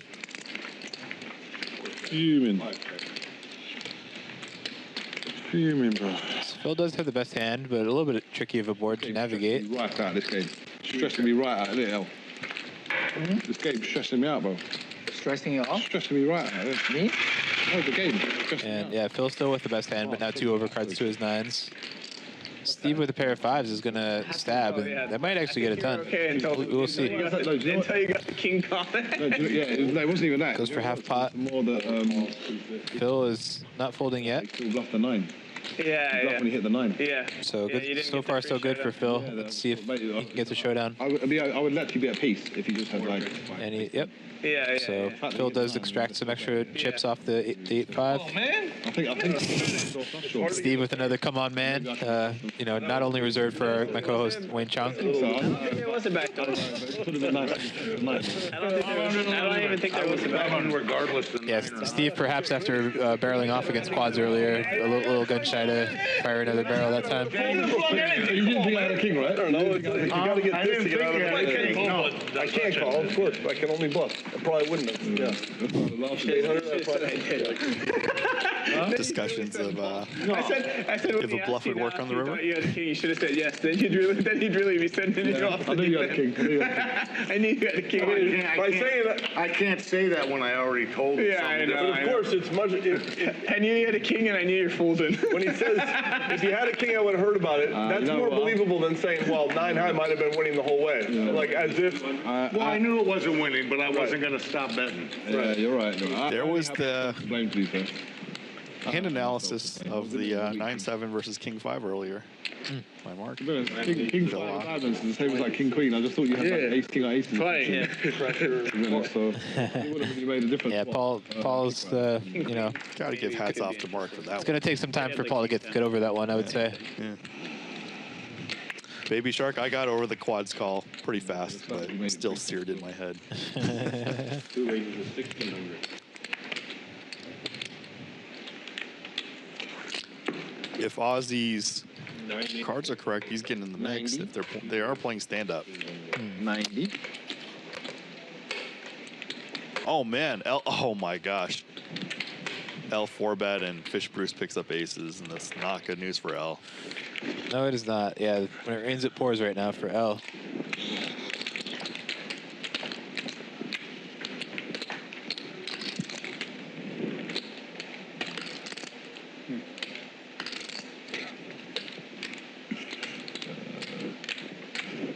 L does not want to see Fish Bruce cutting out chips. He knows he's against top of range in this scenario. So, you should get a penalty. 3,500. You should get a penalty for that, bro. What? 3,500. See the stack of months with 3 raises. Fold. 5. I mean, yeah. Just check the big chips. 6 fold. So Fish Bruce goes with a 5-bet 3,500. That was penalty worthy. Which one? That's what all the tilt regs do. Can I see your chips? That's Fold. true. All the In fucking tournament tilt stuff, regs. Oh, yeah, exactly. too chill. And then they look at their stack, they go, oh, I have All 37 the bases. tilt American regs, man. Can I see how much you're paying? Shut the fuck up. You know I'm Narrowed it down to You're the never going to do geographic. nothing unless you've got kings and aces anyway, so shut the fuck up. Yeah. That's how I feel when I'm playing with the taunts. All the net American regs. And I think L without a stand-up, that's one of the reasons that he's got a pile on Yeah. there. Nice hand. Yeah, Fish Bruce just did like the 5-bet to half the stack. Usually a sign of strength, I would say. Jack 10, call on the river on the 10 trick. Yeah, when I do that, they just rip in my face when I never have it. All the tilt Americans. Started like just making some of those folds sometimes in like online recently, where like I see someone do that kind of move, like the 3-bet, suspicious 3-bet to like half their stack. I think one of the ones I played in Global the other day, I just like folded 10s to like a 3-bet in that spot. No, I definitely do some. And I don't even, I don't get to see their hands, so I don't even know if I'm right. But Felt pretty high conviction on the one I referenced. Yeah, but yeah, in general, I just think that put in half your stack raise. Yeah. Oh, for sure. I was in the Sunday 218 and 250. Okay. hijack, raised, cut off, ripped all in. You listen to music, Brian? For I think No. Well, what happened? 15 bigs. And I had 10s in the small blind. It's the sound crew. Huh? What do you think? Are they louder? 5 raises to 900. Not folding. How many chips do you have? 7. I haven't covered by a little bit. What about the hijack? I think he had me covered. I'm not folding that spot though. I mean, I assume there's no like you're not in the direct bubble or something. No, there was still a whiles to go. Yeah, I know. I think that's a pretty clear one. Well, I ran into jacks. Well, then you should have folded. Thanks. Should have told me in the moment. No, I felt it. I thought it was like a. You got momentum, yeah. Not happy about it, but also probably not folding. I don't think that's very close. I think I folded a similar one recently, but it was like earlier positions and like somewhat close to the bubble. Not like right on the bubble, but like maybe Yeah, this was not even close to the bubble. maybe like 20 to 25% left. 12% pay or something. Yeah, I was like 50% of the tournament, and my player notes on the two players sucked. Nothing was really anomaly. No, the clothes in Selena just next level. Everything. Show me something I know the price range pretty leather close. jackets like $8 grand. It's just fucking outrageous. It's actually a tier above like Prada or something, isn't it? Got some multi-way action here. Two players at 4s. Not good news for them. Not good. Would be funny if they just chopped the showdown here somehow though. What fucking happened? Mark with a little pot builder of sorts. The guy that wins flips. Kind of an annoying spot for L here. I mean, yeah, I think he's probably going to have to end up folding, but yeah, the price being late is pretty good here. I mean, if it holds its value, it's not a bad investment. Again, the squeeze out of the straddle too, conveying, sometimes at least can convey extra strength.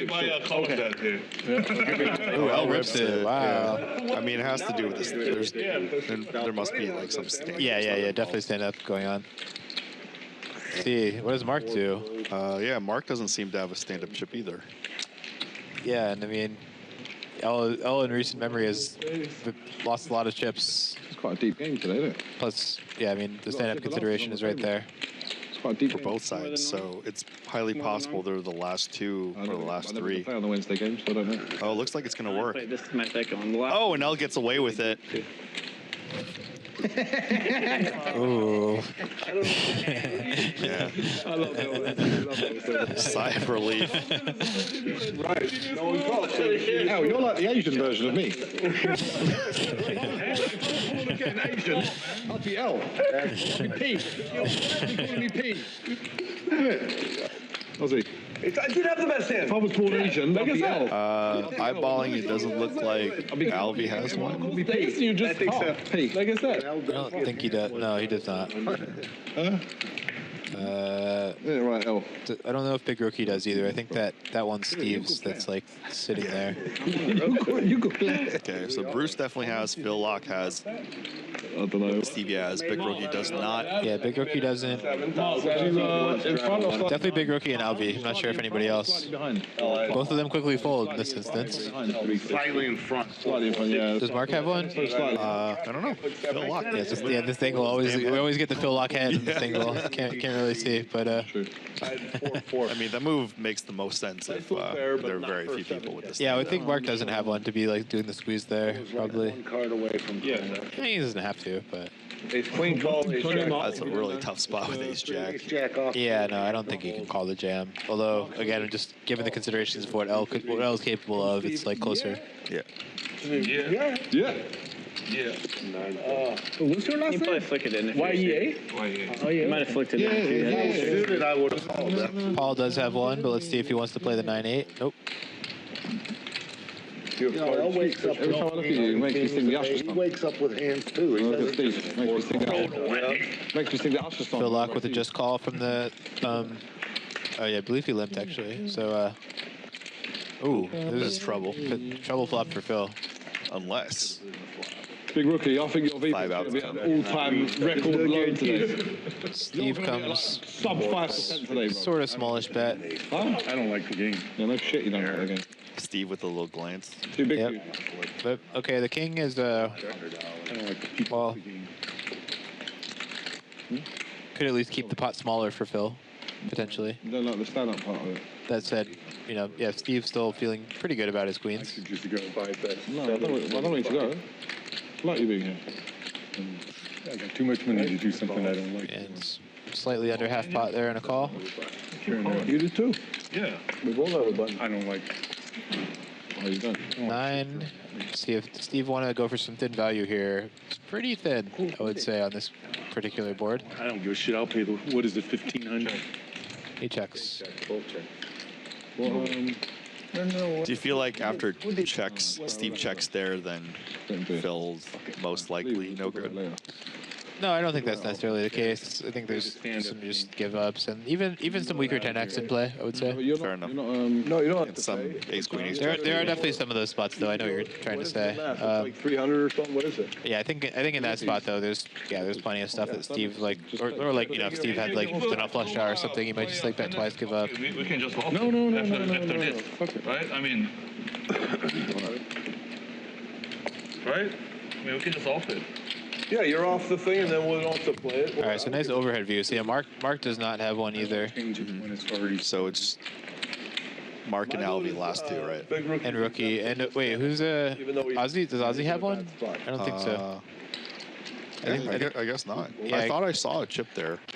I just saw the button there here. I don't think he has. I don't think he has one. I think it's all four of them in succession there. And 4 quick folds from all the chip people.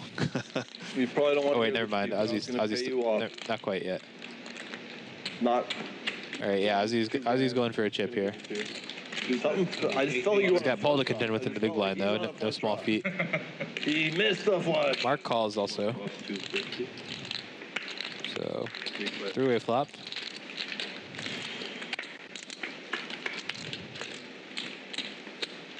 And nobody flops a pair on King Trey Deuce. Ozzy has, a stabbable hand, I would say. Yeah. He's got a 5, he's got a spade. Now he has a stand-up chip. You fucking piece of shit. There you go. Stand-up chip. Paul, perhaps in hindsight, wishing he would have squeezed pre-flop, seeing the 750. Sure. What's that? Just want to play my button. Ggpoker. It's a great game. GG.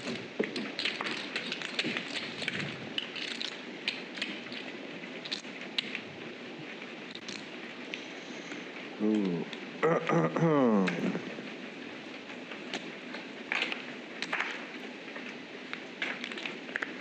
Oh, he's on me? Yeah. No, it's just fold in. Four, that's 250, 5 is 50. Phil Locke opening it up here. Okay, yeah, Alvy with the king 10 suited and in need of a chip. And he's going to make it more. I like it. 7 ranges to 50. 850 from Alvy. Hey, Brian, the circular disc, it's his? Oh, okay. Yeah, it's mine. Okay. From the last time. 5-7. Off. No. Ozzy making sure everybody knows what he won the last hand with. Yeah. Run a nuts. 4-6. I'm in. Big rookie. I'm in. No. Oh, two. All right, back to Phil. Does he want to defend here with 5-3 suited? His spades are dominated too. Yeah, he's out. Let me go. So in your mixed game, is it lessons or course or is it the classic mixed games or do you have the more recent stuff? So the mixed game content I've put out on Run It Once recently was the they're both reviewing PokerGo footage. One was the 25K 10 game championship. So it's just a singular hand which went off in February. But yeah, it's going through that footage. Basically keep finding interesting hands from that footage. It's not going through all of it. I did that first, but it wouldn't be very efficient for video consumption. But yeah, analyzing hands from that, and then I also did one on Dolly's game, which was like a 1K 2K mixed game, cash game that was streamed a few years back on PokerGo. Nope. Which was 4-game mix. It was Badoogie, Yeah, I don't care. Stud, Raz, and 08. Interesting. Yeah. Fun version of action. Yeah, it was interesting. There were a lot of fun spots. Alvy way ahead. 1.5. Here. Yes, the better pocket pair. Just split it with you, and then we can end it. I don't need your money. 7 bets 7. Well, I didn't say you did. That's an equitable thing. That's 12% Just trying wrong. to be fair. Okay.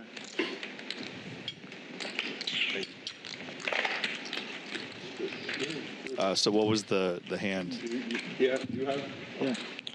I'm sorry, which hand? The mixed game review, the Dolly's game. Oh, it's not just one hand. I mean, it's I highlights. identify a bunch of key hands, and yeah, Which games? I made like a. Yeah, again, it was a stud high, Raz, Limit Oma 8, and Badoogie. Okay. I did like a multi-part series on it.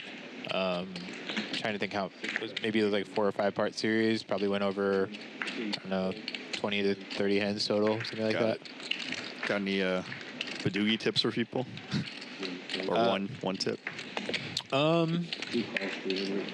I think one common error in Badoogie is just chasing when you should not. I mean, sometimes it is hard to make a Badoogie, and sometimes there are spots where you have 1 or 2 draws left and you're just not getting the right price to continue drawing.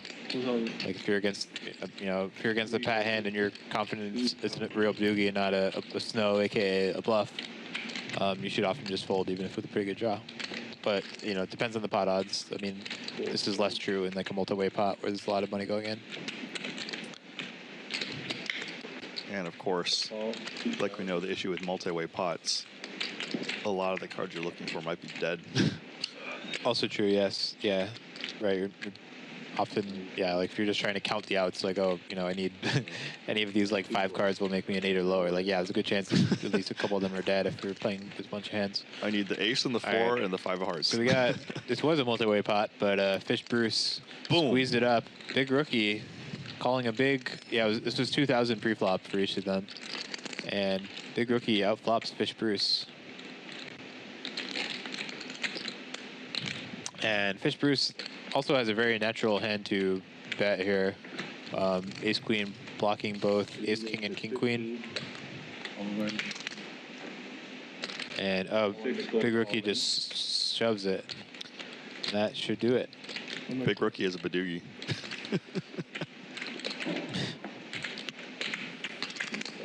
Looks like around 55. Although it would be a pair doogie, which is there's another tip for the viewers: is a pair is no good in Badoogie. So, yeah, a king Badoogie is already not great, but a pair of kings does not even play. So he would just be playing a 3-card king, which is very bad. Oh, you fucking shit. You 25 Fish Bruce hasn't folded yet. He's thinking about it. Good.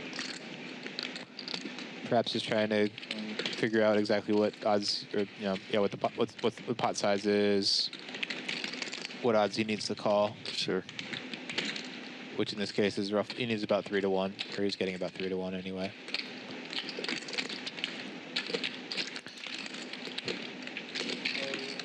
I mean, if Big Rookie just had a hand like a 9 somehow, like 10-9, like, he'd be right in the ballpark of what he needs. But Sure. Yeah, I think he's got to let this one go. 2 overcards, 25%.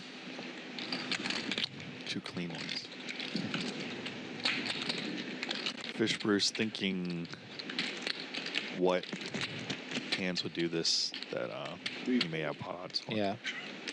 I will say also, like, even though that decision seemed kind of basic to me, it's always good to just take your time. I know in the past I've had plenty of times where I've like just acted too quickly playing live poker, especially, and just like regretted it later. Sure. Not thinking things through. So yeah, I mean, there's no harm if you're Fish Bruce to just take an extra 30 seconds to just try to really make sure you're assessing everything correctly.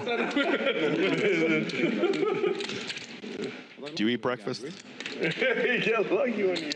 Yeah, I do eat breakfast. It kind of varies by the day, but yeah. I don't eat breakfast much, but when I do, it's oats overnight. I don't know, did you see that one coming?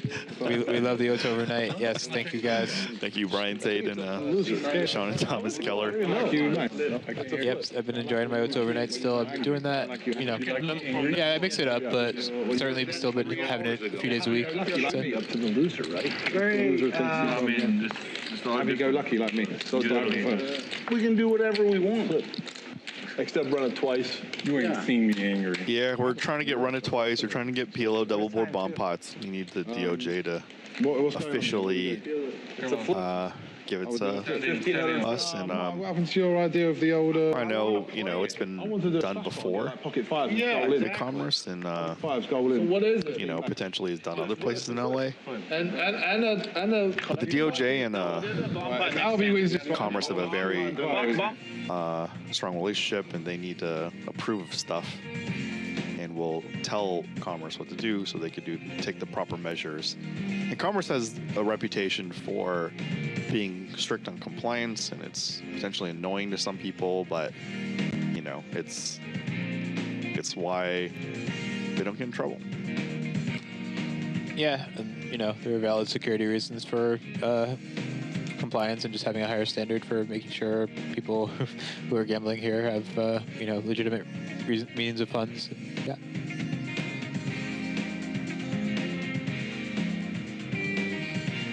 Beautiful bet there.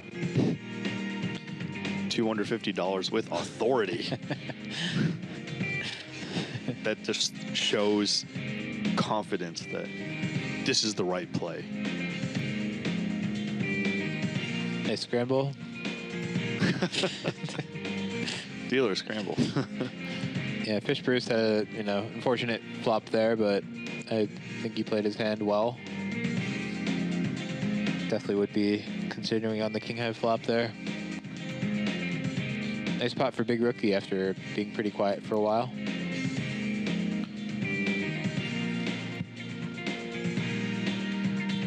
A lot of laughing and having fun at the table. Always love to see that.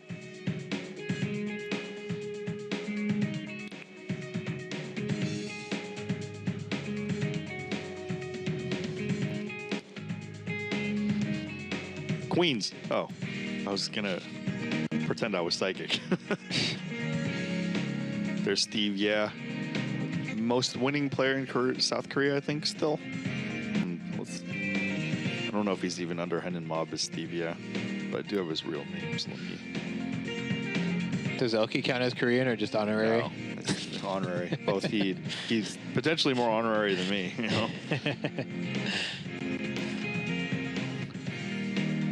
And Tasteless and Artosis, the famed StarCraft commentators, thinking I was Korean, probably more of a compliment than an insult. Yeah, gotta be, right? Yeah.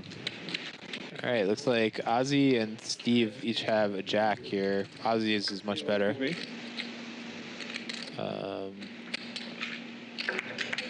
4. 2, 3, 4. 2, 4, 4. Nope. All right, so the two real hands get a heads up. 27 to the rest. And that's actually a brick for both of them. Neither player can be loving that card. Steve is betting. From C5, yes.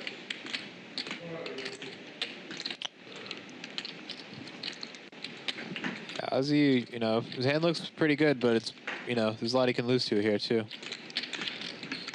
And if he's behind, he only could really catch the king or the queen. The ace gives him a straight to Broadway, which again is pretty dicey in an 8-way bomb pot. Check. Yeah, check makes sense. Yeah, Ozzy's going to win. God damn it! And Jeff? Yeah. Nice one. Thank you. That was a pretty emotional. Steve, yeah, very emotionally invested in that bomb pot. So Steve, yeah, is 2,600,000 in winnings. Best live cash is 250K. Nice. I think the button doesn't move. Yeah. All right. Is that number one in Korea's money list? No. Who's number one? Let me check. Fucking Kevin Song. Gen 9. Heard that name. I can't immediately place, but I think I got this messed up. Do you remember how much you gave me? Ooh, Boxer is 14th. Johan. Is it short? Then I owe you money. Boxer Slayer. Slayer's Boxer. Yeah, that's from this pot of. You were supposed to Is he a take StarCraft guy? 184 out. Yeah, he was a generation after me. And How much is it? same generation as Elkhouly. 145. So I owe Gary you 50 Mattel. bucks? No. Oh my god, missed it. This is normal for I know Yellow is in there. I don't know his real name, though. What do I owe you, sir? 50?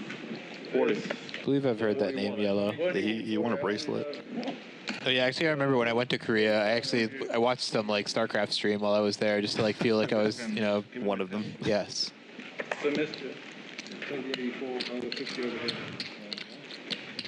Yeah. Okay. Could have been Okay, fun. Yellow like, is Hong Jin Ho. Okay. So let me Just look put it up. with that. Yeah, you have to change it. You have to break it because part is for the dealer, part is for the drop. Yeah.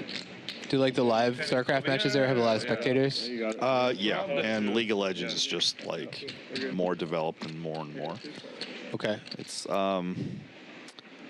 you know, I'm biased, but I do think StarCraft's more exciting. But the problem is the skill cap is too high. Yeah, I could see that. It just, you know. Kind of like chess, where like if you're Yeah. just worse, you just can't win. Yeah, it's kind of like have to give up. Was it fun? It says make poker fun. When you lost the 200K, were you having fun? I had a lot of fun. Okay. You didn't tell me how you did your baccarat tournament. No good. You would have heard it if I did good. Yeah. Fish Bruce apparently did no good in his baccarat tournament. What do you mean, like, it's frail? Oh, so you didn't lose nothing? Oh, so how much did the winner get then? So L raises the 8-6 suited. Steve defends King 9 off. 66K? Pair for both. Steve with by far the best. It's horrendous. 100. It's going to be a table game losers. Like, Small C bet and a quick call. Yep, that's the metric. Seems like a check on the turn. the Matrix. We're all living in a weird world. I get you though. I actually get you. I'm not even making fun. See how Other Steve people don't decides get to play the river. Sometimes I Goes just for sit some around value, and just see perhaps. and it's like, see like things like he's moving. He's Goes moving for chips. about He's half thinking pot. something. Same on the back. It's fucked, isn't Well, it? in And the he gets Matrix, paid. you can make unconscious folds that are right. Nicely done by Steve. Like when. So Yellow Jinho Hong is actually 4th on the all-time money list. Oh. Yellow from StarCraft. Shout out to him. I've heard that name. Get into the situation, I would have Excuse me. Piss you off. Maybe I'll go home tonight and watch some StarCraft. I did not know that you could put your online name in there on Hendon Mob, so I need to put mine on there. Oh, there you go. Something. I don't know. What are you waiting for? All these pro moves on Hendon Mob. I have like no winnings on there, so. Well, you don't play tournaments like you said. No. You're like, oh, you know, even playing locally playing a live tournament just takes too much time. Way too much time. And then traveling sucks. So yeah, there's just no tournaments, no head up. It's more just to put it on the map, you know, a Google search slot. Sure. I mean, Gary Adelstein probably has less winnings than I do. Yeah, I'm not angry. probably. What is that? Everyone. I do. Straddle? Yeah. I can't even imagine Jared playing like a 3 big blind stack. He obviously would navigate it skillfully, just hard to imagine. Yeah, I mean, I know early in my career, like I was, you know, I was a cash game player, and like, but I would play tournaments here and there. And yeah, when I got to like 10 big blinds or less, I didn't know I didn't know what I was doing, and I wasn't like motivated to like try that hard to like still be there. It's kind of like, okay, time to double up or go home. Yeah, I was like that, and I had a podcast with Darren Elias that shed some light. Fish Bruce outflops Paul James for now. Speaking of playing the short stack, I don't know if you've ever watched Sean Winter playing like the high rollers and stuff. No. That is a lot of fun. I mean, I think he probably takes it to the extreme in terms of like how tight he plays on it. But like you'll see spots where he has like 3 big blinds at the gun, and he's like deep in the tank, like kind of like, you know, counting on his fingers. Sure. Like ends up like, you know, folding some like the hand that probably, you know, at least Solver would put in. But yeah, it's very fun to watch because he's so expressive too. It's just like his mannerisms. What's an example of something he would fold with 3 big blinds? That I think I remember seeing one. I forget how close this was to the bubble, but maybe somewhat close, like not on the stone bubble, where he had like ace-7 offsuit under the gun with maybe like 3 or 4. Yeah. And he folded? Yeah. And then he ended up like cashing the tournament too. Okay, cool. I mean, if it works. Yeah, I don't know if it's like, you know, yeah, I mean, might not even be like any good. It's just, but like, it's just, yeah, just the way he, you know, he's just very. How far was he from the bubble? I think that the hand I'm thinking of, like, it was maybe just like a few people away. Well, that makes more sense. In like a small field tournament, like, yeah, it was a small field though, like it was. I agree. Yeah, maybe like a 12 left 8 pay type deal or something like that. Yeah, I don't know. Yeah, no, it's like some of them don't like make a lot of intuitive sense to me, but like, yeah, I mean, I'm just saying, like, just watching him do it though, just like the amount of like thought he puts into these decisions with like 3 big blinds, like. How much? I mean, I'm not saying I don't think about them hard, but like, sure.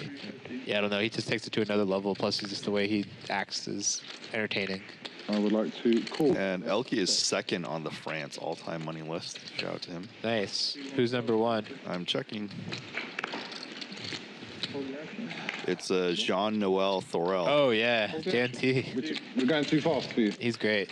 Fine. He's a businessman who plays the Tritons. Got it. He's a lot of fun to watch. There was a wild hand he was involved in. Are you familiar with Juan Pardo? No. Okay. I think I've seen the He's name. like a high stakes online tournament crusher. I mean, he plays live too, but like you know, it's his background. Hold on, pause for a sec. Mark has 3 4s and leads. Yeah. Oh my God! I nearly was having evil thoughts. So yeah, but there was it was a 4-way pot at a final table of a Triton, and basically. It was like heavy action. Chidwick had like ace king on the button, I think 3-bet, and then I'm trying to think exactly how it went down. Basically like Pardo had kings, I think next, like facing the cold 3 and the blinds, and he was about to act, but then JNT like shoved out of position, like out of turn from like EP. Oh man! So then Pardo ended up like folding the kings, and then Chidwick called off with ace king against Thorell's aces. Oh my God! It was such a sick hand. It was like maybe like I don't know 9 months ago or something. Oh, I mean I heard about this. Yeah. We haven't been playing longer than 3 hours, right? I don't think. 4 raises to 300. Oh, the other guy I like is Carl Chape Gatien. He like apparently he said he owns like 100 Bitcoin or something like that. Like just got in early and just like didn't sell. Wow. Might have even been more than that. I don't know. He was talking about it. It's like every time he's on the stream, he like has a drink or 2. He's like getting a massage the whole day. Playing like 100K. Boom. 10. I think it's 1,000 Bitcoin actually, because 100 would only be like 100's only like $6 million or something. Like, no, I think he has 1,000 Bitcoin. I wonder how much Brian Micon has. Yeah, I don't know. Yes. C4. Micon, the true believer. I was just talking about him yesterday because I did a. Oh, Phil Lock's not out of the woods this hand. I did a coaching session with a guy who plays mix on steals with clubs, which I didn't even know steals still existed. But like, yeah, Oh, it still exists. Yeah. And I'm trying to see if I can. But you know, yeah. Guy was saying like, yeah, when the site first started, he was on there playing mix, and Mike would be on there like, you know, getting the games going all the time. Yeah. Last time he put chips, I helped him change them. I played on steals with clubs a little bit, and then I don't remember why I stopped.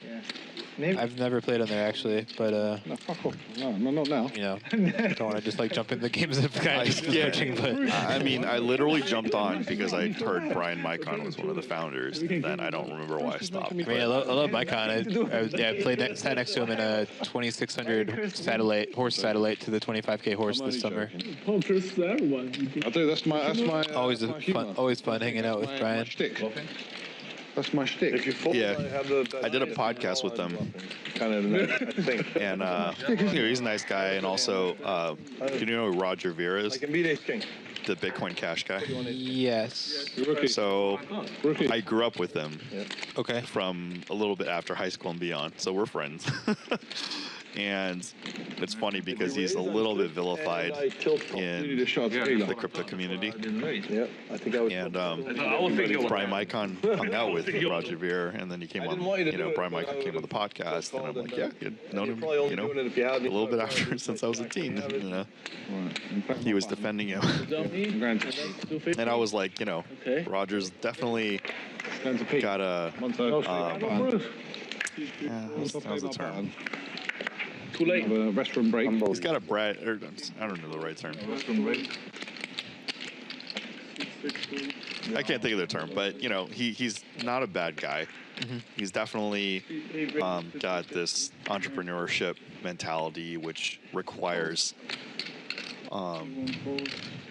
you know, some sort of cleverness that may not be orthodox. So yeah, that's some insight. Gotcha. Yeah, I don't know a ton about him to be honest, but I know the name for sure. Yeah, so Brian didn't know he was on Live with the Bike, and I was like, yeah, you're on a Live with the Bike podcast. He's like, I know this. Because he's been out of poker for a while. Yeah, I mean, I see Brian Mycon every year at the series. He plays a bunch of the mixed events there.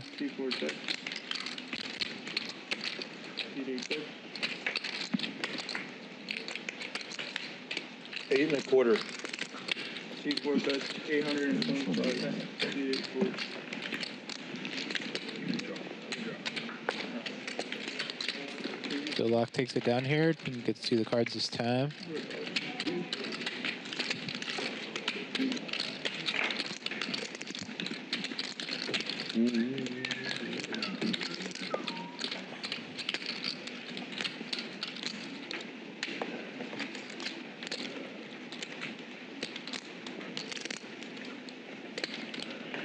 It's that time of the session when the cheering, oh, you know, kind of dies down, and everyone's just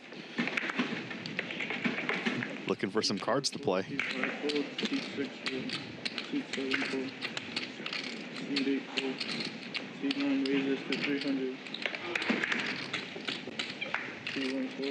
Mark raising here.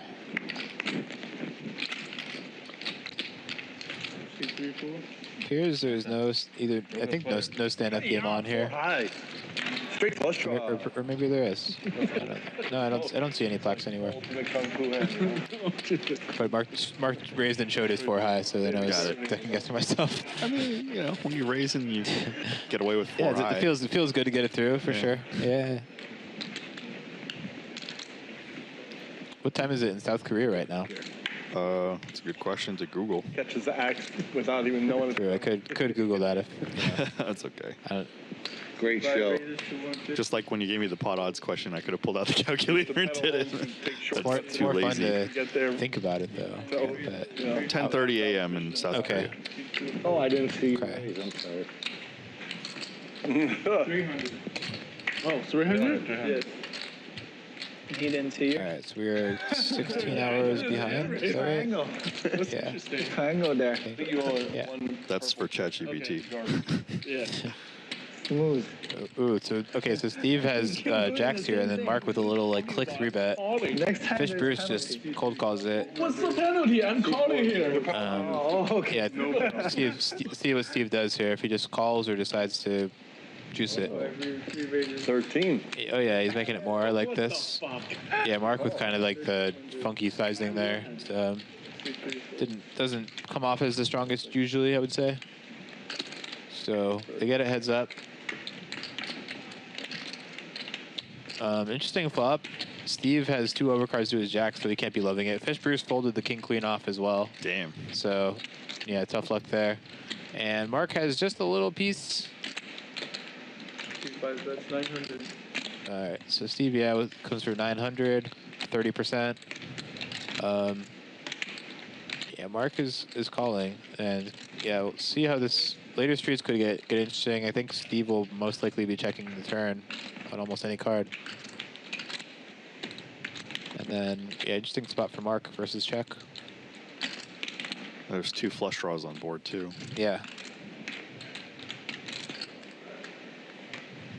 Oh, Steve is not checking. Interesting.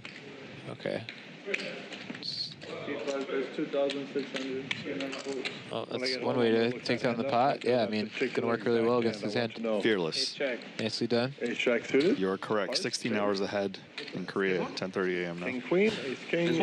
Yeah, I was able to do the math in my head on that one instead of asking ChatGPT. So. Nines and just robbery. Some of us are tired, all right? 6:30 p.m. here in California.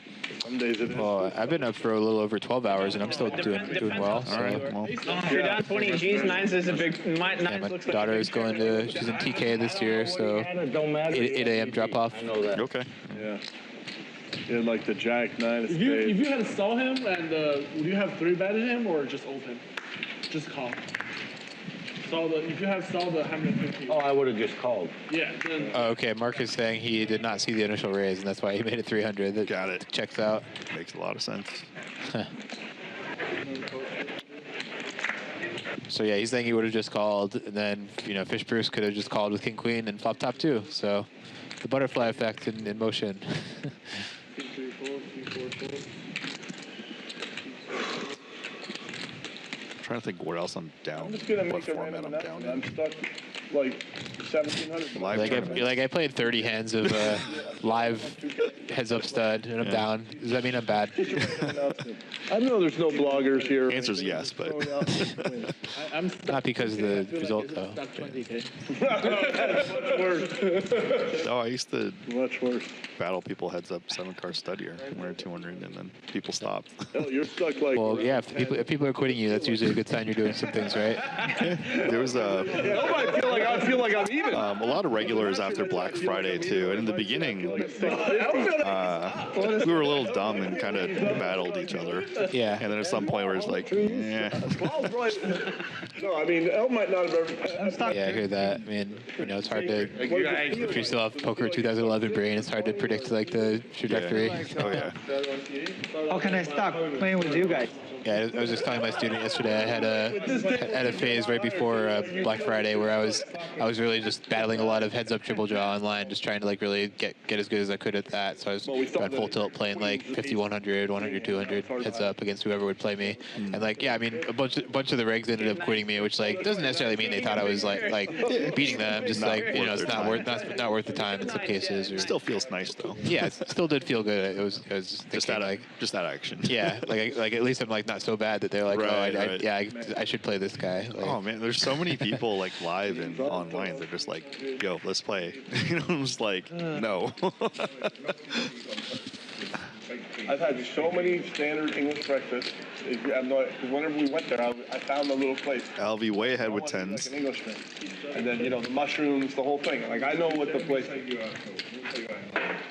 Oh, but L's not out of the woods. LV could pick Those up could be nice baked beans and a 10 or a jack. Oh man, come on. And also, if a club comes on the river, I mean, Alvy's out of position. I would be kind of surprised if he like repped the club. Nah, You need can't those do kind it. of fat I had sausages. too many. I think it's just going to be a call, and then, Alvy's only going to win if he approves, basically.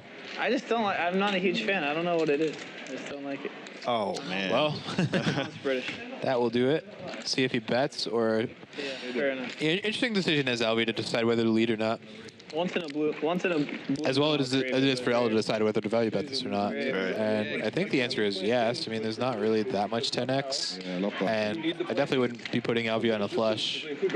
So, yeah, L's going to see the bad news in a sec. Rough session for L so far. Yeah. Great. Walking the dog. Yeah, it's 800. Oh, there was a flush out there. And L's actually got like 15K or 10K from him. Yeah, I see. Yeah, the pink chips 5K each. So, yeah, deeper than the graphics indicate.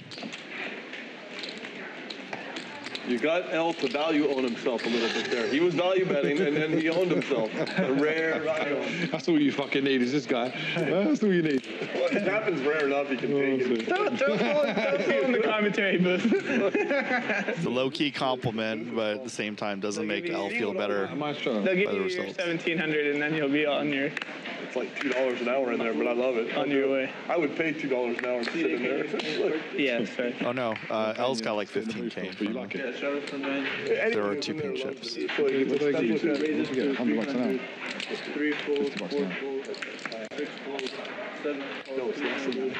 I haven't $250 for the show. I haven't passed in my receipt yet. They said, Phil, you have to fill out this paperwork. I'm like, wait.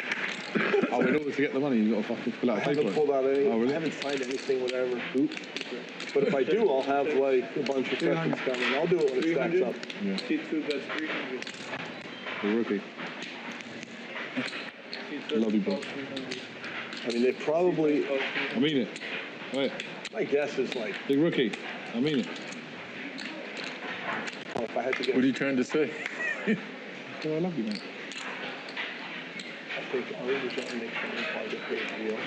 And I think everyone Oh, else, what, on the Poker Go thing? yeah, that's real I can money. get heaps, yeah. And On I the think try everybody time. else is just a straighty little. L's pretty far ahead. Just gonna Of course, but that's, we're talking about Triton. Triton must get paid like very healthy.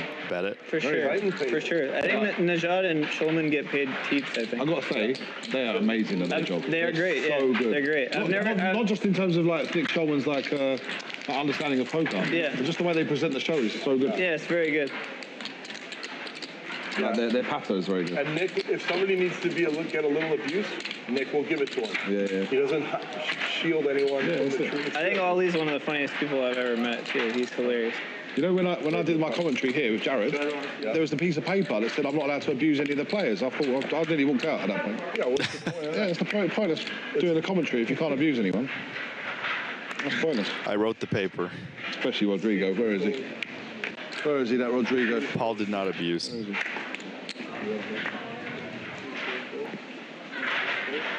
All right. Let's play for some lunch money, Mark. Click it. You clicked me. Clicked it. Uh-oh. Ah. It's a proper click. Oh, I didn't even... The 100 was on? I didn't even see it. Oh, you didn't know? I butchered that one. Yeah, that's what you said. Min You race. said click it. The min race. That's what I thought. Yeah. Good. That's good. Nice one.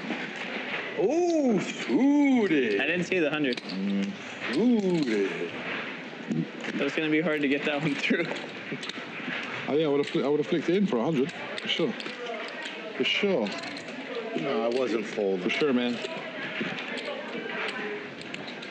It's the best hand I've seen all day.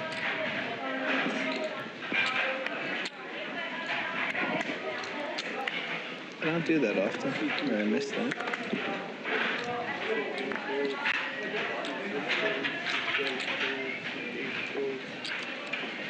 This is actually a cool idea because if you want, you can just do that. You don't have to say all in. Yeah. Turn it over and do it. I gotta get one. During COVID, I played at a place where every player had a all-in button because they had those like plexiglass things up, so you couldn't hear anyone. Oh, right, So yeah, everyone had their own like all-in button or whatever. How many times did a button roll out by accident over a course of a week? That's a good question. I didn't ever see it happen, but I'm sure it did. Once or twice per quarter. Yeah, Something like that. 100%. That's 200. Or like someone's like not used to having one in front of them, so they like try to give it back to the dealer. Right, yeah. It's just like Yeah. Yeah. Mark trying the 4 high again. I give up. That's your pair. 4 high like a boss. Yeah. 2 pair like a boss from Paul. But you need 2 more. Boom. Sean Keller's in the chat. Do you know him? Yes. I know him. What's up, Sean? Sean Lightning Keller. Shout out to him. And Thomas Thunder Keller. Oh, that's for sure. Oh, he says he's logging in. He's not there yet. Us old school gamers. Go for me. Pick one up for me. I don't have time. Speaking of old school gamers, did you ever play Command and Conquer? I don't have time.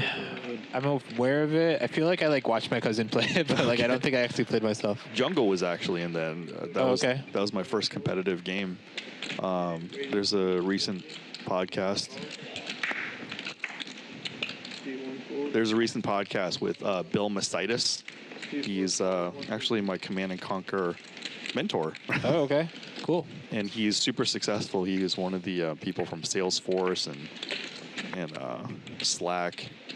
Ooh, look at this flop. Boom. Yeah. Small pot. It was a limp pot, actually. But, wait, looks like we have 2 limpers and no big blind, which is interesting. But, oh, wait, okay. Never mind. We go. It's multi-way. Sorry, never mind. The action's way wrong. Okay. In any event, yeah, these, Phil Lock has bottom set. Ozzy has a combo draw. Turn is not improvement. Does make some straights, but not that one. And yeah, the river is also a scary card for the made hand. So this is back in our day. Exactly. I thought Phil Lock might bet here. Back in our day, you would bet the high showdown and try to get a value out of a 2 pair or something. And you put an ace out there. And you would get raised if you had a 9. Or, if you were up against a 9 or king 9 or ace king, you could fold. Oh. And Ozzy doesn't believe. Wow. I mean, yeah, I can't really call it raised, right? Like, I mean, Ace king on the flop. Ace king. Yeah, 2. 2 is good.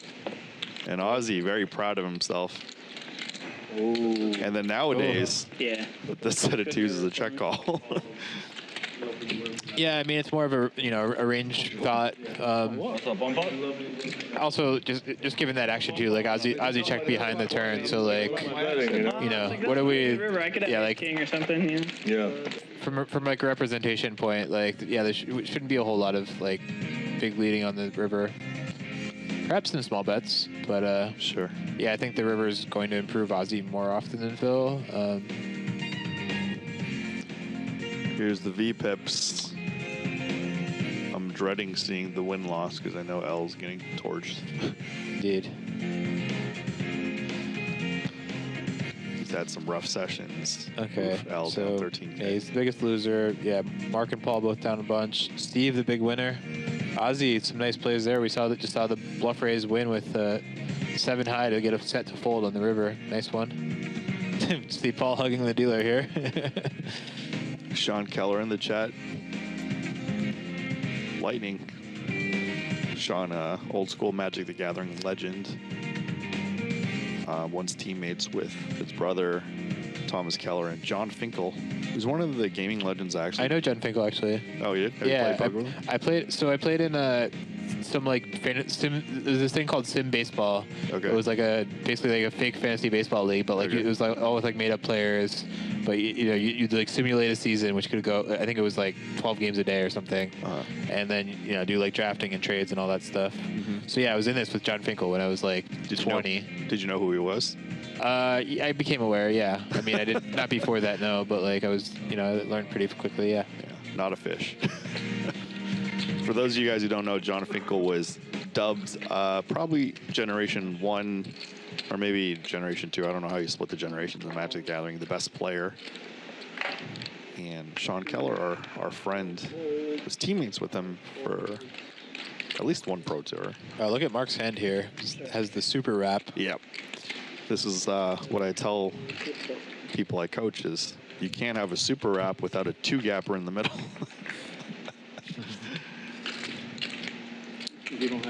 Although I guess it could be a bigger wrap actually, because at the top end he's like kind of just has the gutter stuff going on. Now has a flush draw too. Paul has 4 cards as well. What is Paul needs the hold. Yeah, Paul's 8 is winning, and he does have more equity, which is kind of sick. That can't be right, is it? It could be. I don't think so. They're splitting some outs. Oh, I guess. Is it a cap? I'm running this one. 3. It was 3. No, the first bet was 400. Oh, sorry. Now it's 8. Sorry. This is what I said earlier. I'm frequently wrong with PLO equities. Oh, man. I kept thinking, why does he have 3 outs? No way. Now I'm tuning in. I'm just gonna eat my words once I run this thing. I love this cup game, man. Wayne is running the equity on this hand right now to see if it's accurate. I want to call and bluff the river. I don't just fucking have to fold. So Well, I would. You can take it off and go all in, and I'll call you. well, I don't know what the river's going to be yet. Oh, is there multiple hands? Or? No. I don't either. I know. I'm 10, 8. sitting there. I'm like, well, if I We got a wrap I with can't a even bluff flush you. draw, so let's go. Oh, yeah, I was drawing to them. I was drawing to like an offsuit fucking something. I had like 3 outs. And Paul's like, yeah, I was drawing to something. You 84 minus 15. Oh, you did? Yeah, so he owes you $16. Just throw 2 yellows to Bruce. Yeah. No, I believe the equity thing though, because You give him back, yeah? yeah, just think about how many unique outs Mark has to win. My quarter. Like a club, which I'm not sure how it's accounting for the dead cards either. All right. Well, I once again ate my words. I mean, like this is good. This is good for me. I'm humbled. Yeah, no, I guess when I saw the wrap at first, like I thought it was a little bit bigger than it was. It would obviously be bigger if it had another card at the bottom end to be able to make more straights that way. Right. So yeah, the board was King 9-8. So like if he had like the Jack 10, 7-6, that would be like the real super wrap. I literally ate my words. So, Paul was a 50% win. 500. Who had the super wrap? Mark. Mark has 42.5%, and they have 7.5% tie. Yep. Go all in this time. So I'm never gonna do PLO numbers. Save money. So wrong everywhere. You're out of your league, sir. I'm way out of my league. He does, huh? I used to be really good with PLO equities, actually. Do you think Dylan Weissman's can do this one? I think I'm sure he's very good. A little joke. Yeah, I mean, I used to spend lots and lots of time like running those kind of things. So, I mean, that was kind of all we had back then in terms of like reviewing hands. Right. Like, how was my stack off here? Like you do the pot odds of like say I like jammed the flop over a raise or something. Like, what are my odds still of like getting that amount of money in? Like, what would pot odds or like how much equity did I have for like what if I adjust the range?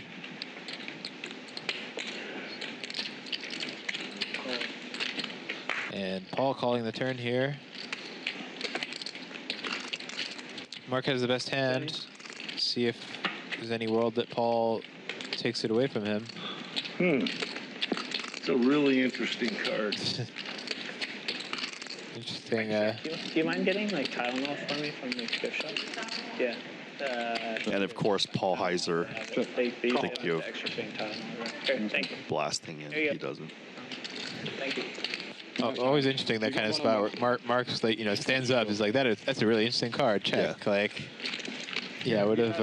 Kind of hinting that he's gonna call, unless it's something. True. Yeah. Could just be trying to bait him into bluffing with a hand like his, perhaps. You had to keep it even. But also, you would think that typically doesn't connote like a really strong, like river to straight type hand or. So Rodrigo sets it up. He sets up the. Little wink from Mark there.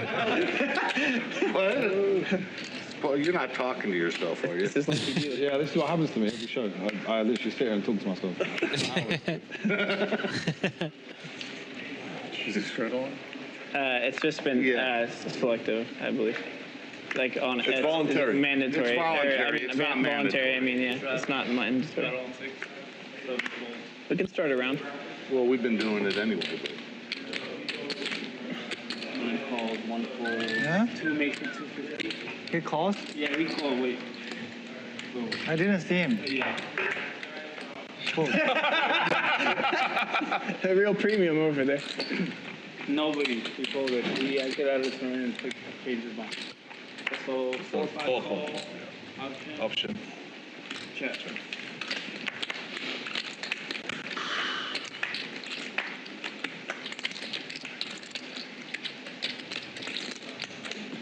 Go ahead.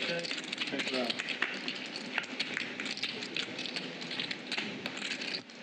Small pot here so far. That is 250 from 4, 5 call, 6 fold. Phil's gonna take a stab. Nope. Steve with top pair and a low club. We both In this case, the hammer lock, yes. Well, he's gonna feel good about that card. 450 from 4. Phil is gonna stab the river. Interesting. And Steve is definitely not going to fold. Just deciding if there's value in raising. Seems a little thin, probably. We got it. Fuck.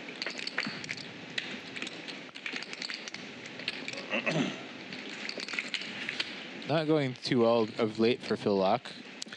Again, fresh off his 380K score though, so still doing okay for the month.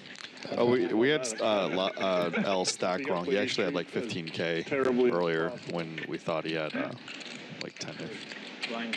Yeah, saw that. Even the river, I know you're 100 calling, and I still just here take 500 bucks. Just take it off my hands. It was too heavy. All right, for the viewers, do you have any no limit hold'em tips? That's what everybody plays and everybody watches. The mixed games tips were for me and your training site to get people to sign. Yes, I mean, it depends what level people are on, but I think one of the obvious is patience is a big part of the game, especially if you're playing live poker, which I come from an online background as does Wayne more. Can be hard, easier said than done, but just have to keep. Oh, it'd be nice. Sometimes a lot of poker is just folding and being patient about that discipline and not getting frustrated and playing hands you shouldn't play. I think most poker players could use to improve at that and would improve their win rates if they just did that. So there's a couple things I don't have a table game problem. I have much higher resilience than the average poker player, and even pretty high for somebody who used to exclusively play for a living. But I always underestimate other people. They have problems with table games, and that's one of the pitfalls in this industry. And just knowing your threshold resilience. There's some, I don't want to call out names, but players I consider better, if not much better than me, technical skill, that likely have lower resilience than I do.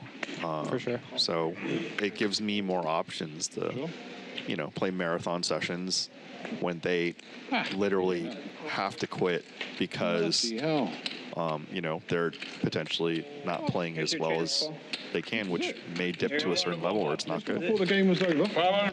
Yep, very good point. Yeah, just execution is a huge part of the game, and there are plenty of players who have a lot of knowledge and ability, but that just aren't able to sustain that level often enough.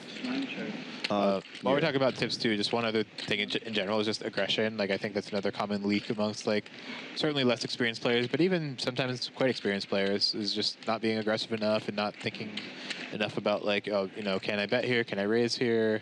Just how do I make life difficult for my opponent? Kind of the easiest players to play against are just more on passive players. So, which sometimes playing against players who are just kind of dusting money off, that could be okay, but if you're playing against tough players, just playing passively is just going to be too easy to play against. Thank you. L makes the best hand here with a rumored pair of jacks. Let's see if he pursues value. It is a 5-way pot, so a little bit unclear. This is one of the spots you probably know you have the best hand, but what happens if you get raised 3x or 5x? You can't know you have the best hand. If you have the intuition that with these players in this spot. I would say L often has the best hand, but it's still going to be a nightmare spot against a raise. Ozzy actually has a hand that could consider it. Pocket eights blocking the straights. He's not going to do it though. But yeah, I mean, you still have to get paid off too. Like there's two parts of it. Like you know, by definition, if you bet the river, you need to like if you value bet the river, you need to get called by worse more often than better, or action anyway. Like sometimes you get raised too. So it's not entirely clear, honestly. Like even if L has the best hand 80% of the time here, it's not like abundantly clear whether he should bet. Right. Just because, like, you know, if they're just snap folded, like Ozzy just snap folded eights there. I mean, that's kind of like one of the hands you'd be wanting to get paid by. So. Right. And Paul. Yeah, I don't think Paul's going to do it here, but you never know. I mean, never know. They have so much history, and Paul knows he's capable, and he's just looking at the board and what can he beat with ace nine because L shouldn't be blasting. You want to call you, but I don't think. High raise. Yeah, I mean, Paul is tempted, but this would be a tough call. I mean, there's not that many. Surely not. It's bluffing 100%. Bluffing 100%. 100%. No stand up, right? 100%. No stand up, right? No, I had a 9 actually. I just wanted to call him. I just didn't think he had that. Felt like he was. Yeah, I think if anybody was going to put money in there, it was Ozzy with the eights. But all right, Mark, I'll get my 200 blind. I mean, L's definitely capable of having worse than ace nine there. Yeah. Cool for decimal measures. It'd be funny if L was bluffing with like ace eight, and then Paul calls it ace nine. Yeah. I've definitely had those hands come up here and there where, like, yeah, just bluff catch against someone and they have, like, they have one pip worse. It's so good. Shout out to Jason Kuhn. You take the person making all the quote correct plays, and I'll take the person who wins. Touché. Yes, sir. Paul coming in here with the tray deuce, the dirty diaper. And he gets immediately 3-bet by Phil Locke. 3 deuce offsuit. Not good. All right, so the graphics are correct. Paul announces 3 deuce offsuit at the table. So I had a pair too. Yeah. Really, yeah. What the fuck did you have here? Did you have like 7-6 or something? He's got a jack on the river. Yeah, but he's not going to just bet 1600 with fucking jack on the river. Queen jack, is he? Surely not. Paul's thinking suspicious that L would bet as big as 1600 on the river with the jack there, which is, yeah, it's fair. I mean, it is kind of a large bet, I think, for that hand. Is it mandatory? It's not mandatory. But I think L is aware of his own image and aware that he can get called lighter than most as well. Yeah, absolutely. Me and Elle have lost the small house in Zimbabwe. We laugh, but you know, Brian and I have been hurting before and been there. Oh yeah, everybody who's played enough poker has had these experiences. Other side. It's kind of cool. This might be even before your time. A group called REM has a song called "Everybody Hurts." Usually they run a private team. And all you Gen Z's probably never heard of them. Yeah, I actually don't know that song. I know of REM, but like I know a few REM songs, but like yeah, not like super deep in their catalog though. You want to do a flip on the way out?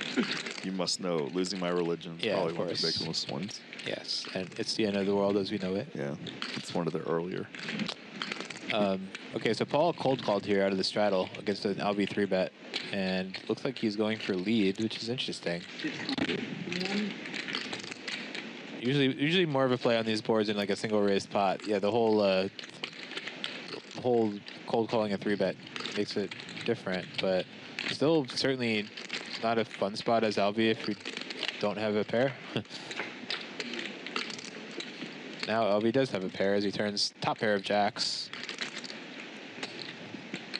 Paul with not much. I mean, he does have 2 overcards to the jack, though, which are both live. The 3 hearts concerning, though. Let's see if he wants to take another stab.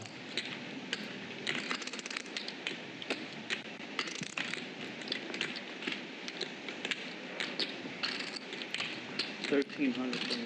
He does. About 40% or so.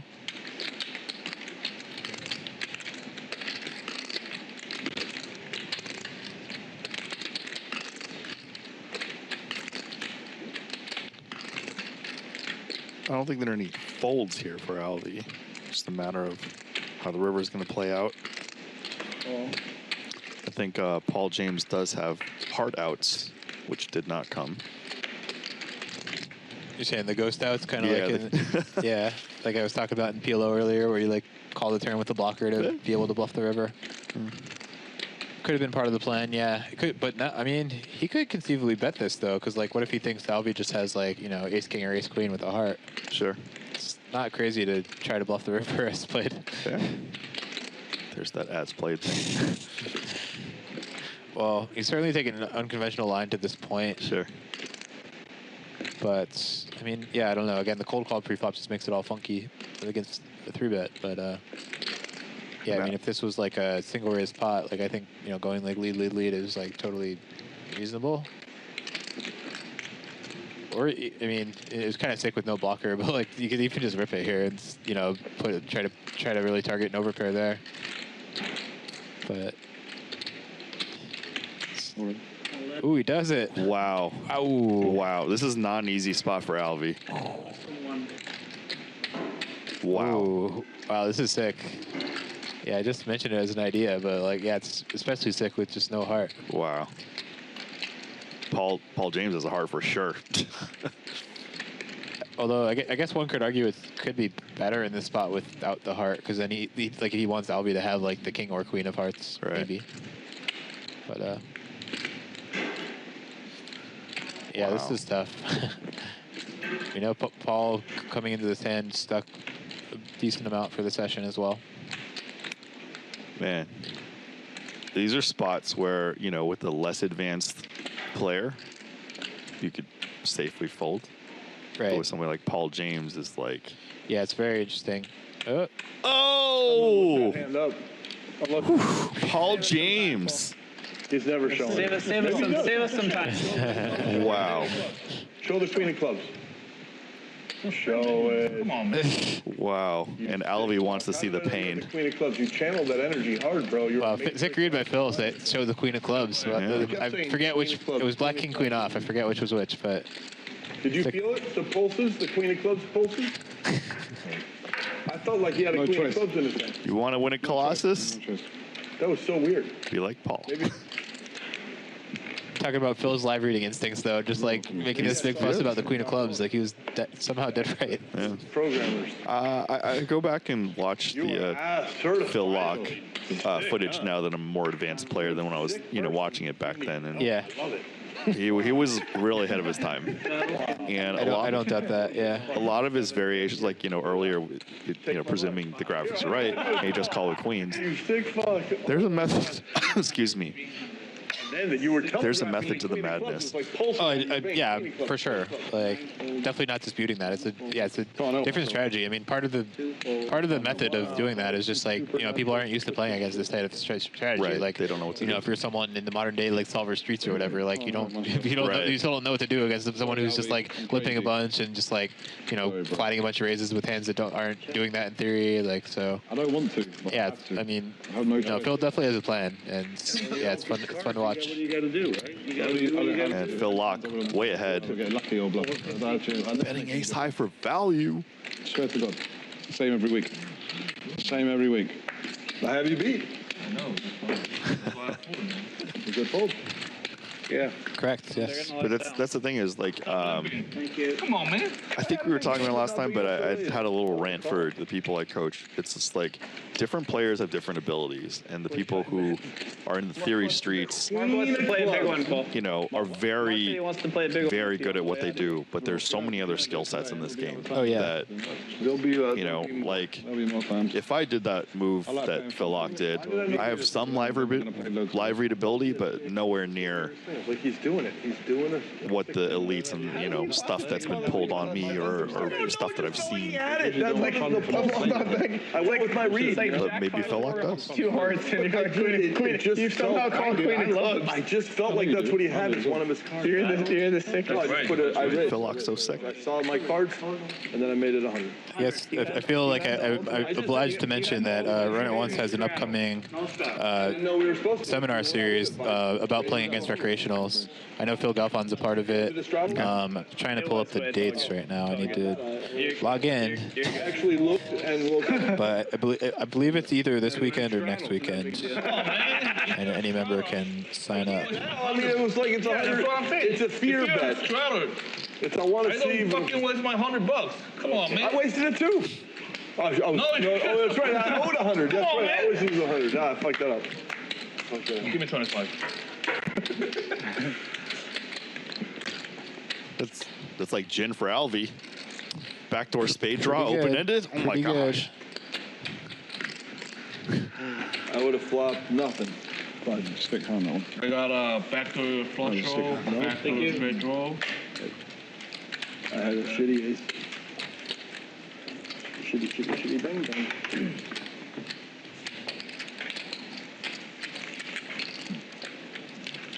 So 1 round? It was 1 round? Yeah. Big rookie started this one. Okay, yeah. So it starts on Friday. This Friday, September 13th. Sick. 1 to 6 p.m. Eastern, actually. It's a 5-hour 1-day thing on playing against recreational players. My abridged version is bet. So yeah, I won't go through the whole list, but yeah, Phil Galfond is one of the coaches amongst a few others teaching this. And, you know, a lot of Phil Galfond videos I share to the people that I coach that I'm trying to think of the concepts now. L with the ace-5 suited in the solver streets and actually dominating Paul James flush draw. Yes. And Phil Locke with who had a sick 9-6 offsuit play earlier. Out of position. L is in, and recall L is much deeper than the graphic indicates, by the way. Yeah. L has well 20. over 10K. Yeah. Probably over 15. I just can't see the stack right now. And this is a more interesting board than you guys may think because it's a dry king high board. Paul James did not opt to do something, but at least back in the day, those are my favorite boards in no limit and limit hold'em to just. There was something to that, yeah, because you just know the opponent is like range betting, so yeah, you can exploit on that. Yeah, I think the 4-3 no backdoors would be a pretty extreme go for it. There's there. a deuce on there. There's some backdoors. I'll call the flop. But yeah, no, there is something to like the low cards in certain spots, especially like just defending big blind, where like use those low cards as check raises to try to like unblock the bet folds. No gappers. Pretty cool thing. No gaps. No gaps either. Yeah, putting money in the pot with 4-3 there would have been pretty out of line though. But you know, Paul is not afraid to get out of line at times. Yeah. Come on, big rookie. As we just saw with that bet over bet jam line. You and I. Big rookie has been quiet of late. All right, yeah, now Paul, some low cards with potential for some barrels. King 6-5 is the flop, so Paul with a gut shot. Big rookie's out.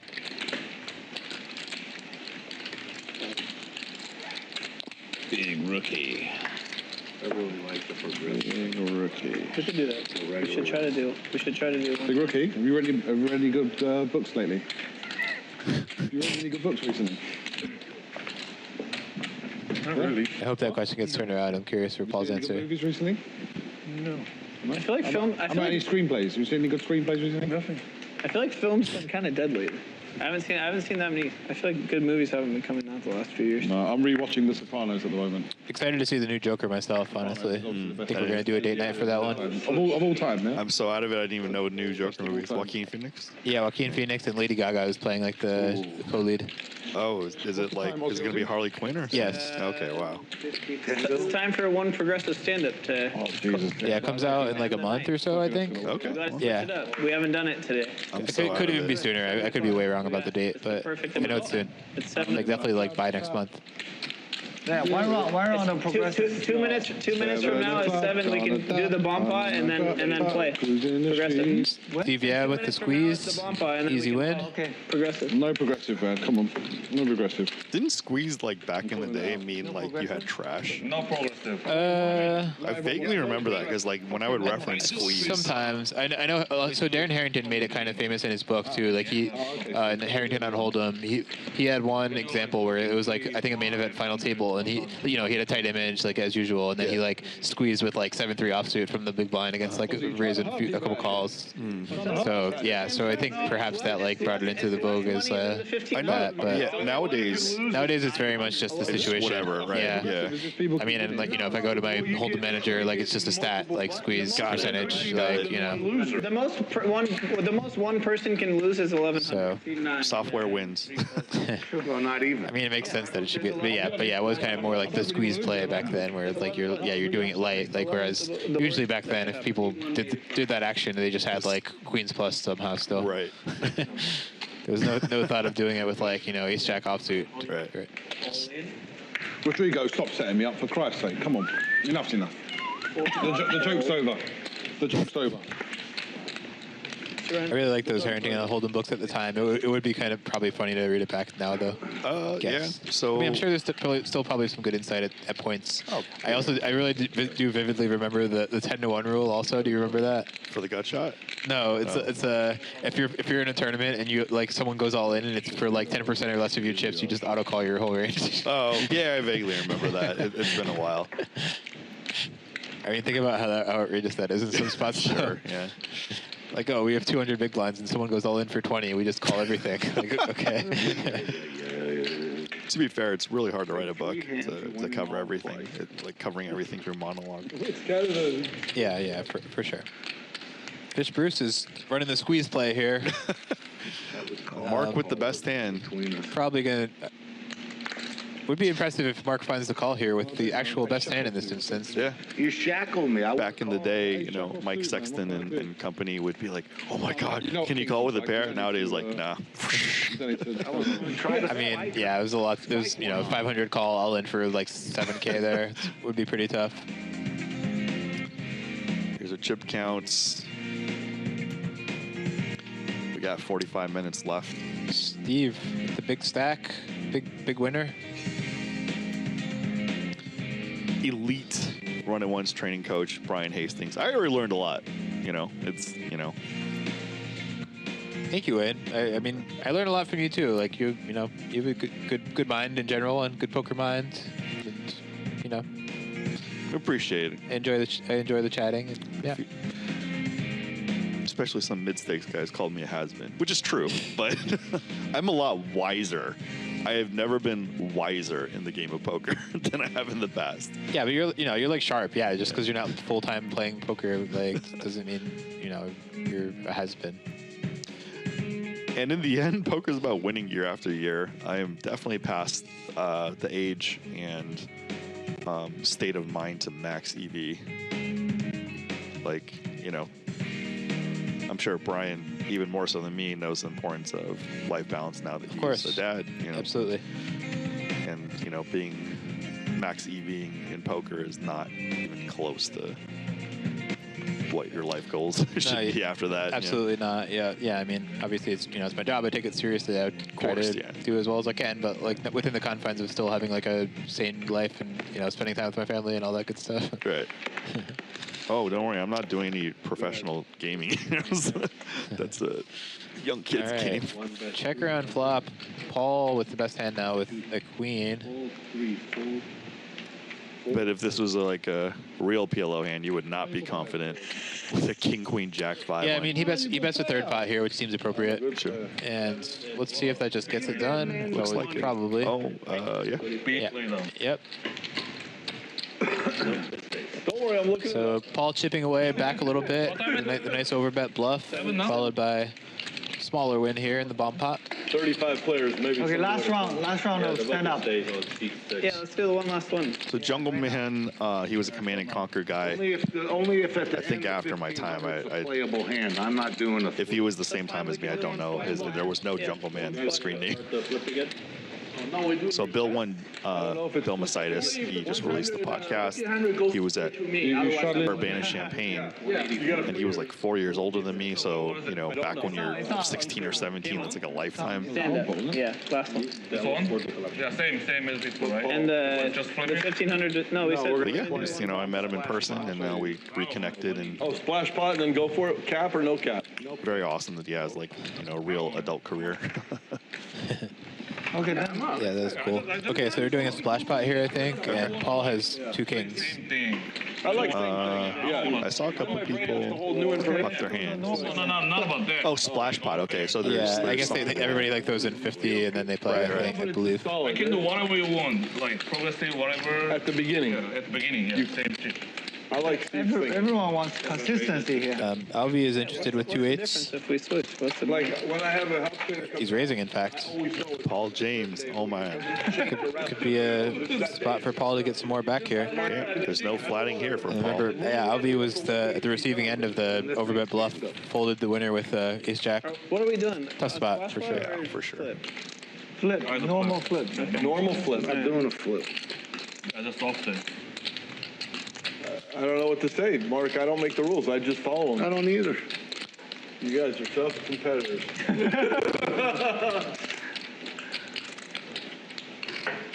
I mean, I want a shot if I And lose. Paul, I think Paul had actually just limped in or something. Yeah, he overlimped Okay. after Queen 10. Anyway, makes it 2100 I now. want to flip. Right, flipping doesn't. Yeah, in the It's just future, luck. if you and I are on the same day, let's push for the non-luck thing. No, you And gotta then play. You gotta do some sickness to get it. I like that. Just paid Yeah. A qualifier. extra motivated to be sick. Of course. You have to allow rules that allow sickness, I think. I agree. Yeah, you can't just have like 5 low cards. It's got to be 8 or better. Great sickness. action, Yeah, right? I think the splash pots are better, yeah.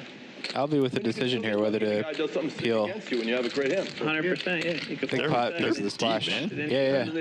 Good fold by He just Alvi. goes for fold. Paul's going to be a little disappointed, but does still drag in a decent amount of chips there. Yeah. Too smart. Where's the true. show, Paul? You lost your button, Paul. No, wait. Lost your button. There is no button. No button. Stand up. We'll stand up now. Yeah, it was. No, it was not. I thought it was. Guess it was. We can't decide of a flop because I'm not going to do a flip. I want a shot to get my money back. Oh, I see. We're at a Mexican standoff, whatever it's called. Exactly. People's intentions How and they- wants are Can we different. clarify before we play more hands then? Well, the two people are against each other. We don't have a solution. 8.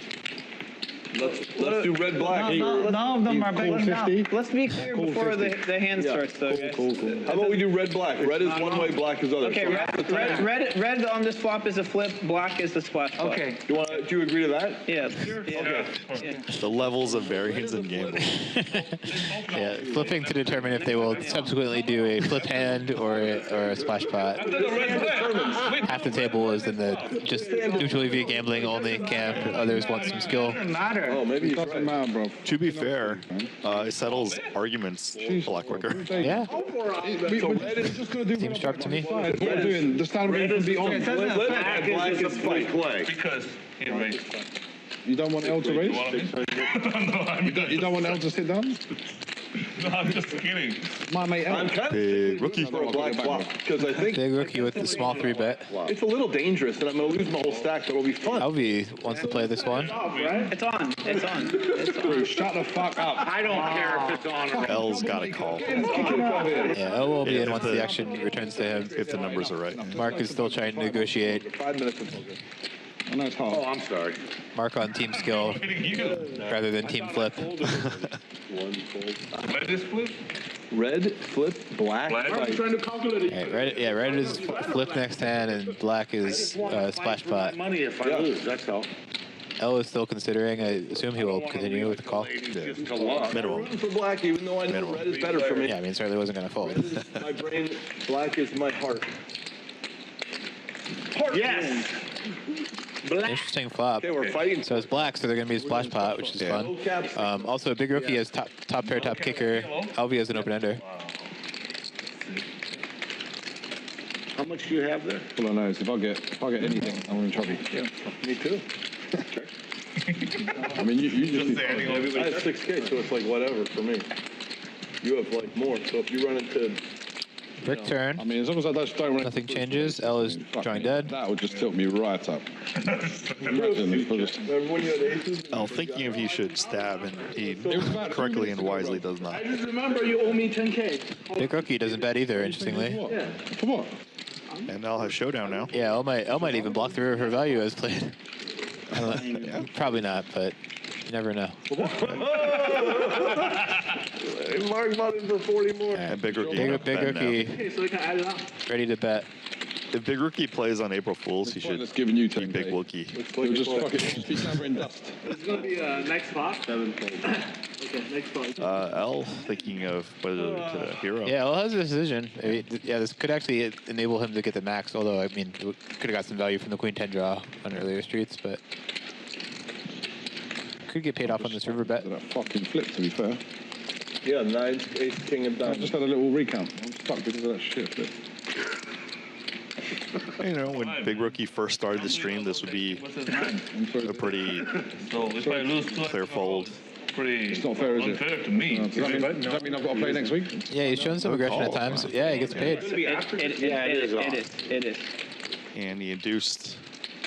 Yes. Wow. He got value from L, who has seen Big Rookie capable of bluffing nowadays. Yeah, he's shown it in a few spots for sure. Extracted value in a tough spot to extract. So this part doesn't count. Max hand. Yeah, the start of it's on now. So, in one of Dan Zach's podcasts with Sophia Deng, They brought me to the right game. I can't beat it. Wait, Dan Zach has a podcast? he's been a guest on several podcasts. Okay. But do you want me to send the links? Because I have quite a few of them. Okay.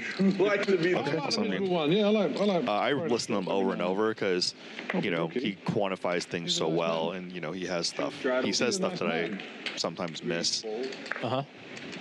But like predicting, one of the things in that podcast he was talking about, like predicting if somebody's going to make it in poker. Just over there. There's some soft skills, you know, like you talk about resilience, emotional control that are difficult to quantify. Nobody knows if you're going to make it because, you know, even veterans of the game can crack. And, Yeah, 40. you know, he... 40K. Did he? This thing is like, you know, some people have asked me, they're like, am I going to make it? I'm like, I don't know, but to be honest, chances are against you. Yeah, that is true. And it has nothing to do with technical skill, less to do with technical skill. And When you get a minute, could you try and make a decision? I mean, yeah, resilience is so huge as well, and just consistently putting in the work necessary. yeah. All those antics for a So, you know, recognizing when you may not be a favorite, or even when you're a small favorite, just not taking those games. Yeah. Jigs. Oh, It's huge.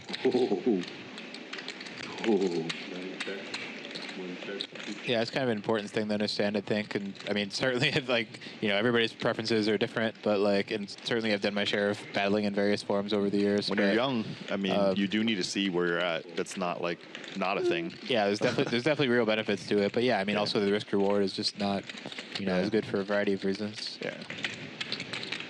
But, you know, once you've padded your roll, you know, you could set aside a kind of a stop loss of your roll and just be like, okay. Yeah, it's definitely a good way to do it. Just set aside, like, a fixed amount of money to, like, you know, do shots of certain sorts, whether yeah, it's just a specific game or like a higher stake or just a tougher lineup or whatever.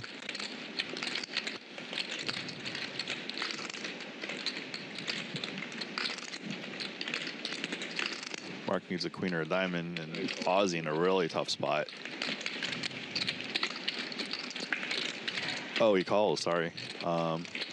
Yeah, Ozzy has the best hand. Yeah. Ozzy was betting. Ozzy has been betting, and yeah, this is definitely like the kind of hand that solver would like to bluff sometimes on the turn, flop and turn, really. It's not good poke, is it? I just thought. Ozzy's gonna be very pleasantly surprised to see that he has the best hand. Boom, threes. What is in the right game, but I can't beat it. You know? I just don't know what the hell. It's always like that. Ozzy, question. Yeah. So do you have a specific type of What's happened here? I don't know. How did you win? player that you enjoy coaching or your coaching is designated for? Mark, what is It kind of is varied in my experience, honestly. But like, I mean, you know, it's been really nice to have like done a lot more coaching this year than I have in previous years, at least one-on-one coaching. Yeah, in terms of player types, I mean, I think you know it's usually people who are like pretty serious on some level, but that can vary. Like sometimes non-pro, sometimes pro. Looking to take it to another level. But yeah, I mean, I think it's just just making sure we have a good understanding. I mean, I'm always big on just like communicating and making sure I'm like very well prepared. Like I'm an over preparer, I would say, for these things. Sure. So yeah. On the ace? Come on. Yeah. Come on, man. I don't hate money that much. Yeah, and for me also, I've been doing like some no limit MTT coaching and some mixed game coaching. So it's very different in those respects too. But it's not good. Maybe it's what do you think the most effective coaching you've done? Like what format? So I'm thinking what you're thinking. It was all pretty even across the board. Problem. I mean, I guess I don't know. It varies. Like in terms of like how much the student has benefited. It's hard to say. Like I think some of the mixed coaching is valuable in that way, because especially if it's just like students who are really trying to get up to speed. And I mean, there's just stuff that there's a rule. I mean, also I'm big on just like trying to train people on how to like do the work themselves too. Yeah. Like spend like one session just trying to set them up so they can in the future, like when they have a spot, know how to like properly analyze it themselves. Basically. Yeah. It's a big part of what I do. It's kind of what I tell the people I coach. I'm just like I'm giving you a framework, but if you do well, that's like on you. You get all the credit too, not just Yeah, for sure.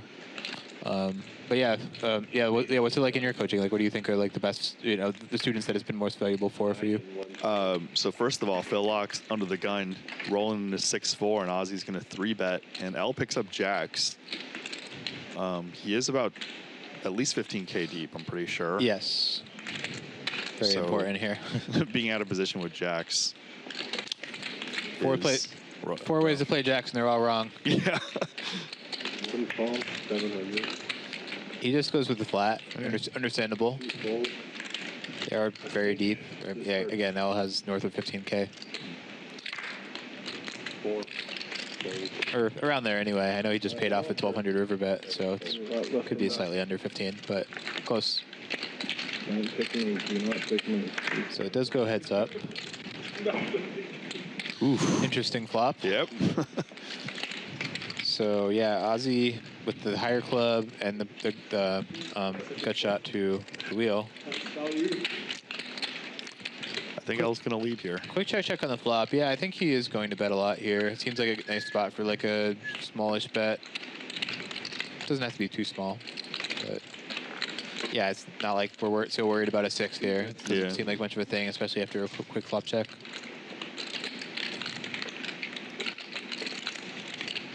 It's 1/3. Yeah, makes a lot of sense. And Ozzy's gonna call. Ozzy's gonna take one off. Yeah, I mean, I think that's correct, but close. River does not improve anyone. Yeah, I think L can just kind of block again, but like 800, 1,000, something like that. Okay. I was actually thinking with this run out. Could go bigger too, maybe. Or yeah, I don't think I would anticipate Ozzy betting so much though. I wouldn't think so, but also we have seen Ozzy bluff raise over these bets before. Right. L actually goes kind of big, which makes some sense too. I mean, if he's actually, you're right. I'm thinking about a situation where you definitely if he's putting Ozzy on ace high. I mean, L is representing either like this. This is sort of a thinnish value bet, but like I think it's clearly fine. But yeah, I mean, he could himself have called with it something like Queen Jack suited or King Queen suited pre-flop and just be trying to bluff it now. Yeah, you and L are right. Definitely bet. You're washed up. Yeah. Boom. Okay, you guys are super right. Paid. Yeah, he does have the L image too going for him. Right. So. Right. Yeah. Yeah. I think the bigger sizing on the river is cool too. Good player. I guess I was just. Yeah, I don't know. Good player. I don't know. Yeah, it just depends on what his cold cloud range is really. Yeah. How many bluffs he has. He's a great player. No, a good player. He's a great player. He's great. Oh, he's a great player.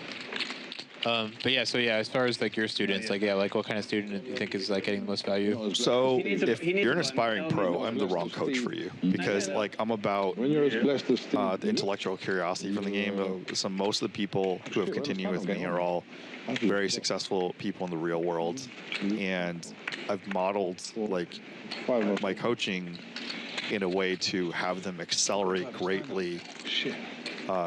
holistically rather than academically, like training sites, like, you know, Run It Once. So, Yeah.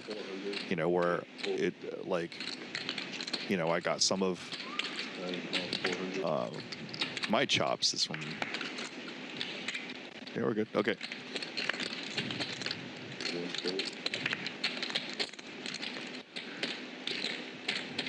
Couple players interested so far, and L has a pocket pair on the button.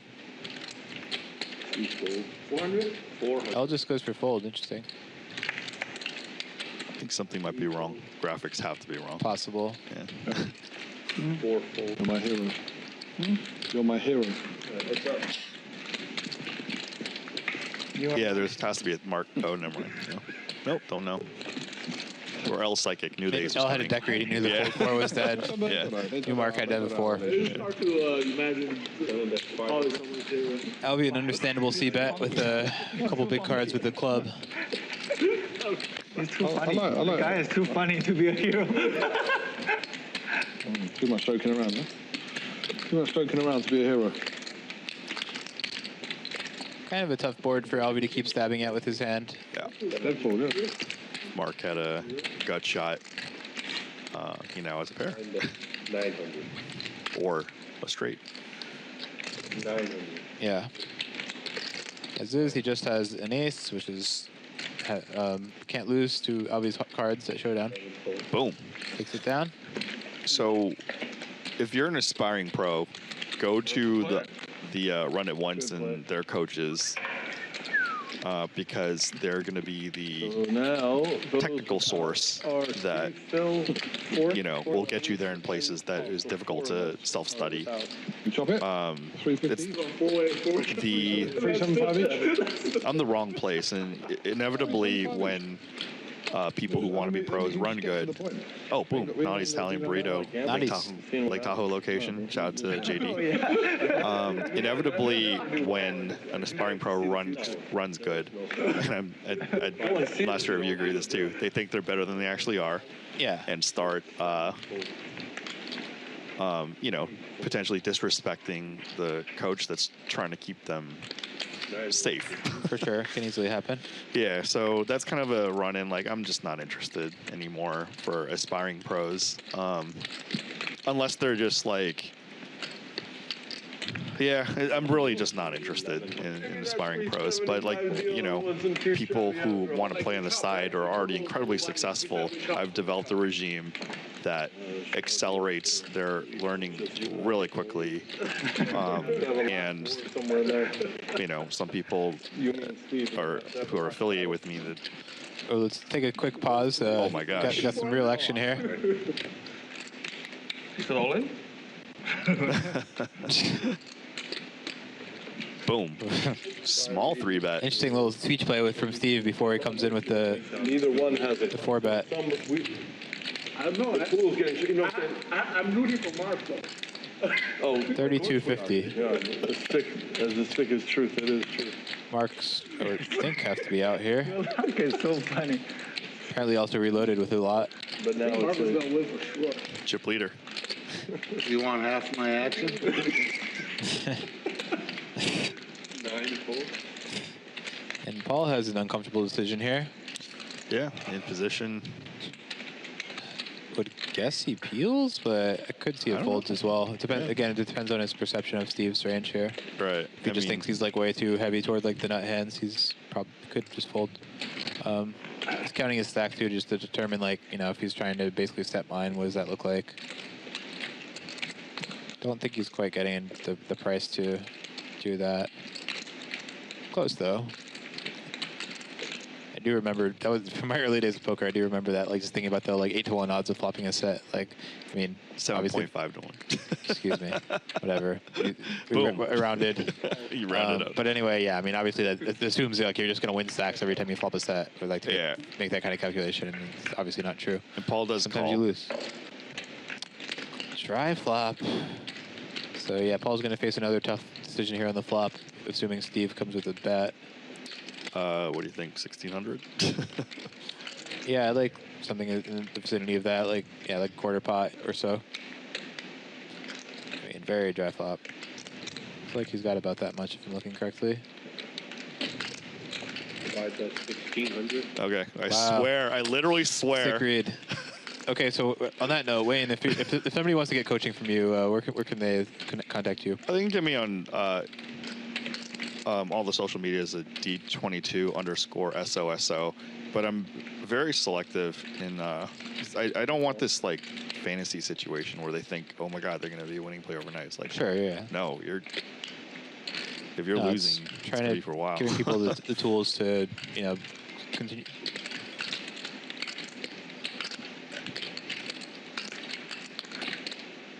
So yeah, Steve. I mean, the king and queen on board are a little bit concerning, I would say, for Steve, but not so much. I mean, the SPR is relatively low. I mean, 1.3 according to the graphic. Steve does come with a check. And I think against 9-9, I think if he bets, Paul's just out all the day, all the way. Does Paul have any consideration of bluffing with this hand? It seems a little daunting on this board. Don't really see it. But yeah, I mean, the king, in a 4-bet pot, like the king and the queen are always a little bit concerning for the aces. Oh yeah. So yeah, turn was check. So I think Steve probably goes for some value now, but yeah, as far as sizing, not entirely clear what's best. Could go smallish, could go, I mean, really anything from like 3rd pot to all in seems reasonable. Yeah, it depends on your read of the situation. Yeah. I don't think all in here is. Yeah, he goes for like half pot-ish, which makes sense, I think. I don't think all in's. Yeah, it seems a little excessive, I think. Yeah, because you're out of position for it. Like, Paul knows he's not bluffing, and I think the king was just literally the nail in the coffin. Yeah. Right, yeah, Paul has to find hands to call with. I mean, is he even peeling ace queen suited for the flop to 3,300? Yeah. Maybe. But I think Paul, the king was actually low-key good for him because it gave him an extra card to hit a 9. Yeah. But yeah, I mean, as far as coaching goes, yeah, like I agree. Like the kind of the purpose is like to. Yeah, luckily.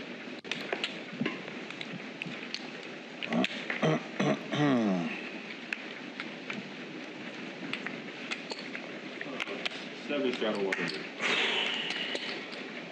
8 is 250. Sorry. The purpose of coaching, I would say, is like to help people accelerate their growth as a player. Yeah, it's not going to be like a magic bullet that like someone gets a coaching session or 3 and it's just like goes from losing to winning or whatever. I'd have to say, for PLO, I'd accelerate coaching huge. Like the people I've coached in PLO, I would say in as little as 2 weeks. Flip from like losing to winning. I could see it. Pick me. I mean, certainly, especially if it's like there's a lot of low-hanging fruit, like a lot of low-hanging fruit. Someone who's playing way too many hands to begin with, or just overvaluing hands grossly, stuff like that.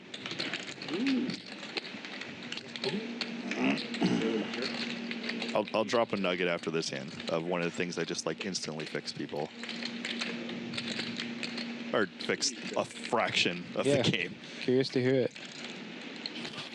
Phil Locke is not going to bet on the button with the gutter. So Ozzy has a pretty hard lock on this hand. If he bets, the hand should be over.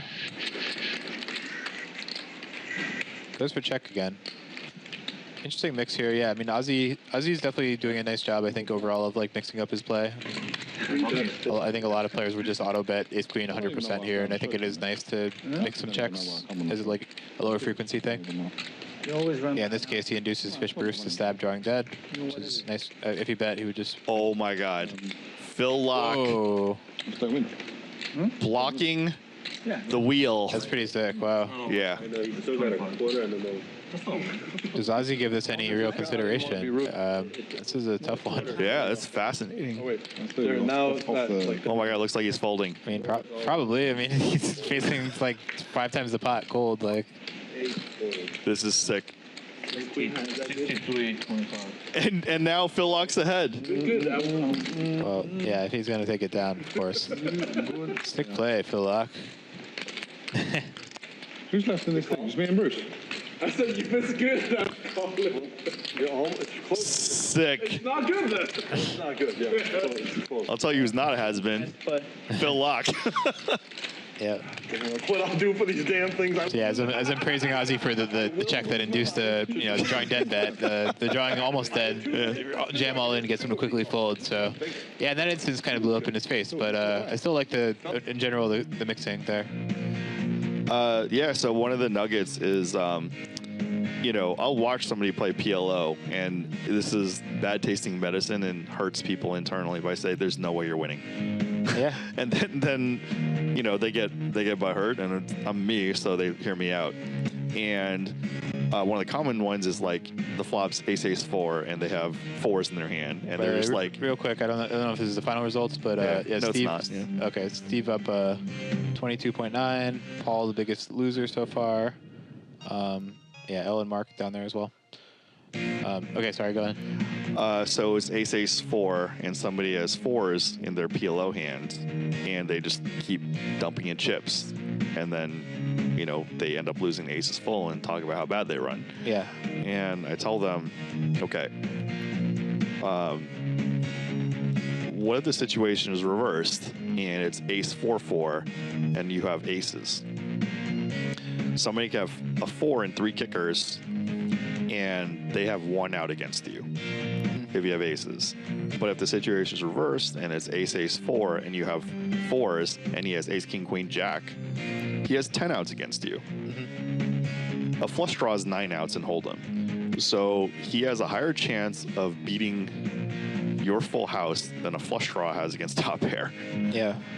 And then they instantly go, oh, and I'm like, oh, there's this other thing. If you know they're a tight player and a high card comes out, like king, queen, jack, or 10, and there's, ace on the board, if you happen to have 4s, like it's king, king, 4-4 or something, you wind up there, and a big card comes out, and there's still interest in the hand. That's kind of a reason to fold. Yeah. And that's something, it's. I'm actually shocked and taken aback by how many people don't know that stuff. And then when I, drop some knowledge there, then they're like, oh my God. And then that's one thing they just start completely avoiding is the underfold and going for the overfold. And I tell them in PLO, in the smaller games and even the mid-stakes games, you rarely want to pump each street more than 2 bets, so to say. It's like, even if you have the nuts, you don't necessarily go pot, rebet. Oh, this was the end. I'm going to just finish this off. But the clock. Anyway, you don't necessarily, want to just jam it because then your hands face up when the third bet's put in. Mm-hmm. So if you keep every street to around 2 bets, 1 bet or 2 bet until the river, obviously, over the nuts, you're just putting a ton of chips in. But even like in a situation, it's king 7-7 and you have kings, you don't want to put in more than 2 bets. If somebody raises, you just call. Or even if somebody bets into you, just call because they're pretty much drawing dead. Yeah. Agreed. Then that's what we got. Brian Hastings running once, Octopi, 6 World Series bracelets, and hopefully we'll have him back every Wednesday. Yep. Here with Wayne Chiang, D22 So-So. It's good to be here, and anticipate being back next Wednesday most likely. Definitely playing that tournament here as well, the 1200 main event at the Commerce Hold'em Series. So, it's fun today. Hope everybody had a good time, and till next time. All right, sounds good. Take it easy.